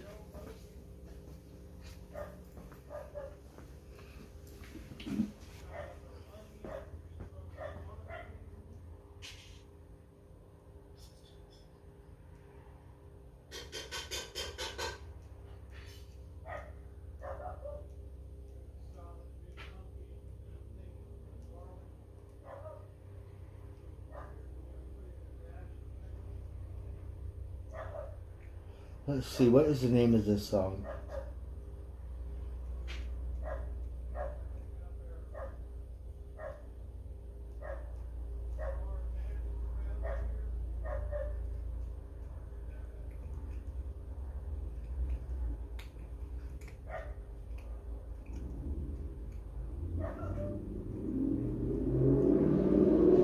I think it's Cream or Eric Clapton.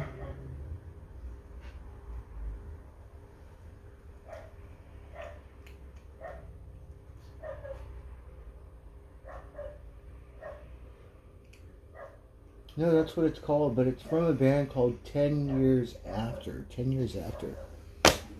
Hey, Matteo. Quaker. 10 grams of fiber. Go with your gut health. Oh, yum, yum. Oatmeal. Etsy has dream gifts for all budgets. Etsy has gifts. Shop now. Okay.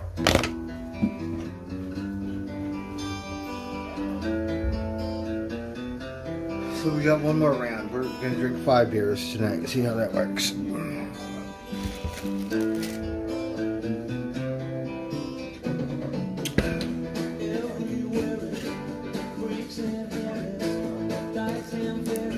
Hey, MR. Yeah, I got a sandwich and some mac and cheese.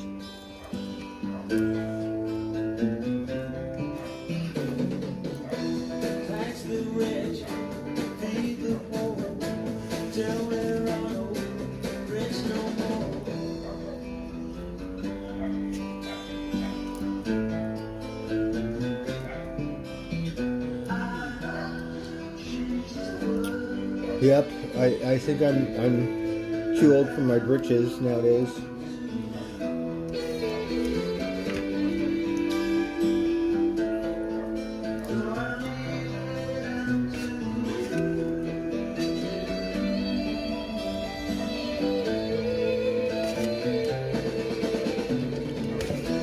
Population keeps on bleeding, nation bleeding, still won't bleed.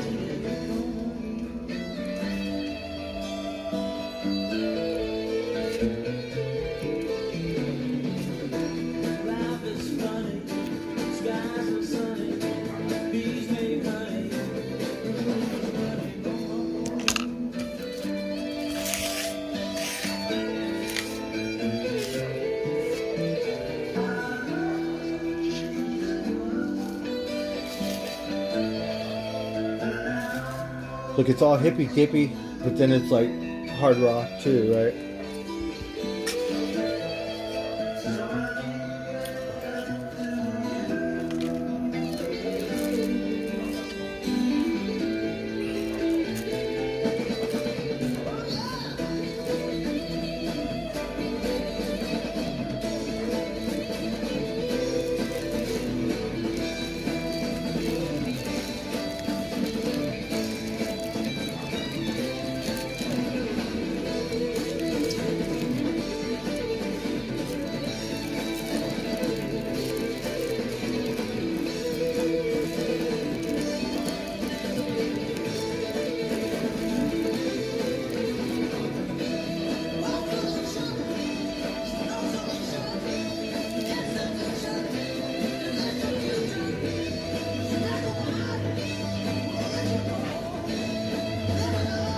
We got one right here, Emma. We're gonna light it.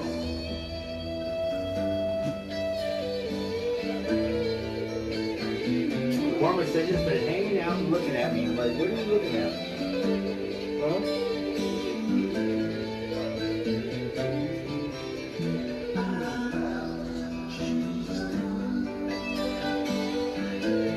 You just sit there and pose.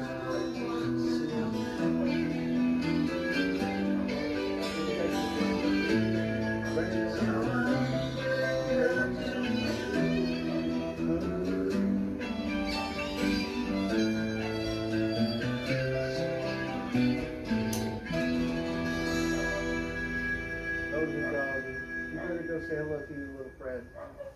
He's lonely. He need a girlfriend. Poor thing. Kit Kat, Reese's. You deserve both. See, that's the kind of candy we need to get. Because that's the best commercial.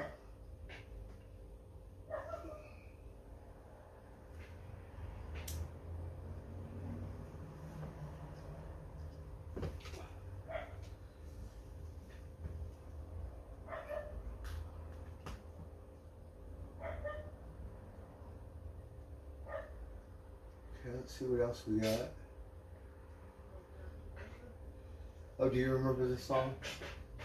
Was it like MTV or some shit, right?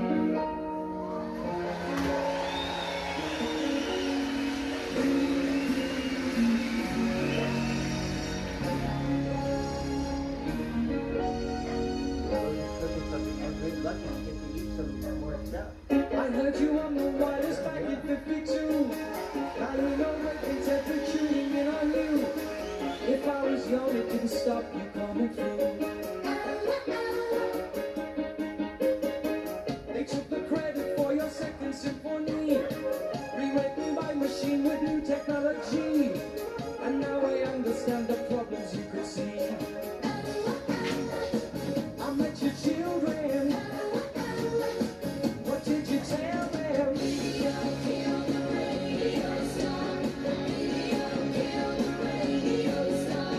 Pictures came and broke your heart. And now we went in an abandoned studio. We hear that playback and it seems so long ago. And you remember the jingles used to go. You were the first one, too bad the last one. One hit wonder, right? One hit wonder. In my mind and in my car, we can't rewind, we've gone too far.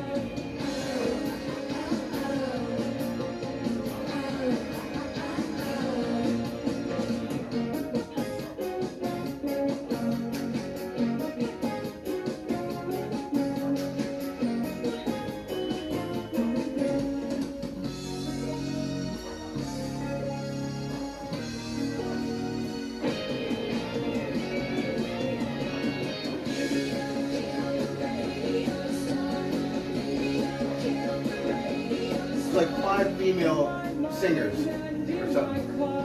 We can't rewind, we've gone too far.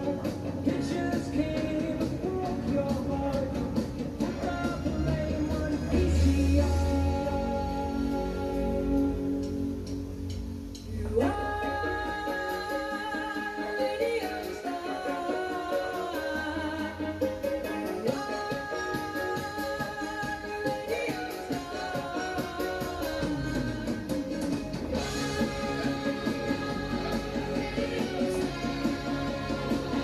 80s band, but what year did it come out?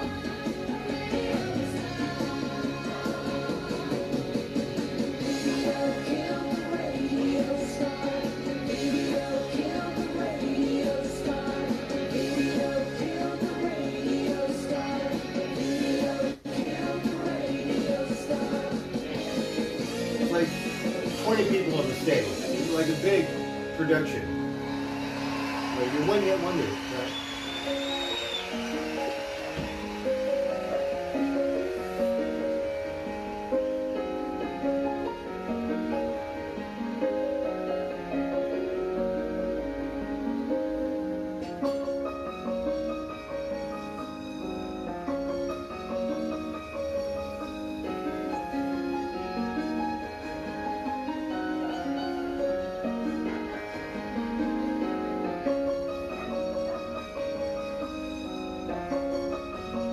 Got a whole symphony. It's more like 50 people.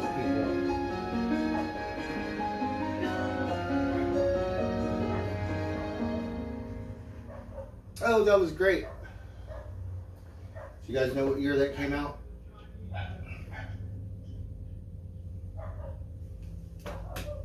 I live at the old Biddle House. Yeah, I hear it's haunted. Seen anything strange? Are we gonna go haunted house? Haunted house? Not that I can think of. Oh, the goose bumpers, goose bumpers.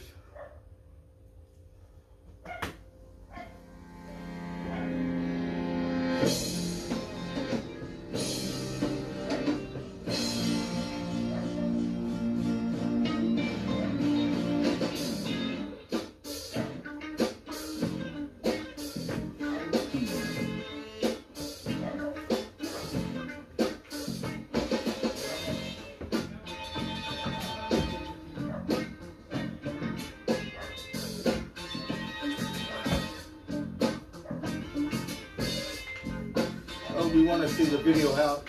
What's the dance movement?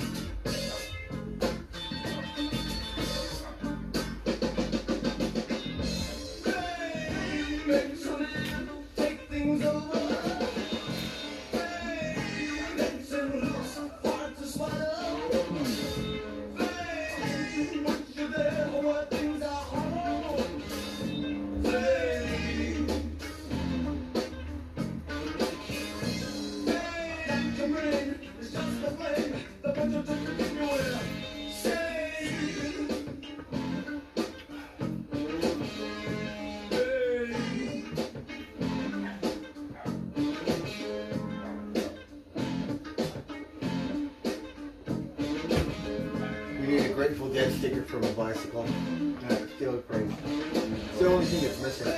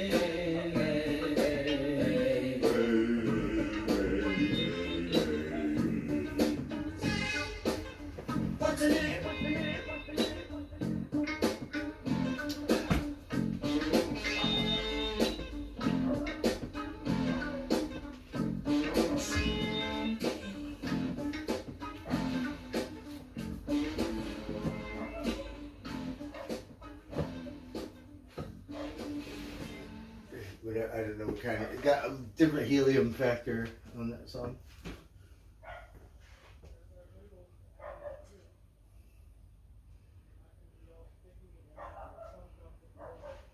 And the Bug Rosie she made. This is a story that makes everyone cry. Laugh, cry, oh, ugly, don't cry, and definitely totally not cry.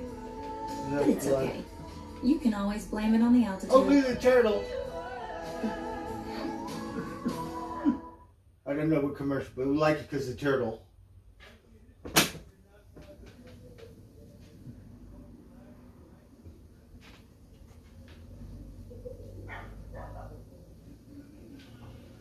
Rosie, what are you making? A special ramen?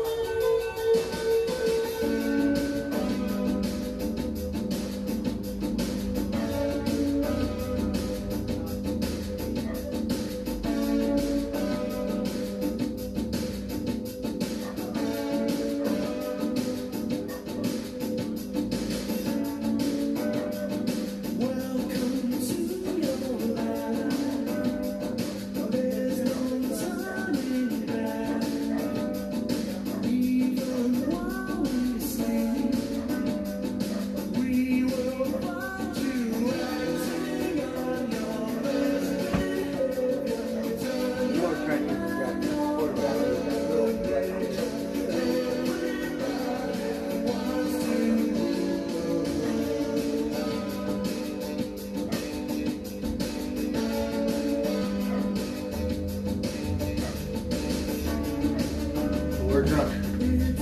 Talking to Rosie in the varmints in the wind. Myself.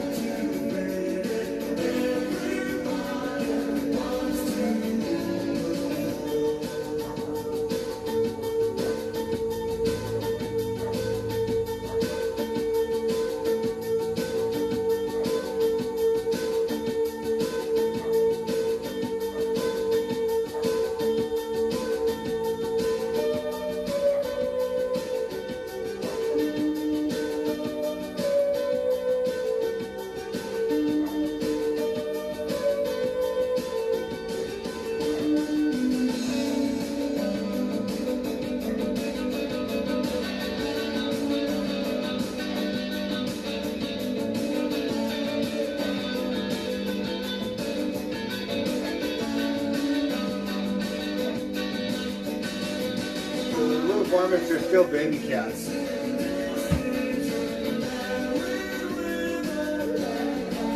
growing up a little bit. What's your energy? Do you put the cow? That's what happened. Why do you guys just waiting for me? Jump on the tree. Do something. But no, not right now.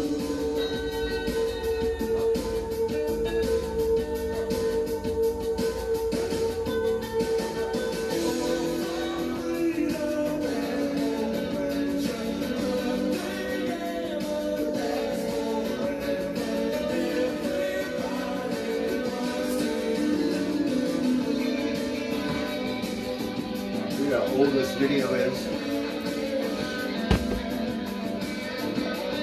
Tiger, you handsome thing, devil.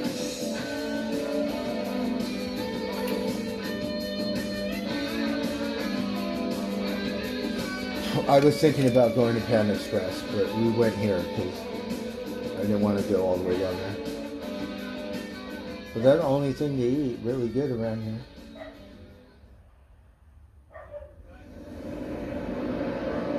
Alright, so we'll play this song. This is for all the people in the protest today, right? Because a lot of people are protesting. It's like Vietnam or something.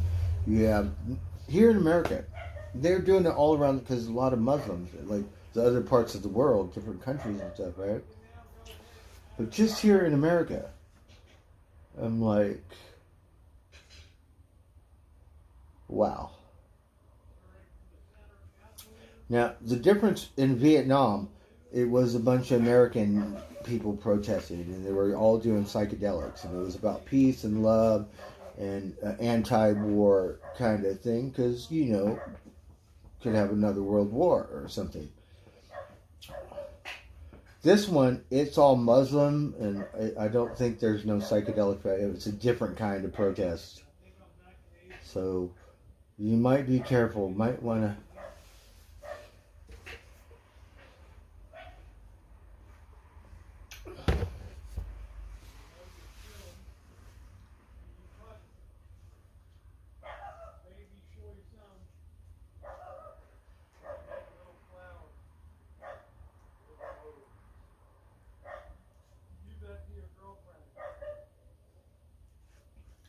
So, it's a trip, because, like, yeah, and everyone's so divided and so dead set on their, whatever their view is, it's fucking something else. And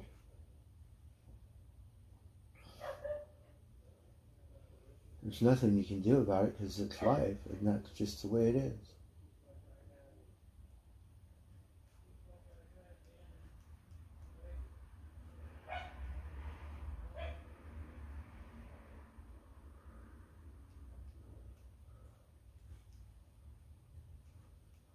Alright, we got it.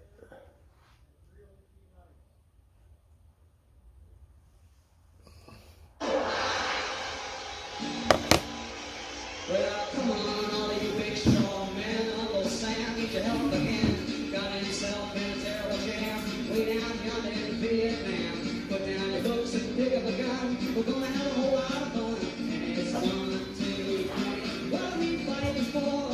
Don't ask me, I don't give a damn. The next stop is Vietnam. And it's 5, 6, 7, 38. Well, that ain't no time to wonder why. Don't be slow, one man, this is war, a go-go. There's plenty good money to be made. Slanging army with the tools of the trade. Just so we pray that they drop the bomb. Dropping on Vietnam. And it's 1, 2, 3. What are you fighting for? Don't ask me, I don't give a damn. The next stop is Vietnam. And it's 5, 6, 7, 38. Well, I ain't no time to wonder why. We're all gonna die.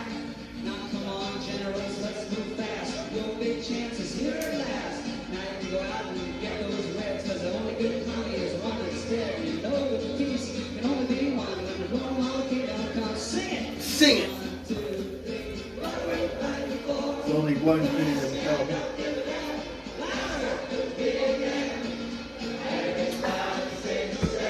Excuse me for saying this.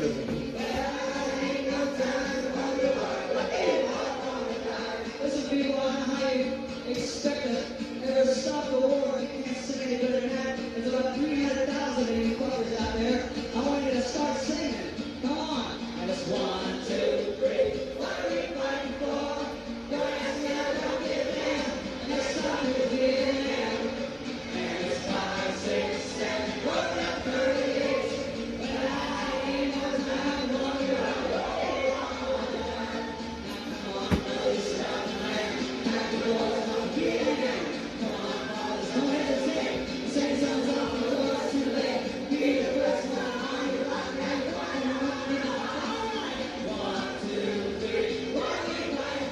We say party all night long.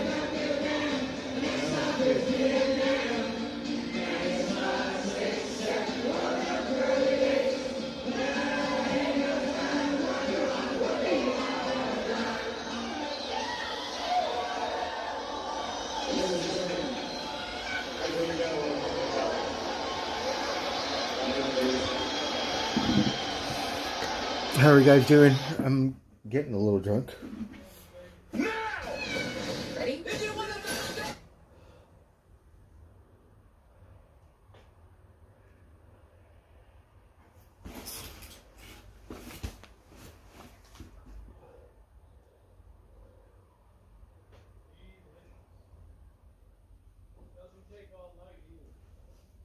We like that song, but we like it with the girl.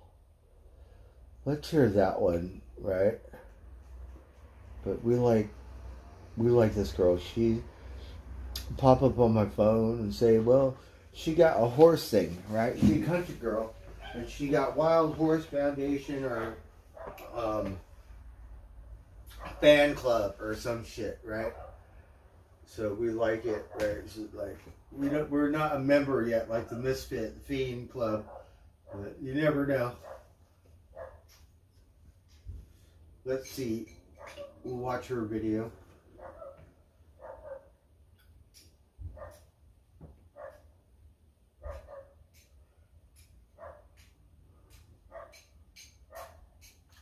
It's called Wild Horses or something.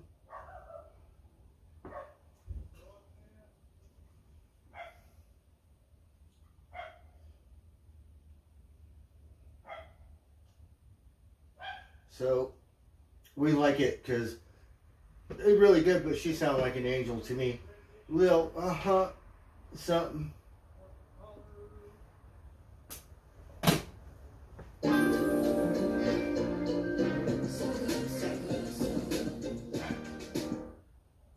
Everyone's working hard so things can keep running. He got separation anxiety, the poor doggy. He said, come home, we're eating at dinner. He said, I want some dinner. I'm like waiting.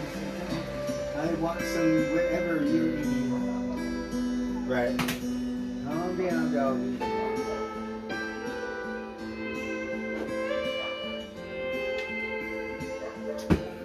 Somebody save me, me from myself. I spent so long living in hell. Well, they say my lifestyle is bad for my health. It's the only thing that seems to help. All of this drinking and smoking is hopeless, but feel like it's all that I need. I'm okay, Rosie. Thank you. Something inside of me's broken. I hold on to anything that sets me free. I'm a lost cause. Baby, don't waste your time on me. I'm so damaged beyond repair. Life is shattered, my hopes and my dreams. I'm a lost cause. Baby, don't waste your time on me. I'm so damaged beyond repair. Life is shattered, my hopes and my dreams.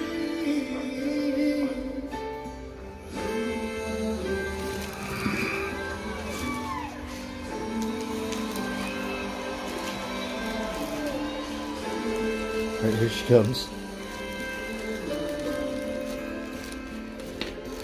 What if the night sky is missing the moon? There were no shooting stars to use wishing on you.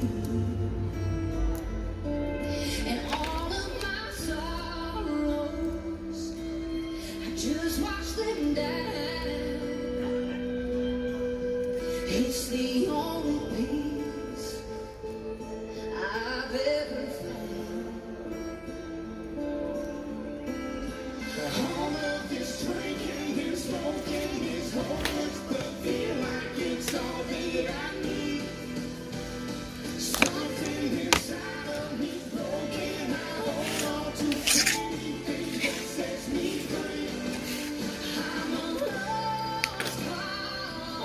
Well, we're out of these rolling pictures. Let's see. My vision.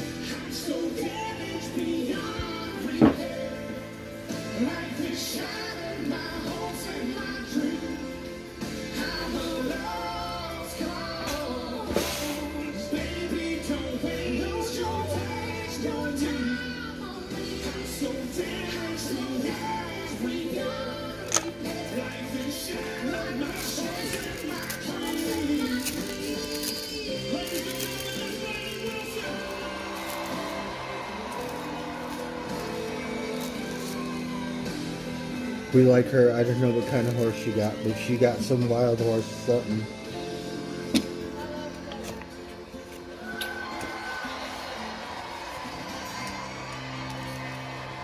I need a job. You could help me.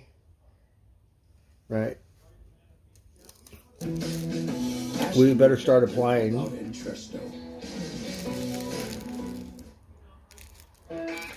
Etsy has inviting home items from makers. Etsy has home. Shop now.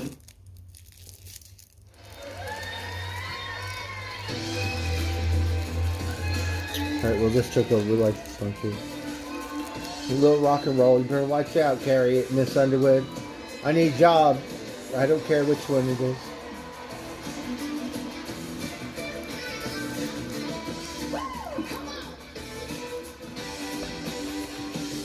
It's been a long, hot summer for a hard-working zombie man. We've been tired of going hungry, 'cause we run that farm stand. While I've been working in the garden, you've been living on the ice of my sweet tea. Well, looky what you started. Oh, I'm thirsty. You got a little thirsty. I'm thirsty. She likes to cook. I'm hungry. Right? Yum, yum.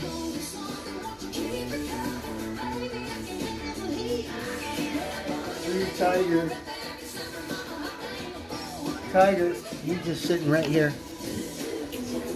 Are you still hungry, Tiger? What are you doing, silly? Come on, Tiger. Baby, help. But damn bad blue collar. But the touch is burning up. You make a kid lost or want a heart. I can say hallelujah. Like a good old girl, you're supposed to do that. Turn back and the kisses like that. Make me real hot to keep me cool. Going out of my head. Oh, you got me begging like no hound dog. But I love me rolling like a steam is smoking. Like a kitchen down in Arkansas. Baby, on something, won't you keep it up? Baby, I can handle the heat. Yeah, you make me wanna run back and suffer from a hot damn 400 degrees. Now we're cooking with food. Yeah, we're cooking with grease. What you got cooking? Right.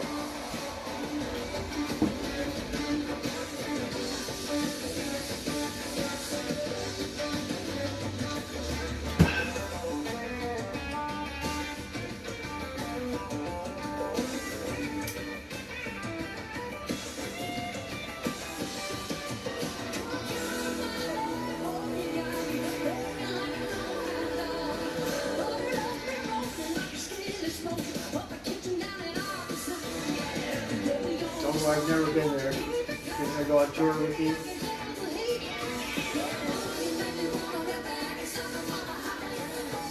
I love the tribal. It's all tribal colors in the back. You got these fancy bell bottoms, like yeah, Bob Mackie, old school.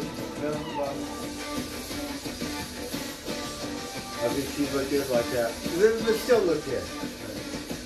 I'm just saying you want the old school bell bottoms too, babe. Right? Come on.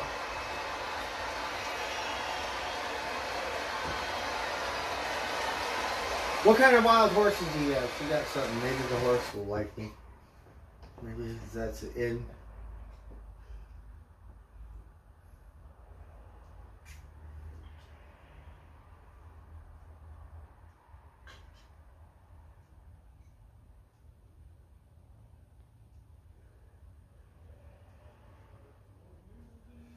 Okay.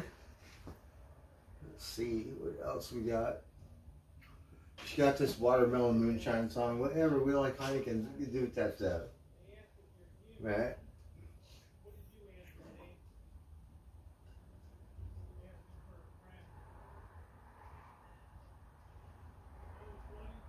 Yep.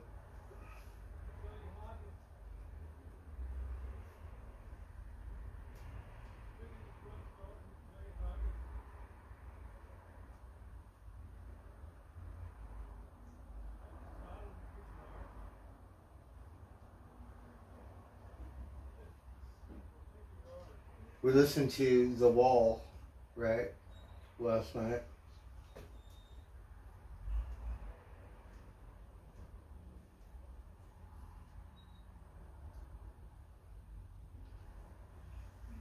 That was really good. We, you know, except for the stereo, I think messed up. We couldn't listen to it.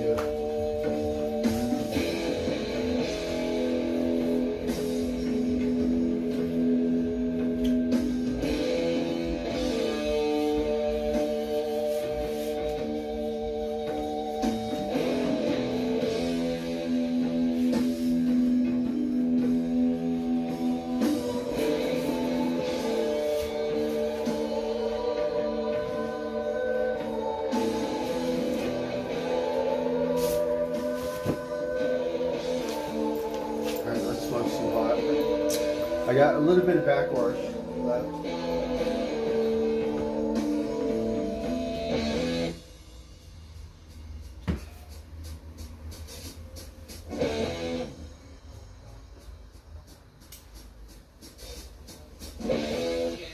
Tomorrow we're supposed to go to the pumpkin patch, right? Just like witches at black masses. Carve out a turnip. Put it on the door. Sorcerer of death's construction. In the fields of bodies burning. As the war machine keeps turning. Death and hatred to mankind. Poisoning their brainwashed minds. Oh, Lord, yeah.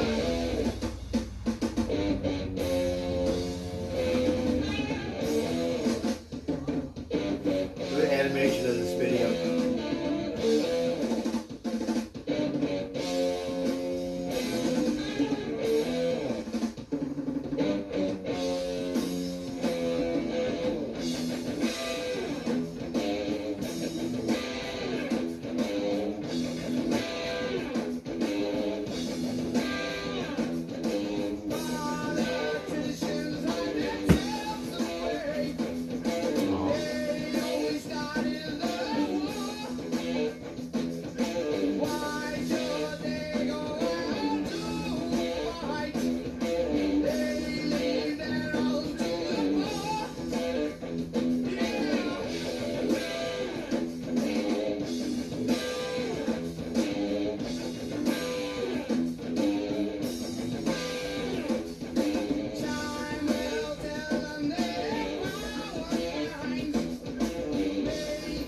Interesting video. Little kid.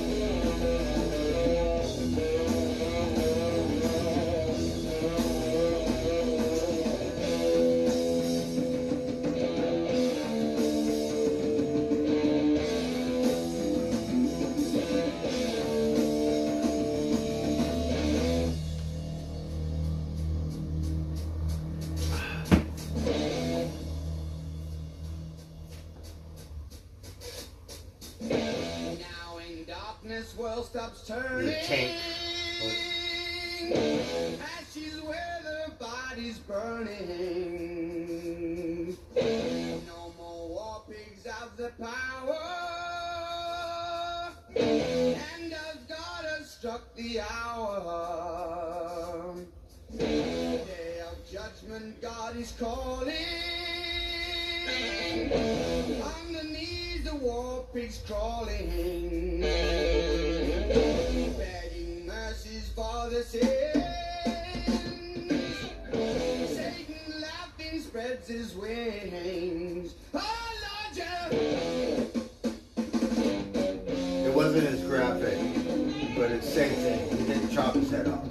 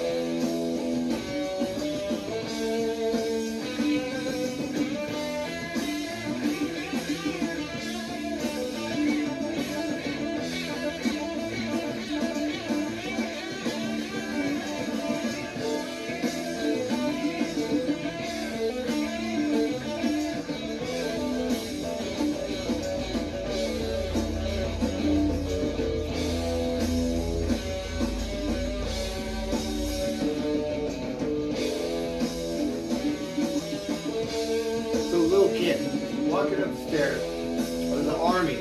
They're all pointing their guns at her. She makes it to the top of the stairs. She has a red thing, flag. She's on. Let's go. It's going towards full moon.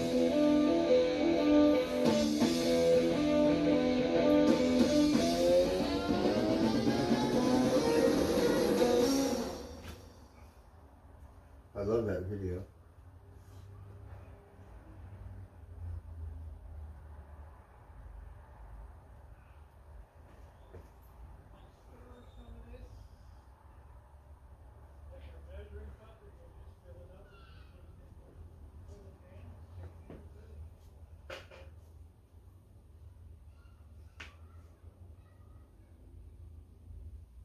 We heard this song. We haven't heard this. Well, I had this album too. We have snacks in Mom's purse. Want to get away?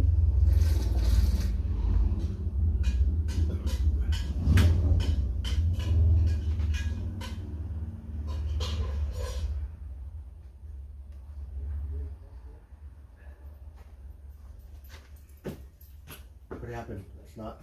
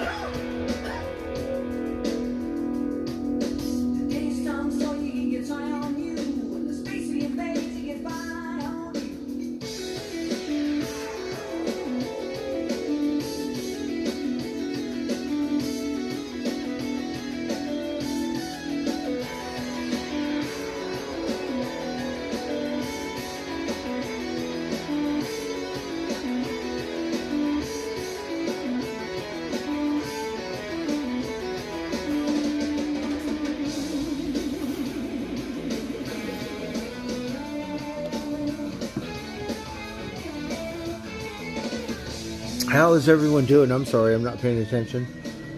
I'm about to get bearded out. I think I have some backwash. Tomorrow, got a busy day. Stuff. What's up, Glenn?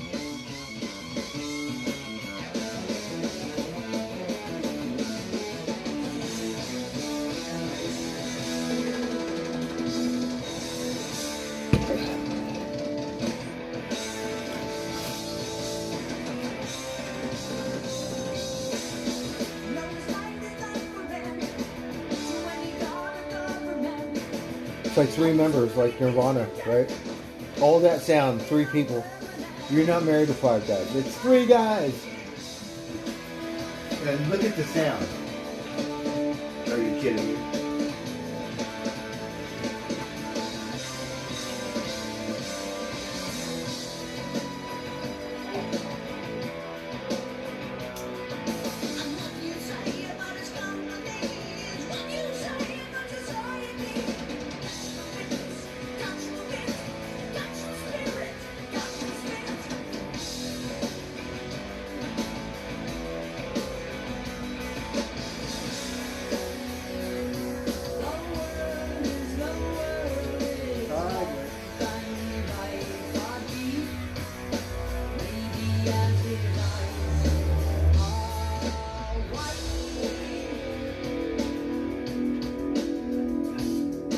Tiger, he looks good, but his foot is messed up.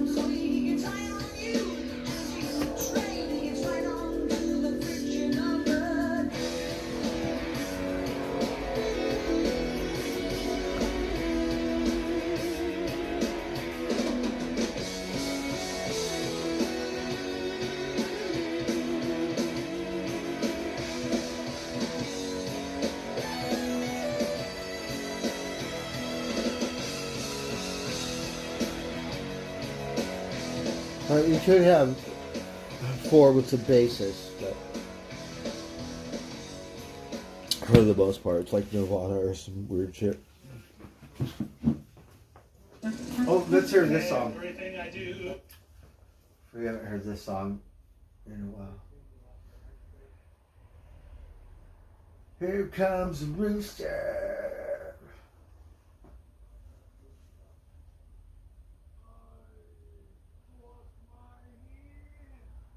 Oh, look, this song's, it's a World War II song, I think.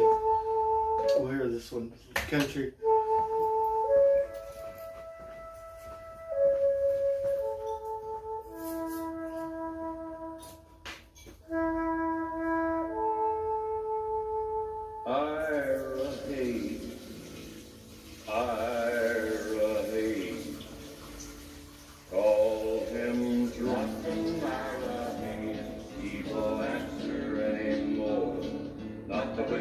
Drinking Indian or the Marine that went to war.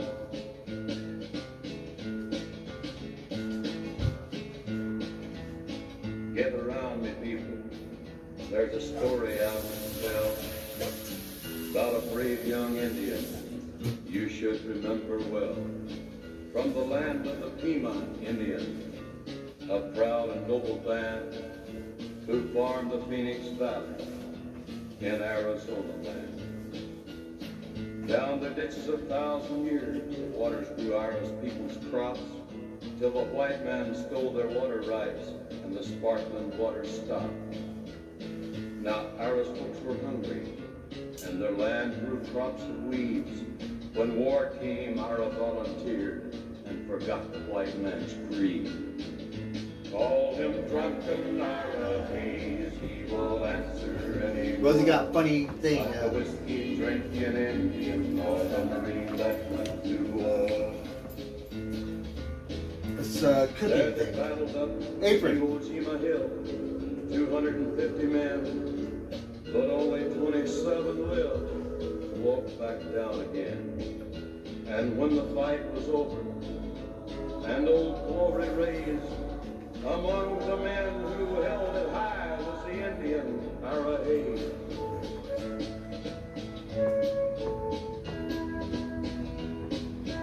We got Eagle Call him drunken Ira Hayes, he won't answer anymore.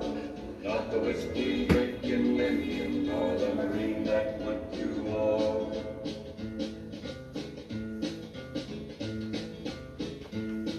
Ira Hayes returned the hero, celebrated through the land. He was wined and speeched and honored. Everybody shook his hand, but he was just a Pima Indian. No water, no home, no chance. At home, nobody cared what Ira done, and when did the Indians dance? Call him drunken Ira Hayes, he won't answer anymore. Not the whiskey drinking Indian or the Marine that went to war. Then Ira started drinking hard. Jail was often his home. They let him raise a flag and lower it, like you'd throw a dog a bone. He died drunk early one morning. Alone in the land he fought to save. 2 inches of water in a lonely ditch was a grave for Ira Hayes. Call him drunken Ira Hayes, he won't answer anymore. Not the whiskey drinking Indian or the Marine that went to war. Yeah, call him drunken Ira Hayes, but his land is just as dry, and his ghost is lying thirsty in the ditch where Ira died.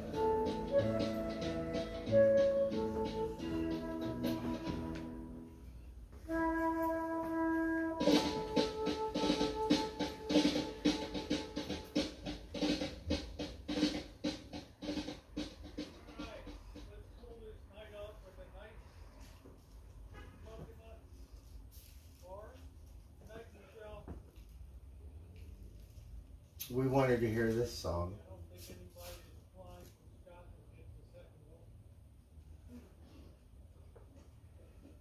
We only played that one because it popped up. But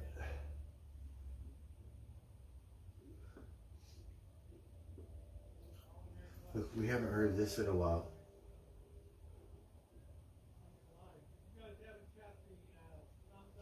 Okay, let's just hear this. We wanted to watch this thing. We saw it. We were looking for songs, right? But it said Anubis or something, right? I don't think I've seen that one. So, for some reason, we need to get one of them stickers.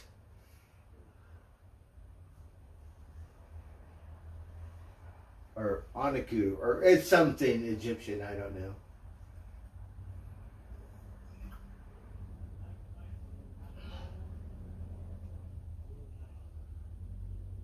Oh no, that's the wrong word.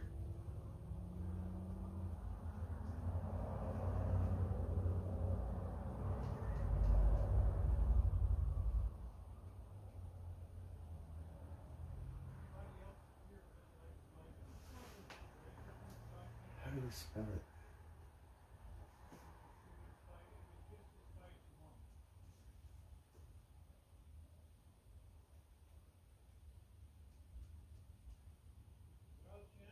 Oh, I don't know how to spell it.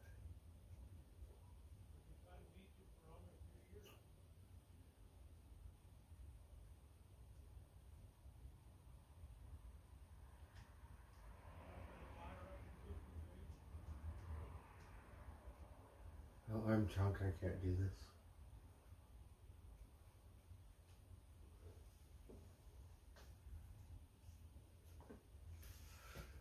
Okay. We have it right here. Maybe it's a video. We love that Some sound people just video. know that's not gonna fit. We want to watch video, like a cartoon, animation. That's not gonna fit. Ready? No, I'd cut it in half and make 2 chairs. Those are the people who know you're in good hands with Allstate. Oh, we need the words.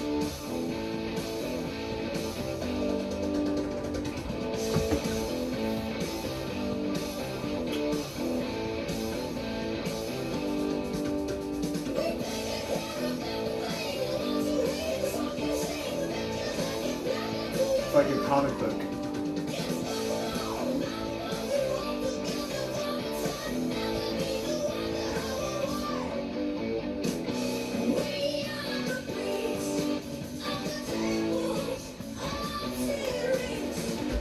SYRINL. Probably the gate to hell or something. I'm not sure. Look it up.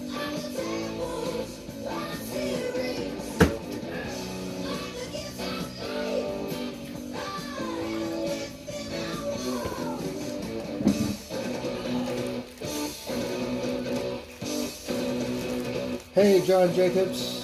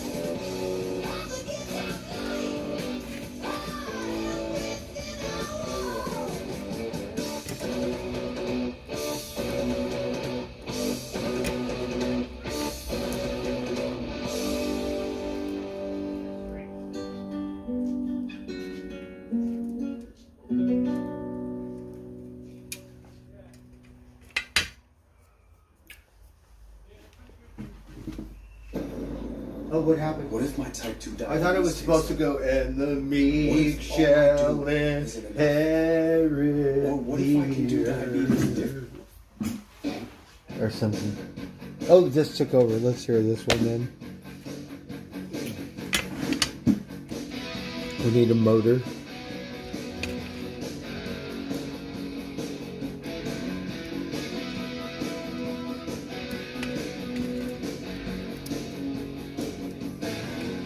Oh, I had this album. I remember because I could see the album cover right now. It's like an eagle, right?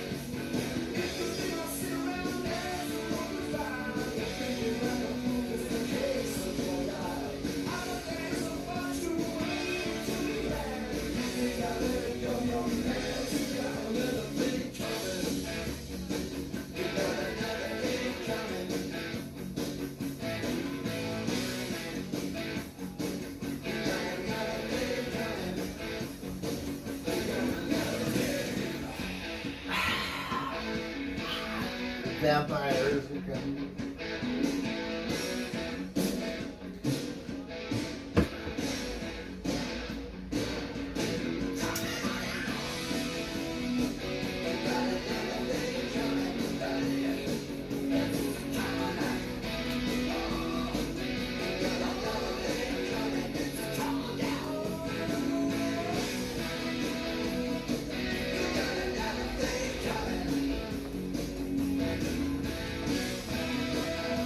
I think the alarm on the smoke detector is going out. It keeps going.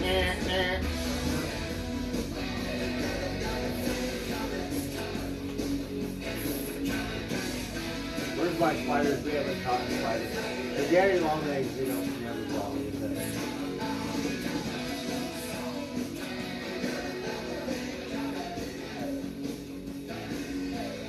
Because their legs are so fragile. You wonder, the poor thing gets a leg or something. And she's delicate. And they're kind of spooky. Not scared, but they get spooked. And they, like run around like, okay, calm down. They're like, beautiful legs though, right? Like,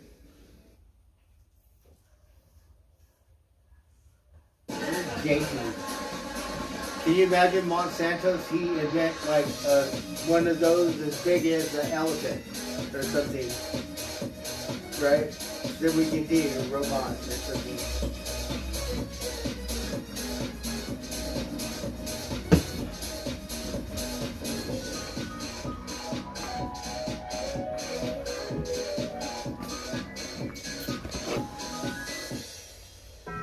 No, we don't want Taco Bell.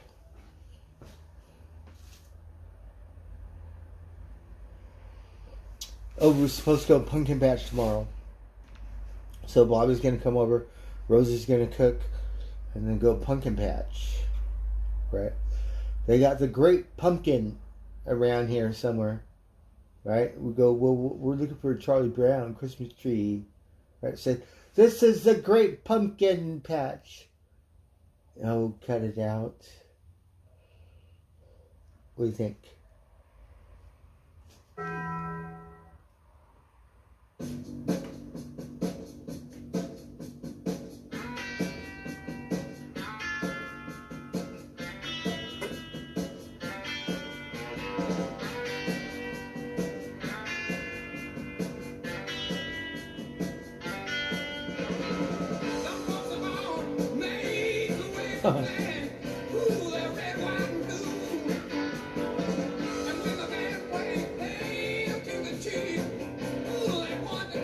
If you go bull, we want to watch the rodeo.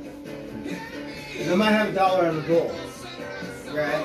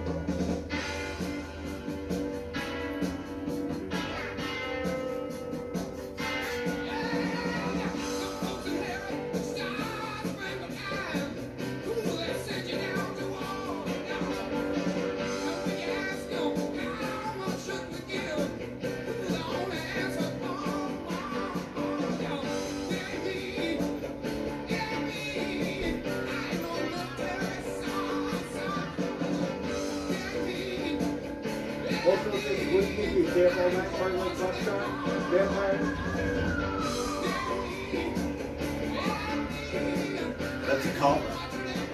Move it. You serving.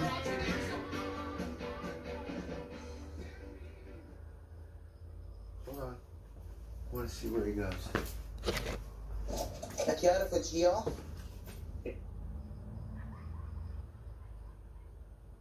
Still here.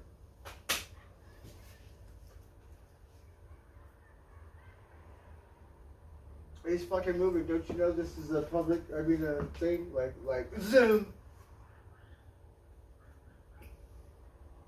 Sonoma, they're really good. It's our first responders, Sonoma something.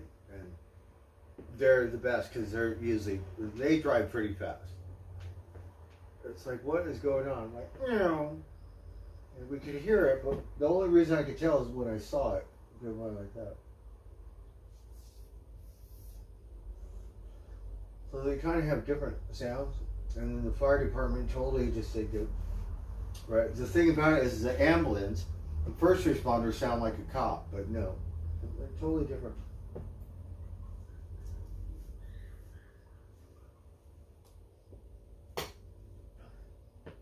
Now can't hear it. Where's the helicopter? I'm from the city. When you got like 5 or 6 helicopters and they're all like dancing around, they're like something's going on. Right here we don't have that stuff. You might have one. He was doing things and then like, but just one. The sheriff, not the news. Over there you got the news, right? Like.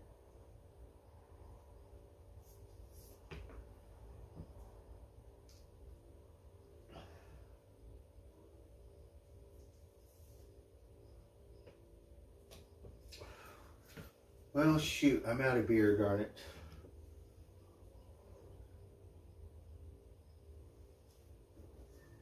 I'll just wait till tomorrow, see what tomorrow brings.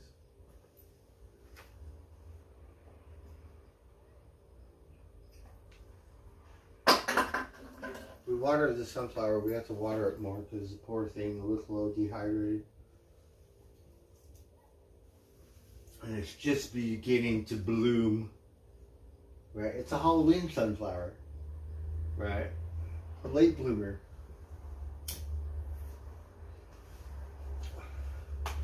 We got a sticker, some garment, but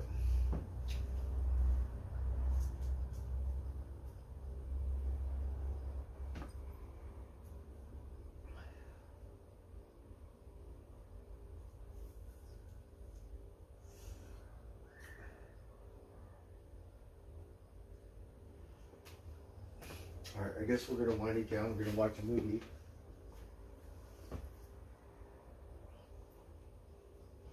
We have to get some rest for tomorrow because I think we'll be a little busy. We like the animation of the thing. Really enjoyed that Black Sabbath thing because we know the song and usually we haven't seen this video. But it was pretty amazing. It's a little kid, the red sash. So it worked really well, and it looked like an authentic Black Sabbath video. All right, we wanted to watch the one thing, I forget what it was, Anubis, Annika, or something. I like this Egyptian stuff, even though I don't remember. But, like, because they're... And then the people that are on TV talking, they don't know. It's all speculation, like, whatever. But, oh, what happened to it? This one's the history of Halloween. I think we've seen this. Alright, let's just watch this one. So, Look, Steph, I got an instant online offer on my car from CarMax. Well, I got an instant turn offer on my car. What does that mean? Hey, it's your Sandman here. Down here. I bet you didn't know getting rid of your old map. Alright, we're going to watch the Halloween, the history of Halloween. It's that time of year. History. Spirit Halloween stores have appeared everywhere, seemingly out of nowhere. And your kids start planning their candy routes already. Some of you young parents are forced to dress up with your kids, though you'd probably rather not. Went to the market. And that one weird neighbor. Someone dress up. House Halloween's next week. Children. Or maybe you are. I went to the square. Like, ooh, you look scary. The National Retail you have any Federation stickers? estimated Right? About $10 billion was spent on Halloween in 2021. That's billion with a B. And that's only one country. Historically, of course, only English-speaking countries celebrate Halloween. More on that in a minute. Though now, it has gone global. We have Now, Halloween increasingly being celebrated in other European countries, though that practice is pretty new. And we now have Halloween in places like Japan, China, and around the globe, though each Chinese puts Halloween. their own spin on it culturally. And all of this for a night that's not even a holiday. So let's talk about where this comes from. This subject, the history of Halloween, and subjects like it, is a different branch of history than most people are familiar with. I enjoy it, though it's not my main focus. My focus technically would be called intellectual history, though that term is a little bit overused. But obviously I tend to spend a lot of time discussing the history of ideas. Folk history is what we are doing here. And for some, folk history is either frustrating or exhilarating. I suspect it comes down a lot to your temperament. If you're the kind of person that likes mysteries, where you have to piece together only fragments of information, and read between some lines, and you still, in the end, have significant gaps in your knowledge, well, folk history is for you. Rarely do you have chapter and verse to cite when it comes to folk history. Almost always, you are contending against so many urban legends Mac and cheese. that you wonder if anyone is listening to actual historians on the subject. So we got the food early. Everyone We knows just got a that one microwave. person on social media who around this time of year starts spouting I'm too out their lazy to go vague, out. internet-assembled philosophy on history and the divine. Halloween works like this. In fact, just about all of our holidays work Good turn like out. this.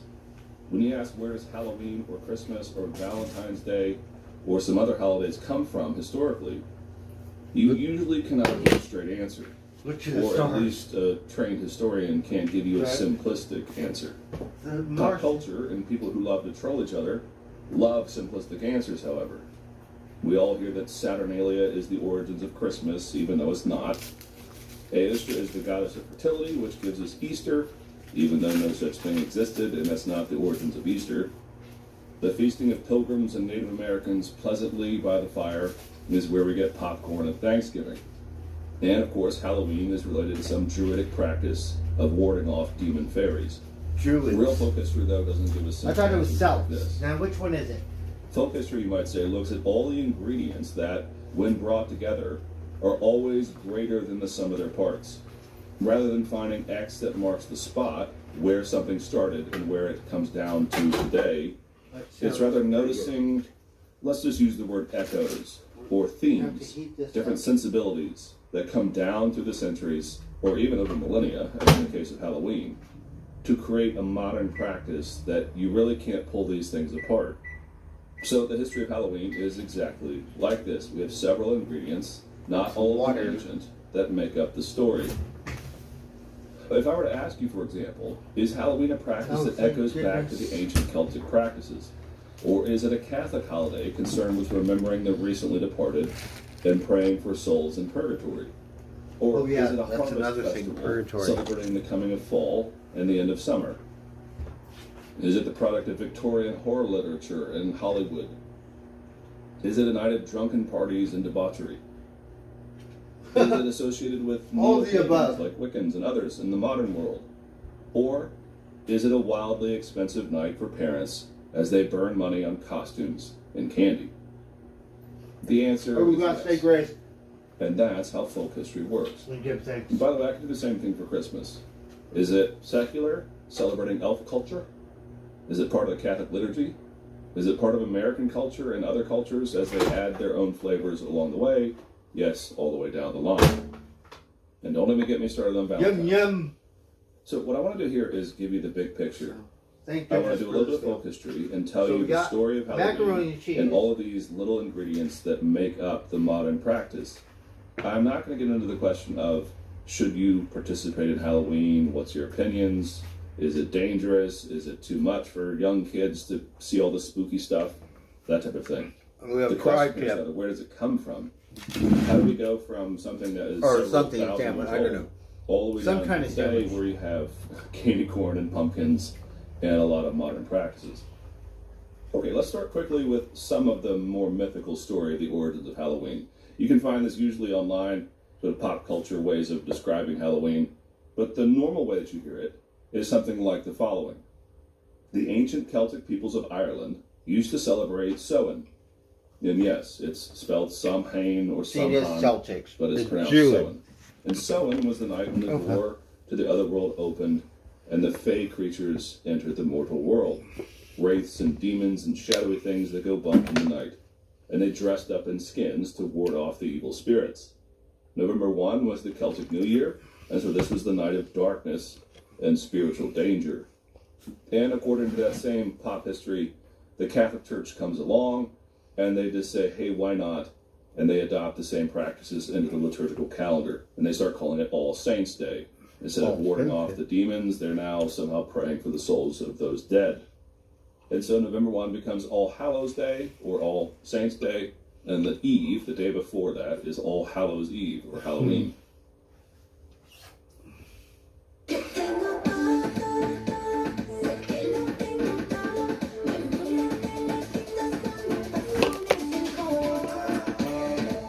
The new summer family.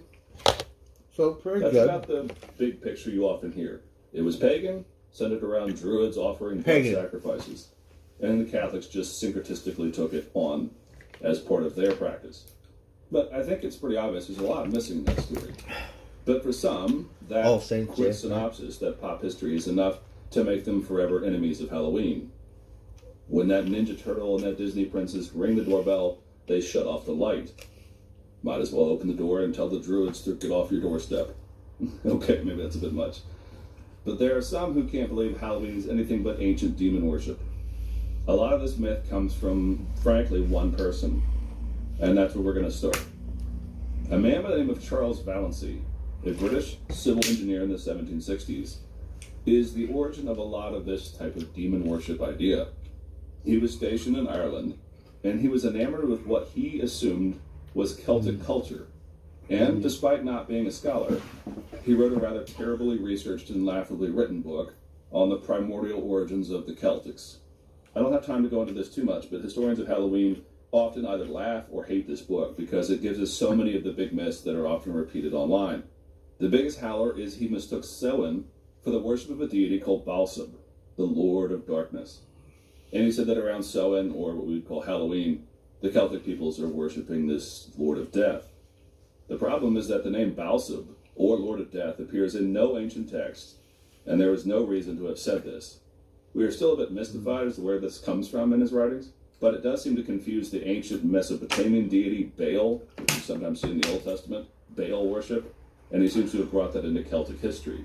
Baal Sab is Baal, Lord, Sab, death. And that speaks a bit to the problem here, which I'm about to go into, which is this must have come from something dark and sinister. So if we find the origins of something dark and sinister, that's the smoking gun. The problem, though, is that nearly all the practices related to Halloween today, save only the date, derive from either Christian medieval practice or from modern American history. It doesn't come from Baal Sab or things like this, at least not fundamentally. So, for example, in this video, so far, I've shown lots of pictures of things we associate with Halloween. Pumpkins, corn, candy, trick-or-treaters. But all of these are American inventions, and pretty recent ones, too. So the fact that all of this is associated with Halloween, and yet it only arrives in the New World, should tell you a bit that Halloween is as much modern as it is ancient.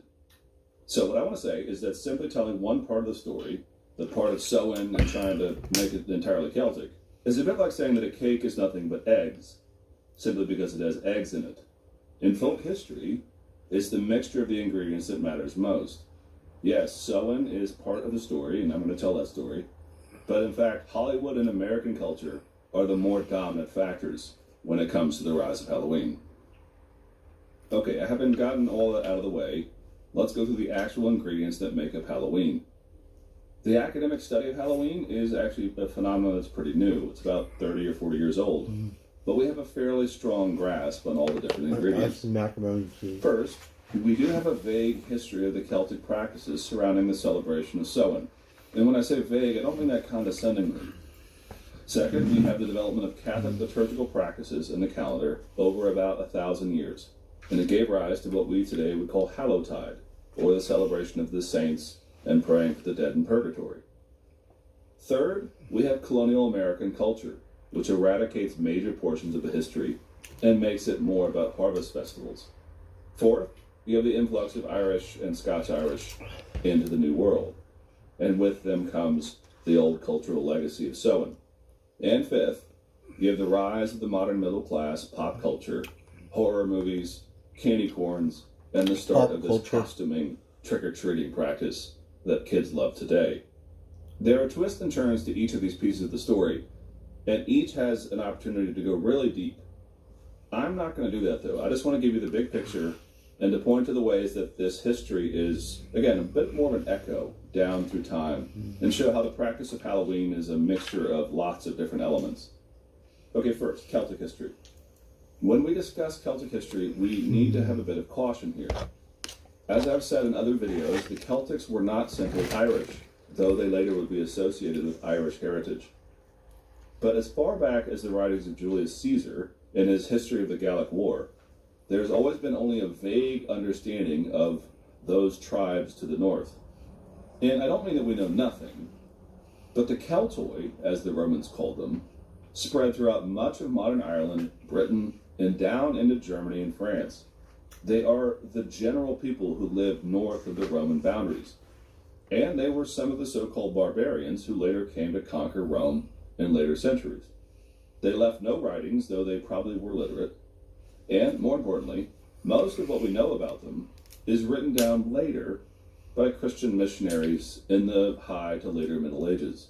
It's quite a bit of a gap between their existence and the writing down of their heritage. What we know about their practice in Ireland specifically, however, does relate to Halloween. The Celtic people there were, of course, pagan, believing in a variety of deities. They were led in their practice by an elite class of druids, though you have to see druids in the Celtic world less as Dungeons and Dragons, and more as, say, the royal and spiritual advisors in the court of Pharaoh. They were equally in charge of giving counsel to the king as they were of performing rituals and sacrifices. The Celtic afterlife was called the Land of Summer, and the passage between summer and autumn was a big deal for their culture. And that day was sundown October 31st, or Samhain. On that night, the passage between the afterlife and the mortal world opened up. So that part of Samhain is true. This idea that October 31st is when the spiritual creatures, largely negative, come into our world. Something in the sky. But it was more than just a spiritual time. Samhain was also a harvest festival, to use our language, for the Celtic people. I often point out that for those who think that Harvest Festival is somehow less Celtic or pagan than Halloween, well, I'm sorry, they're all pagan, at least if you want to point to the origins of these types of things, the celebration of the end of summer and the passing into autumn. But this was a time for slaughter and a great feast, and probably, as one historian pointed out, the only time that most Celtic people had access to alcohol. It was a wild night, to say the least. It was also a politically important night. There was, for example, a gathering at Tara, sort of a seat of kings for Celtics back then, where a giant bonfire and rituals were performed. Judgments would also be rendered against enemies, people who had committed crimes and the like, and those who were found guilty were executed. There were also sport and festivals, laughter, the young and unmarried flirting, looking for a potential partner. In my mind, I don't know why, I always have that image from the scene of the movie Brave, where all the kings are drinking and sporting and handling business and trying to find suitors for marrying the young. I mean, the movie is based in Scotland, it kind of fits. That's what Samhain would have been more like. Equal.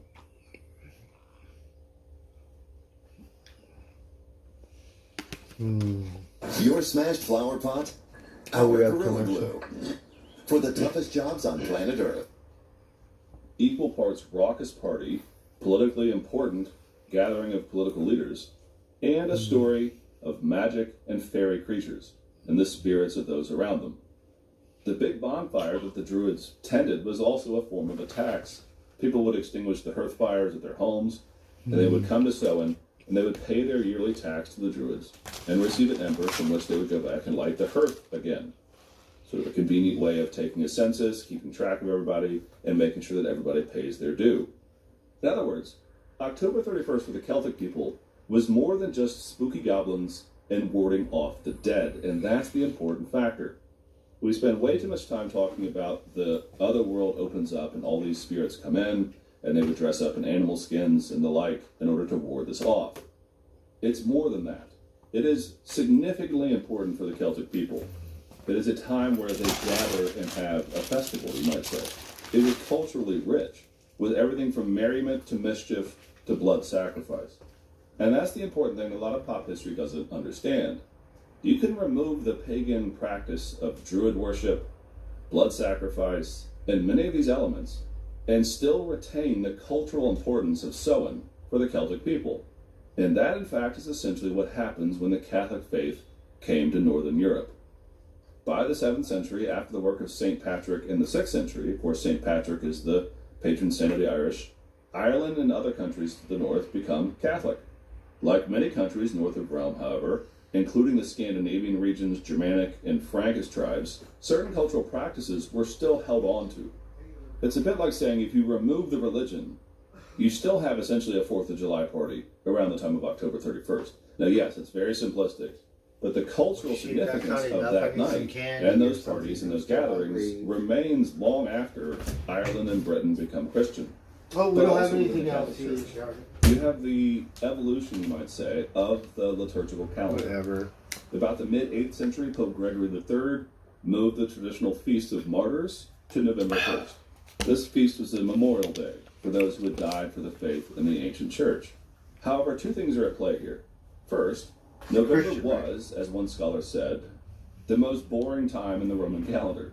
There just was not a lot going on. Meanwhile, the Celtic folks and those to the north are continuing their history of celebrating the end of summer with essentially a cultural harvest festival. So Gregory officially makes All Saints' Day, as it came to be known, November 1st. Moving dates around like this, by the way, is not a big deal in the Middle Ages. November 2nd, then, about the year 1000, becomes All Souls' Day. It's a long process in that happening, but it becomes another day in the calendar. So what happens is that by the 1300s, a very long time, mind you, after the conversion of Ireland and Britain, you now have what we call Hallowtide. But notice how relatively late and how relatively un-Celtic a lot of the history of Hallowtide has become. It's actually heavily Catholic. There is certainly some of what we would call syncretism, or the mixing of pagan and Christian elements here, though it is questionable how some simply say, well, Celtic paganism is the same as medieval praying to the saints. It shouldn't take much to realize the difference between blood sacrifice and warding off spooky demons is different than a Catholic Mass where you're praying for the dearly departed in purgatory on their way to heaven. In purgatory. I find some of that to be a bit disingenuous. It takes a modern sort of cynicism to say that, right. well, all engagement with the spiritual afterlife must be the same and it must be pagan in origins. There is, however, a practice in the Catholic Church in the Middle Ages of what you might call taking over, or you might even call it conquesting the pagan world. Famously, it was believed that whenever you convert an area to Christianity, you don't knock down their pagan shrines, rather you go in there, take out everything that is pagan, and put a cross and an altar up. There's a sort of, this is our land now, our church now, and these are our dates now. I question whether or not that's fully syncretism or not. Also, by the time of the Renaissance, which is about where we are now, you don't really have a lot that we would call modern Halloween yet, other than the dates. You have a time of remembering those who have passed, you have a time of praying for the dead in purgatory, and you have, for those in Britain and Ireland, a cultural heritage of Samhain that has now become a time of mischief and partying and a big bonfire. But throughout most of Europe, there was nothing that is associated with what we would today call Halloween in its sort of fine details. The one thing that is close is something called souling. And this is a practice where children would go around singing, knocking on doors, and asking for treats or ale or something like this on All Hallows Eve. Think of it a bit as a cross between trick-or-treating and caroling. Kids want the good stuff, they go around knocking on a holy day. And by the way, people act like that is something abnormal. That happened on all holy days. It's often forgotten. A holy day was when you were supposed to be actually generous to the least of those around you, giving alms and giving food out to those in need. Children like to go begging, so to speak. But it's not exactly trick-or-treating. It's souling, but it's very similar, and it's around this same time of year. So to summarize at this point, you have the ancient Celtic practice of Samhain. The Catholic Church converts. Those regions become Catholic. But the cultural memory of Samhain remains. The calendar then gets developed to where those same dates become an important time of the memory of those who have died. And so they become high holy days. You had a practice of souling and ringing of bells, and it was, you might say, several days off and a bit of a raucous time. There would be drinking and feasting, but it's not Halloween as you and I know it. So where did that come from? Okay, so looking at the modern practice of Halloween, we're going to start making some jumps here. Look at what Hollywood There's did. a lot that I'm going to skip over, but again, I'm staying big picture. For example, there's Guy Fawkes Night, November 5th, which my friends in Britain still celebrate today. Another big bonfire, another big festival around the same time. There's also little twists and turns in Scottish and Irish history. There's lots of pieces in their heritage about Halloween remain.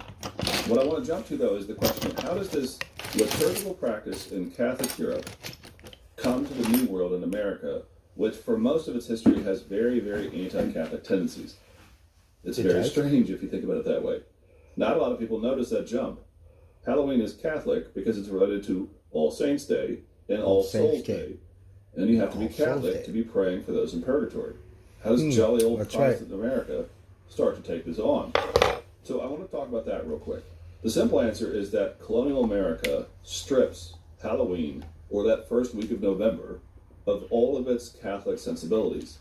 It's worth remembering that those who first came to the colonies were not Catholic.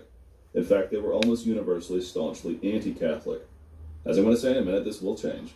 But the important part of the story is that what happens to Halloween in America is not that it's a pagan holiday that takes root in the New World.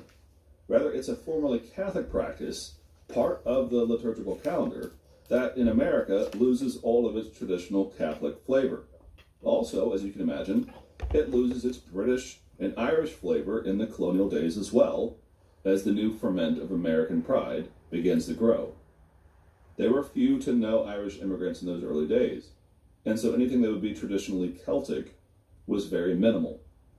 In other words, in America, Halloween in the colonial days is stripped of almost all of its traditional practices.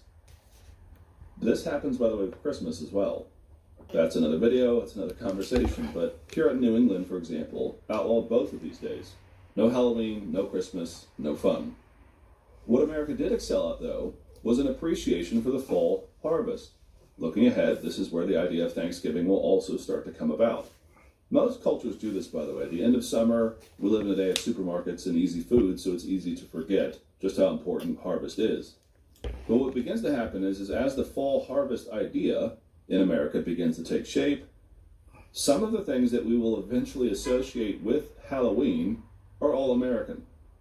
Pumpkins, corn, these types of things are all native to the New World. But in American colonial days, this is wrapped up in the idea of the harvest. However, by the 1800s, you start to have for the first time Irish and Scottish immigrants coming over and bringing with them the more raucous, fun-loving ideas associated with Halloween and so on. So the American practice of harvest festivals now gets injected with a more Irish sensibility of the heritage of the past. It still doesn't take on Catholic elements, but the cultural Irish elements do come into play. And so it is in the 19th century that some of the more mischievous elements of Halloween start to come about. Those Irish pranksters would come over, and on Halloween night would start to pull trick-or-treat pranks. It's just part of the old world coming to the new. And with the rise of Catholics in America, which begins about the same time, you do have a greater appreciation in America for the Hallowtide season. But Halloween is now its own thing. It's neither pagan nor Catholic. It is now part of Americana, you might say. And of course, yes, I'm leaving out a lot of history of Britain and Ireland during this same time, but I'm focusing on America right now. The last two ingredients in this are the two that become the most immediately recognizable for modern folks. First and foremost, you have the rise of the horror genre in entertainment. We often call this Victorian Gothic, this is the late 1800s, or the Victorian horror literature genre. And it's easy to forget how common horror movies and scary movies and spooky ghost stories and entertainment of this kind are for us today. But this comes from the Victorian era. Frankenstein's monster and Dracula are the two most commonly recognizable stories from that period. But there are plenty of others. And then, with the rise of Hollywood, the natural thing was to bring some of that Victorian horror genre onto the big screen. And that form of entertainment has been with us ever since. And so over time, horror movies became associated with the fall. It wasn't pagan, it was entertainment driven. And lastly, it is only in the 1900s, the 20th century, with the rise of the middle class after the World Wars and the increased consumer spending that happens, that you finally get the crystallization of Halloween. Celebrations of the fall were common, only now we have suburbs. And that agrarian life is largely lost. But we have the rise of the entertainment industry. And we have this middle class that wants to have fun rites of passage, fun moments for their children, and the practice of trick-or-treating around the time of Halloween began to grow as well. Probably the earliest is in the early 1900s, but it quickly catches on. As I said when my kids were young, they like to dress up and eat candy every day of the year. And the fact that there's one day of the year where they can do it without any problem was A-OK in their book. But it's around the 1950s, the Leave It to Beaver age, where you have the mass production of Halloween costumes, where you have trick-or-treating, and you have this concept that the suburban life is one on Halloween, where you go around to the neighbors, you knock on doors, and in a very polite way, you get candy. But built into it as well is this spooky idea that is driven by Hollywood and entertainment. And needless to say that by the 1950s, most of the long twists and turns throughout history, from Samhain to medieval Catholics to the Renaissance to colonial America, had been largely lost. Now, in the 1900s, Halloween was, in American culture, its own thing. And now, in the 21st century, the idea that October 31st is a time of dress up, partying, candy, fun with your kids is all but cemented. Partying and candy? Okay, so this has been a big picture of the Oh, that sounds wonderful. And list all kinds of things that I've left out. There's tons. But this is what folk history is. The story of Halloween is more of a story of lots of different ingredients going down through history that make up the modern practice. From one vantage point, Halloween is modern. Candy corn, superhero costumes, Tim Burton movies, and the like. But there's a long history that goes back hundreds, if not thousands, of years. Well, a little bit of history there for you. We watched it, but sometimes you gotta watch it over and over to my memory. Baby socks. Now we're gonna go to sleep because I have to wake up. Guess I don't have any candy right now. We have to get some.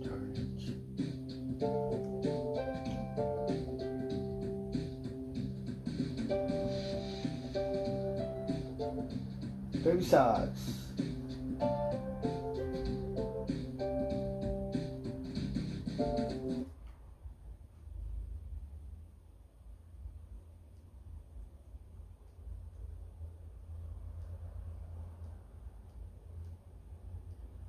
Look. Before we wanted to alright, we'll watch some TV.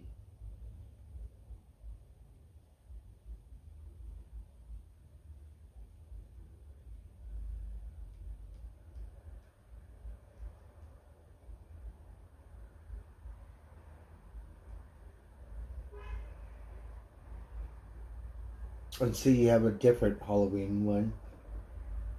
We need to watch that one, but well, let's watch this one. Nostradamus. Let's see what he says. 2023 or 24. Could you consider it a pizza? Let's see if you got those numbers.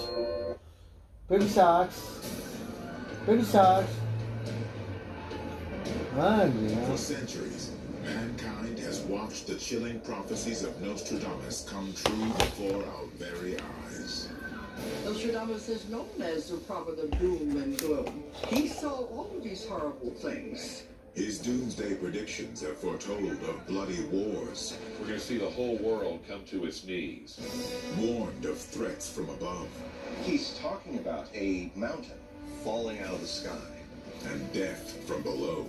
In an instant, a great scattered flame will leap up. This clearly refers to enhanced volcanic activity on the planet. As ancient prophecy and modern Oh, when is this going to happen? If a supervolcano went off, it would be the end of the world as we know it. Super volcano. We have those. We just haven't had one big American ones family, lately. and we are putting an underground shelter in our yard.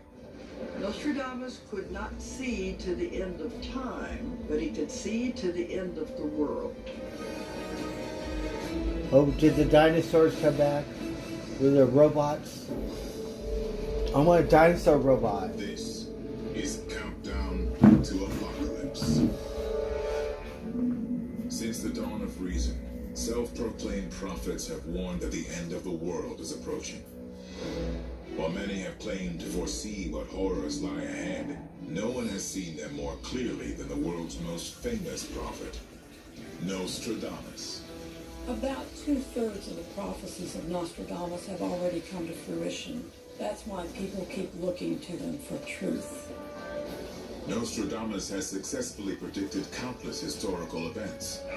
The rise of Hitler and World War II, the assassination of John F. Kennedy, the atomic bombings of Hiroshima and Nagasaki. But his most chilling predictions are those which have yet to come to pass. Nostradamus has predicted earthquakes, famine, war, everything that can wipe out humanity. We're living in an age where we will see the fulfillment of the remaining 1/3 of his prophecies. Nostradamus saw all of these things happening, and that's what he wanted to warn us about. Baby That we were socks. heading down into a terrible time Oh, hello, that baby could socks. destroy the world. But who was the man behind these cataclysmic prophecies? Michelle Nostradamus was one of the most enigmatic and interesting men in history. Hello, He baby was a man of socks. science and intellect, but he How was are also a you, man baby of great mysticism. He was an apothecary, a prophet, an astrologer, and an alchemist. Nostradamus was a stargazer. He had a passion for celestial mysteries, and he used them to build a structure of the repetitions of history using astrology. Nostradamus' supernatural visions have elevated him into the realm of legend.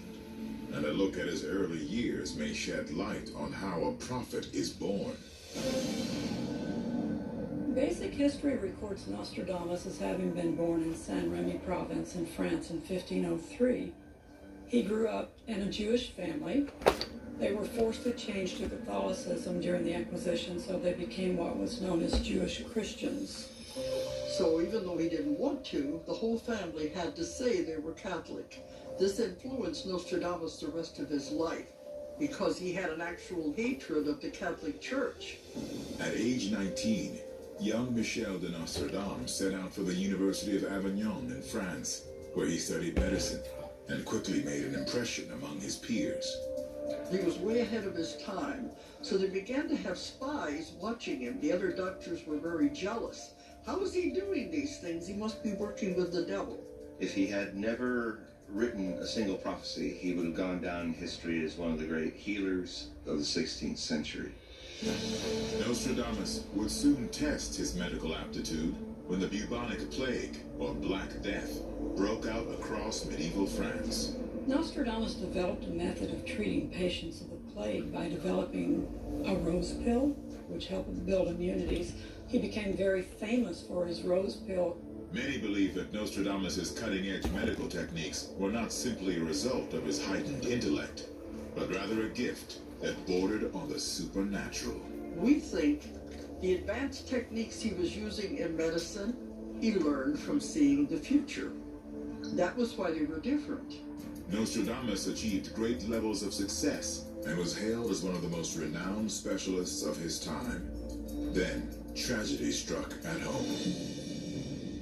When he came back, his wife and 2 children had died of the plague. He wasn't able to heal his own family, so he walked away from the medical profession for a long time and actually turned inward towards spiritual studies. So fate dealt him a hand that changed his whole future. Grief-stricken after the death of his wife and children in 1534, Nostradamus mysteriously disappeared. And he began to wander. It has always been a mystery, where did he go? Although scholars still debate the lost years of Nostradamus, one thing is certain. He left home as a famous doctor, a man of science and medicine. and return. Oh, we're watching the history of Nostradamus. Heineken candy. Oh, Hershey. Oh, like Heineken candy. We never had that before. It got put in the candy or the beer. Alright, we're gonna. I guess we'll watch it. Go sleep. We have no candy, darn it.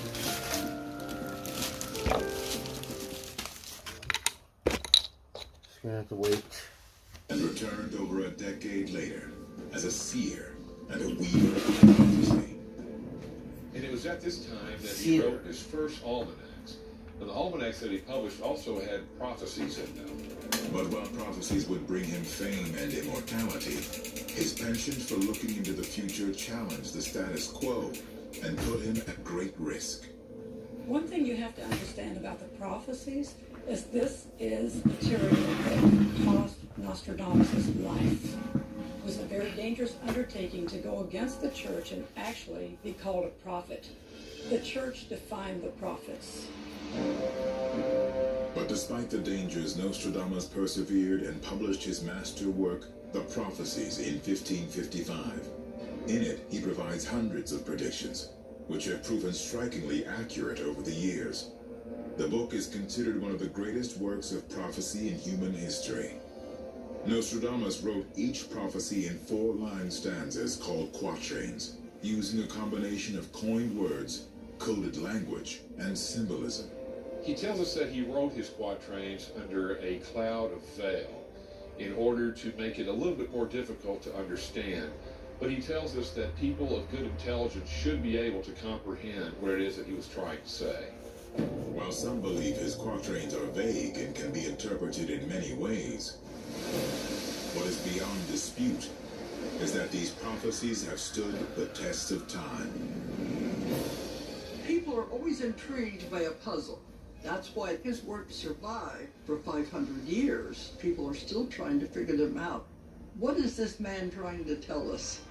Scholars have studied Nostradamus' prophecies since the 16th century and have identified many quatrains suggesting a looming apocalypse is in store for mankind. After the series of catastrophes that Nostradamus has prophesied for us, we will have to reassess our place on the earth and how we live on it and what we do to survive. Oh, good night, Carol. I'm going to go to sleep too. Good night, Glenn. I'm perked out.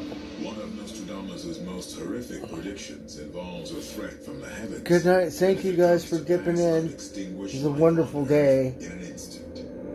So we will catch you on the next round, everyone.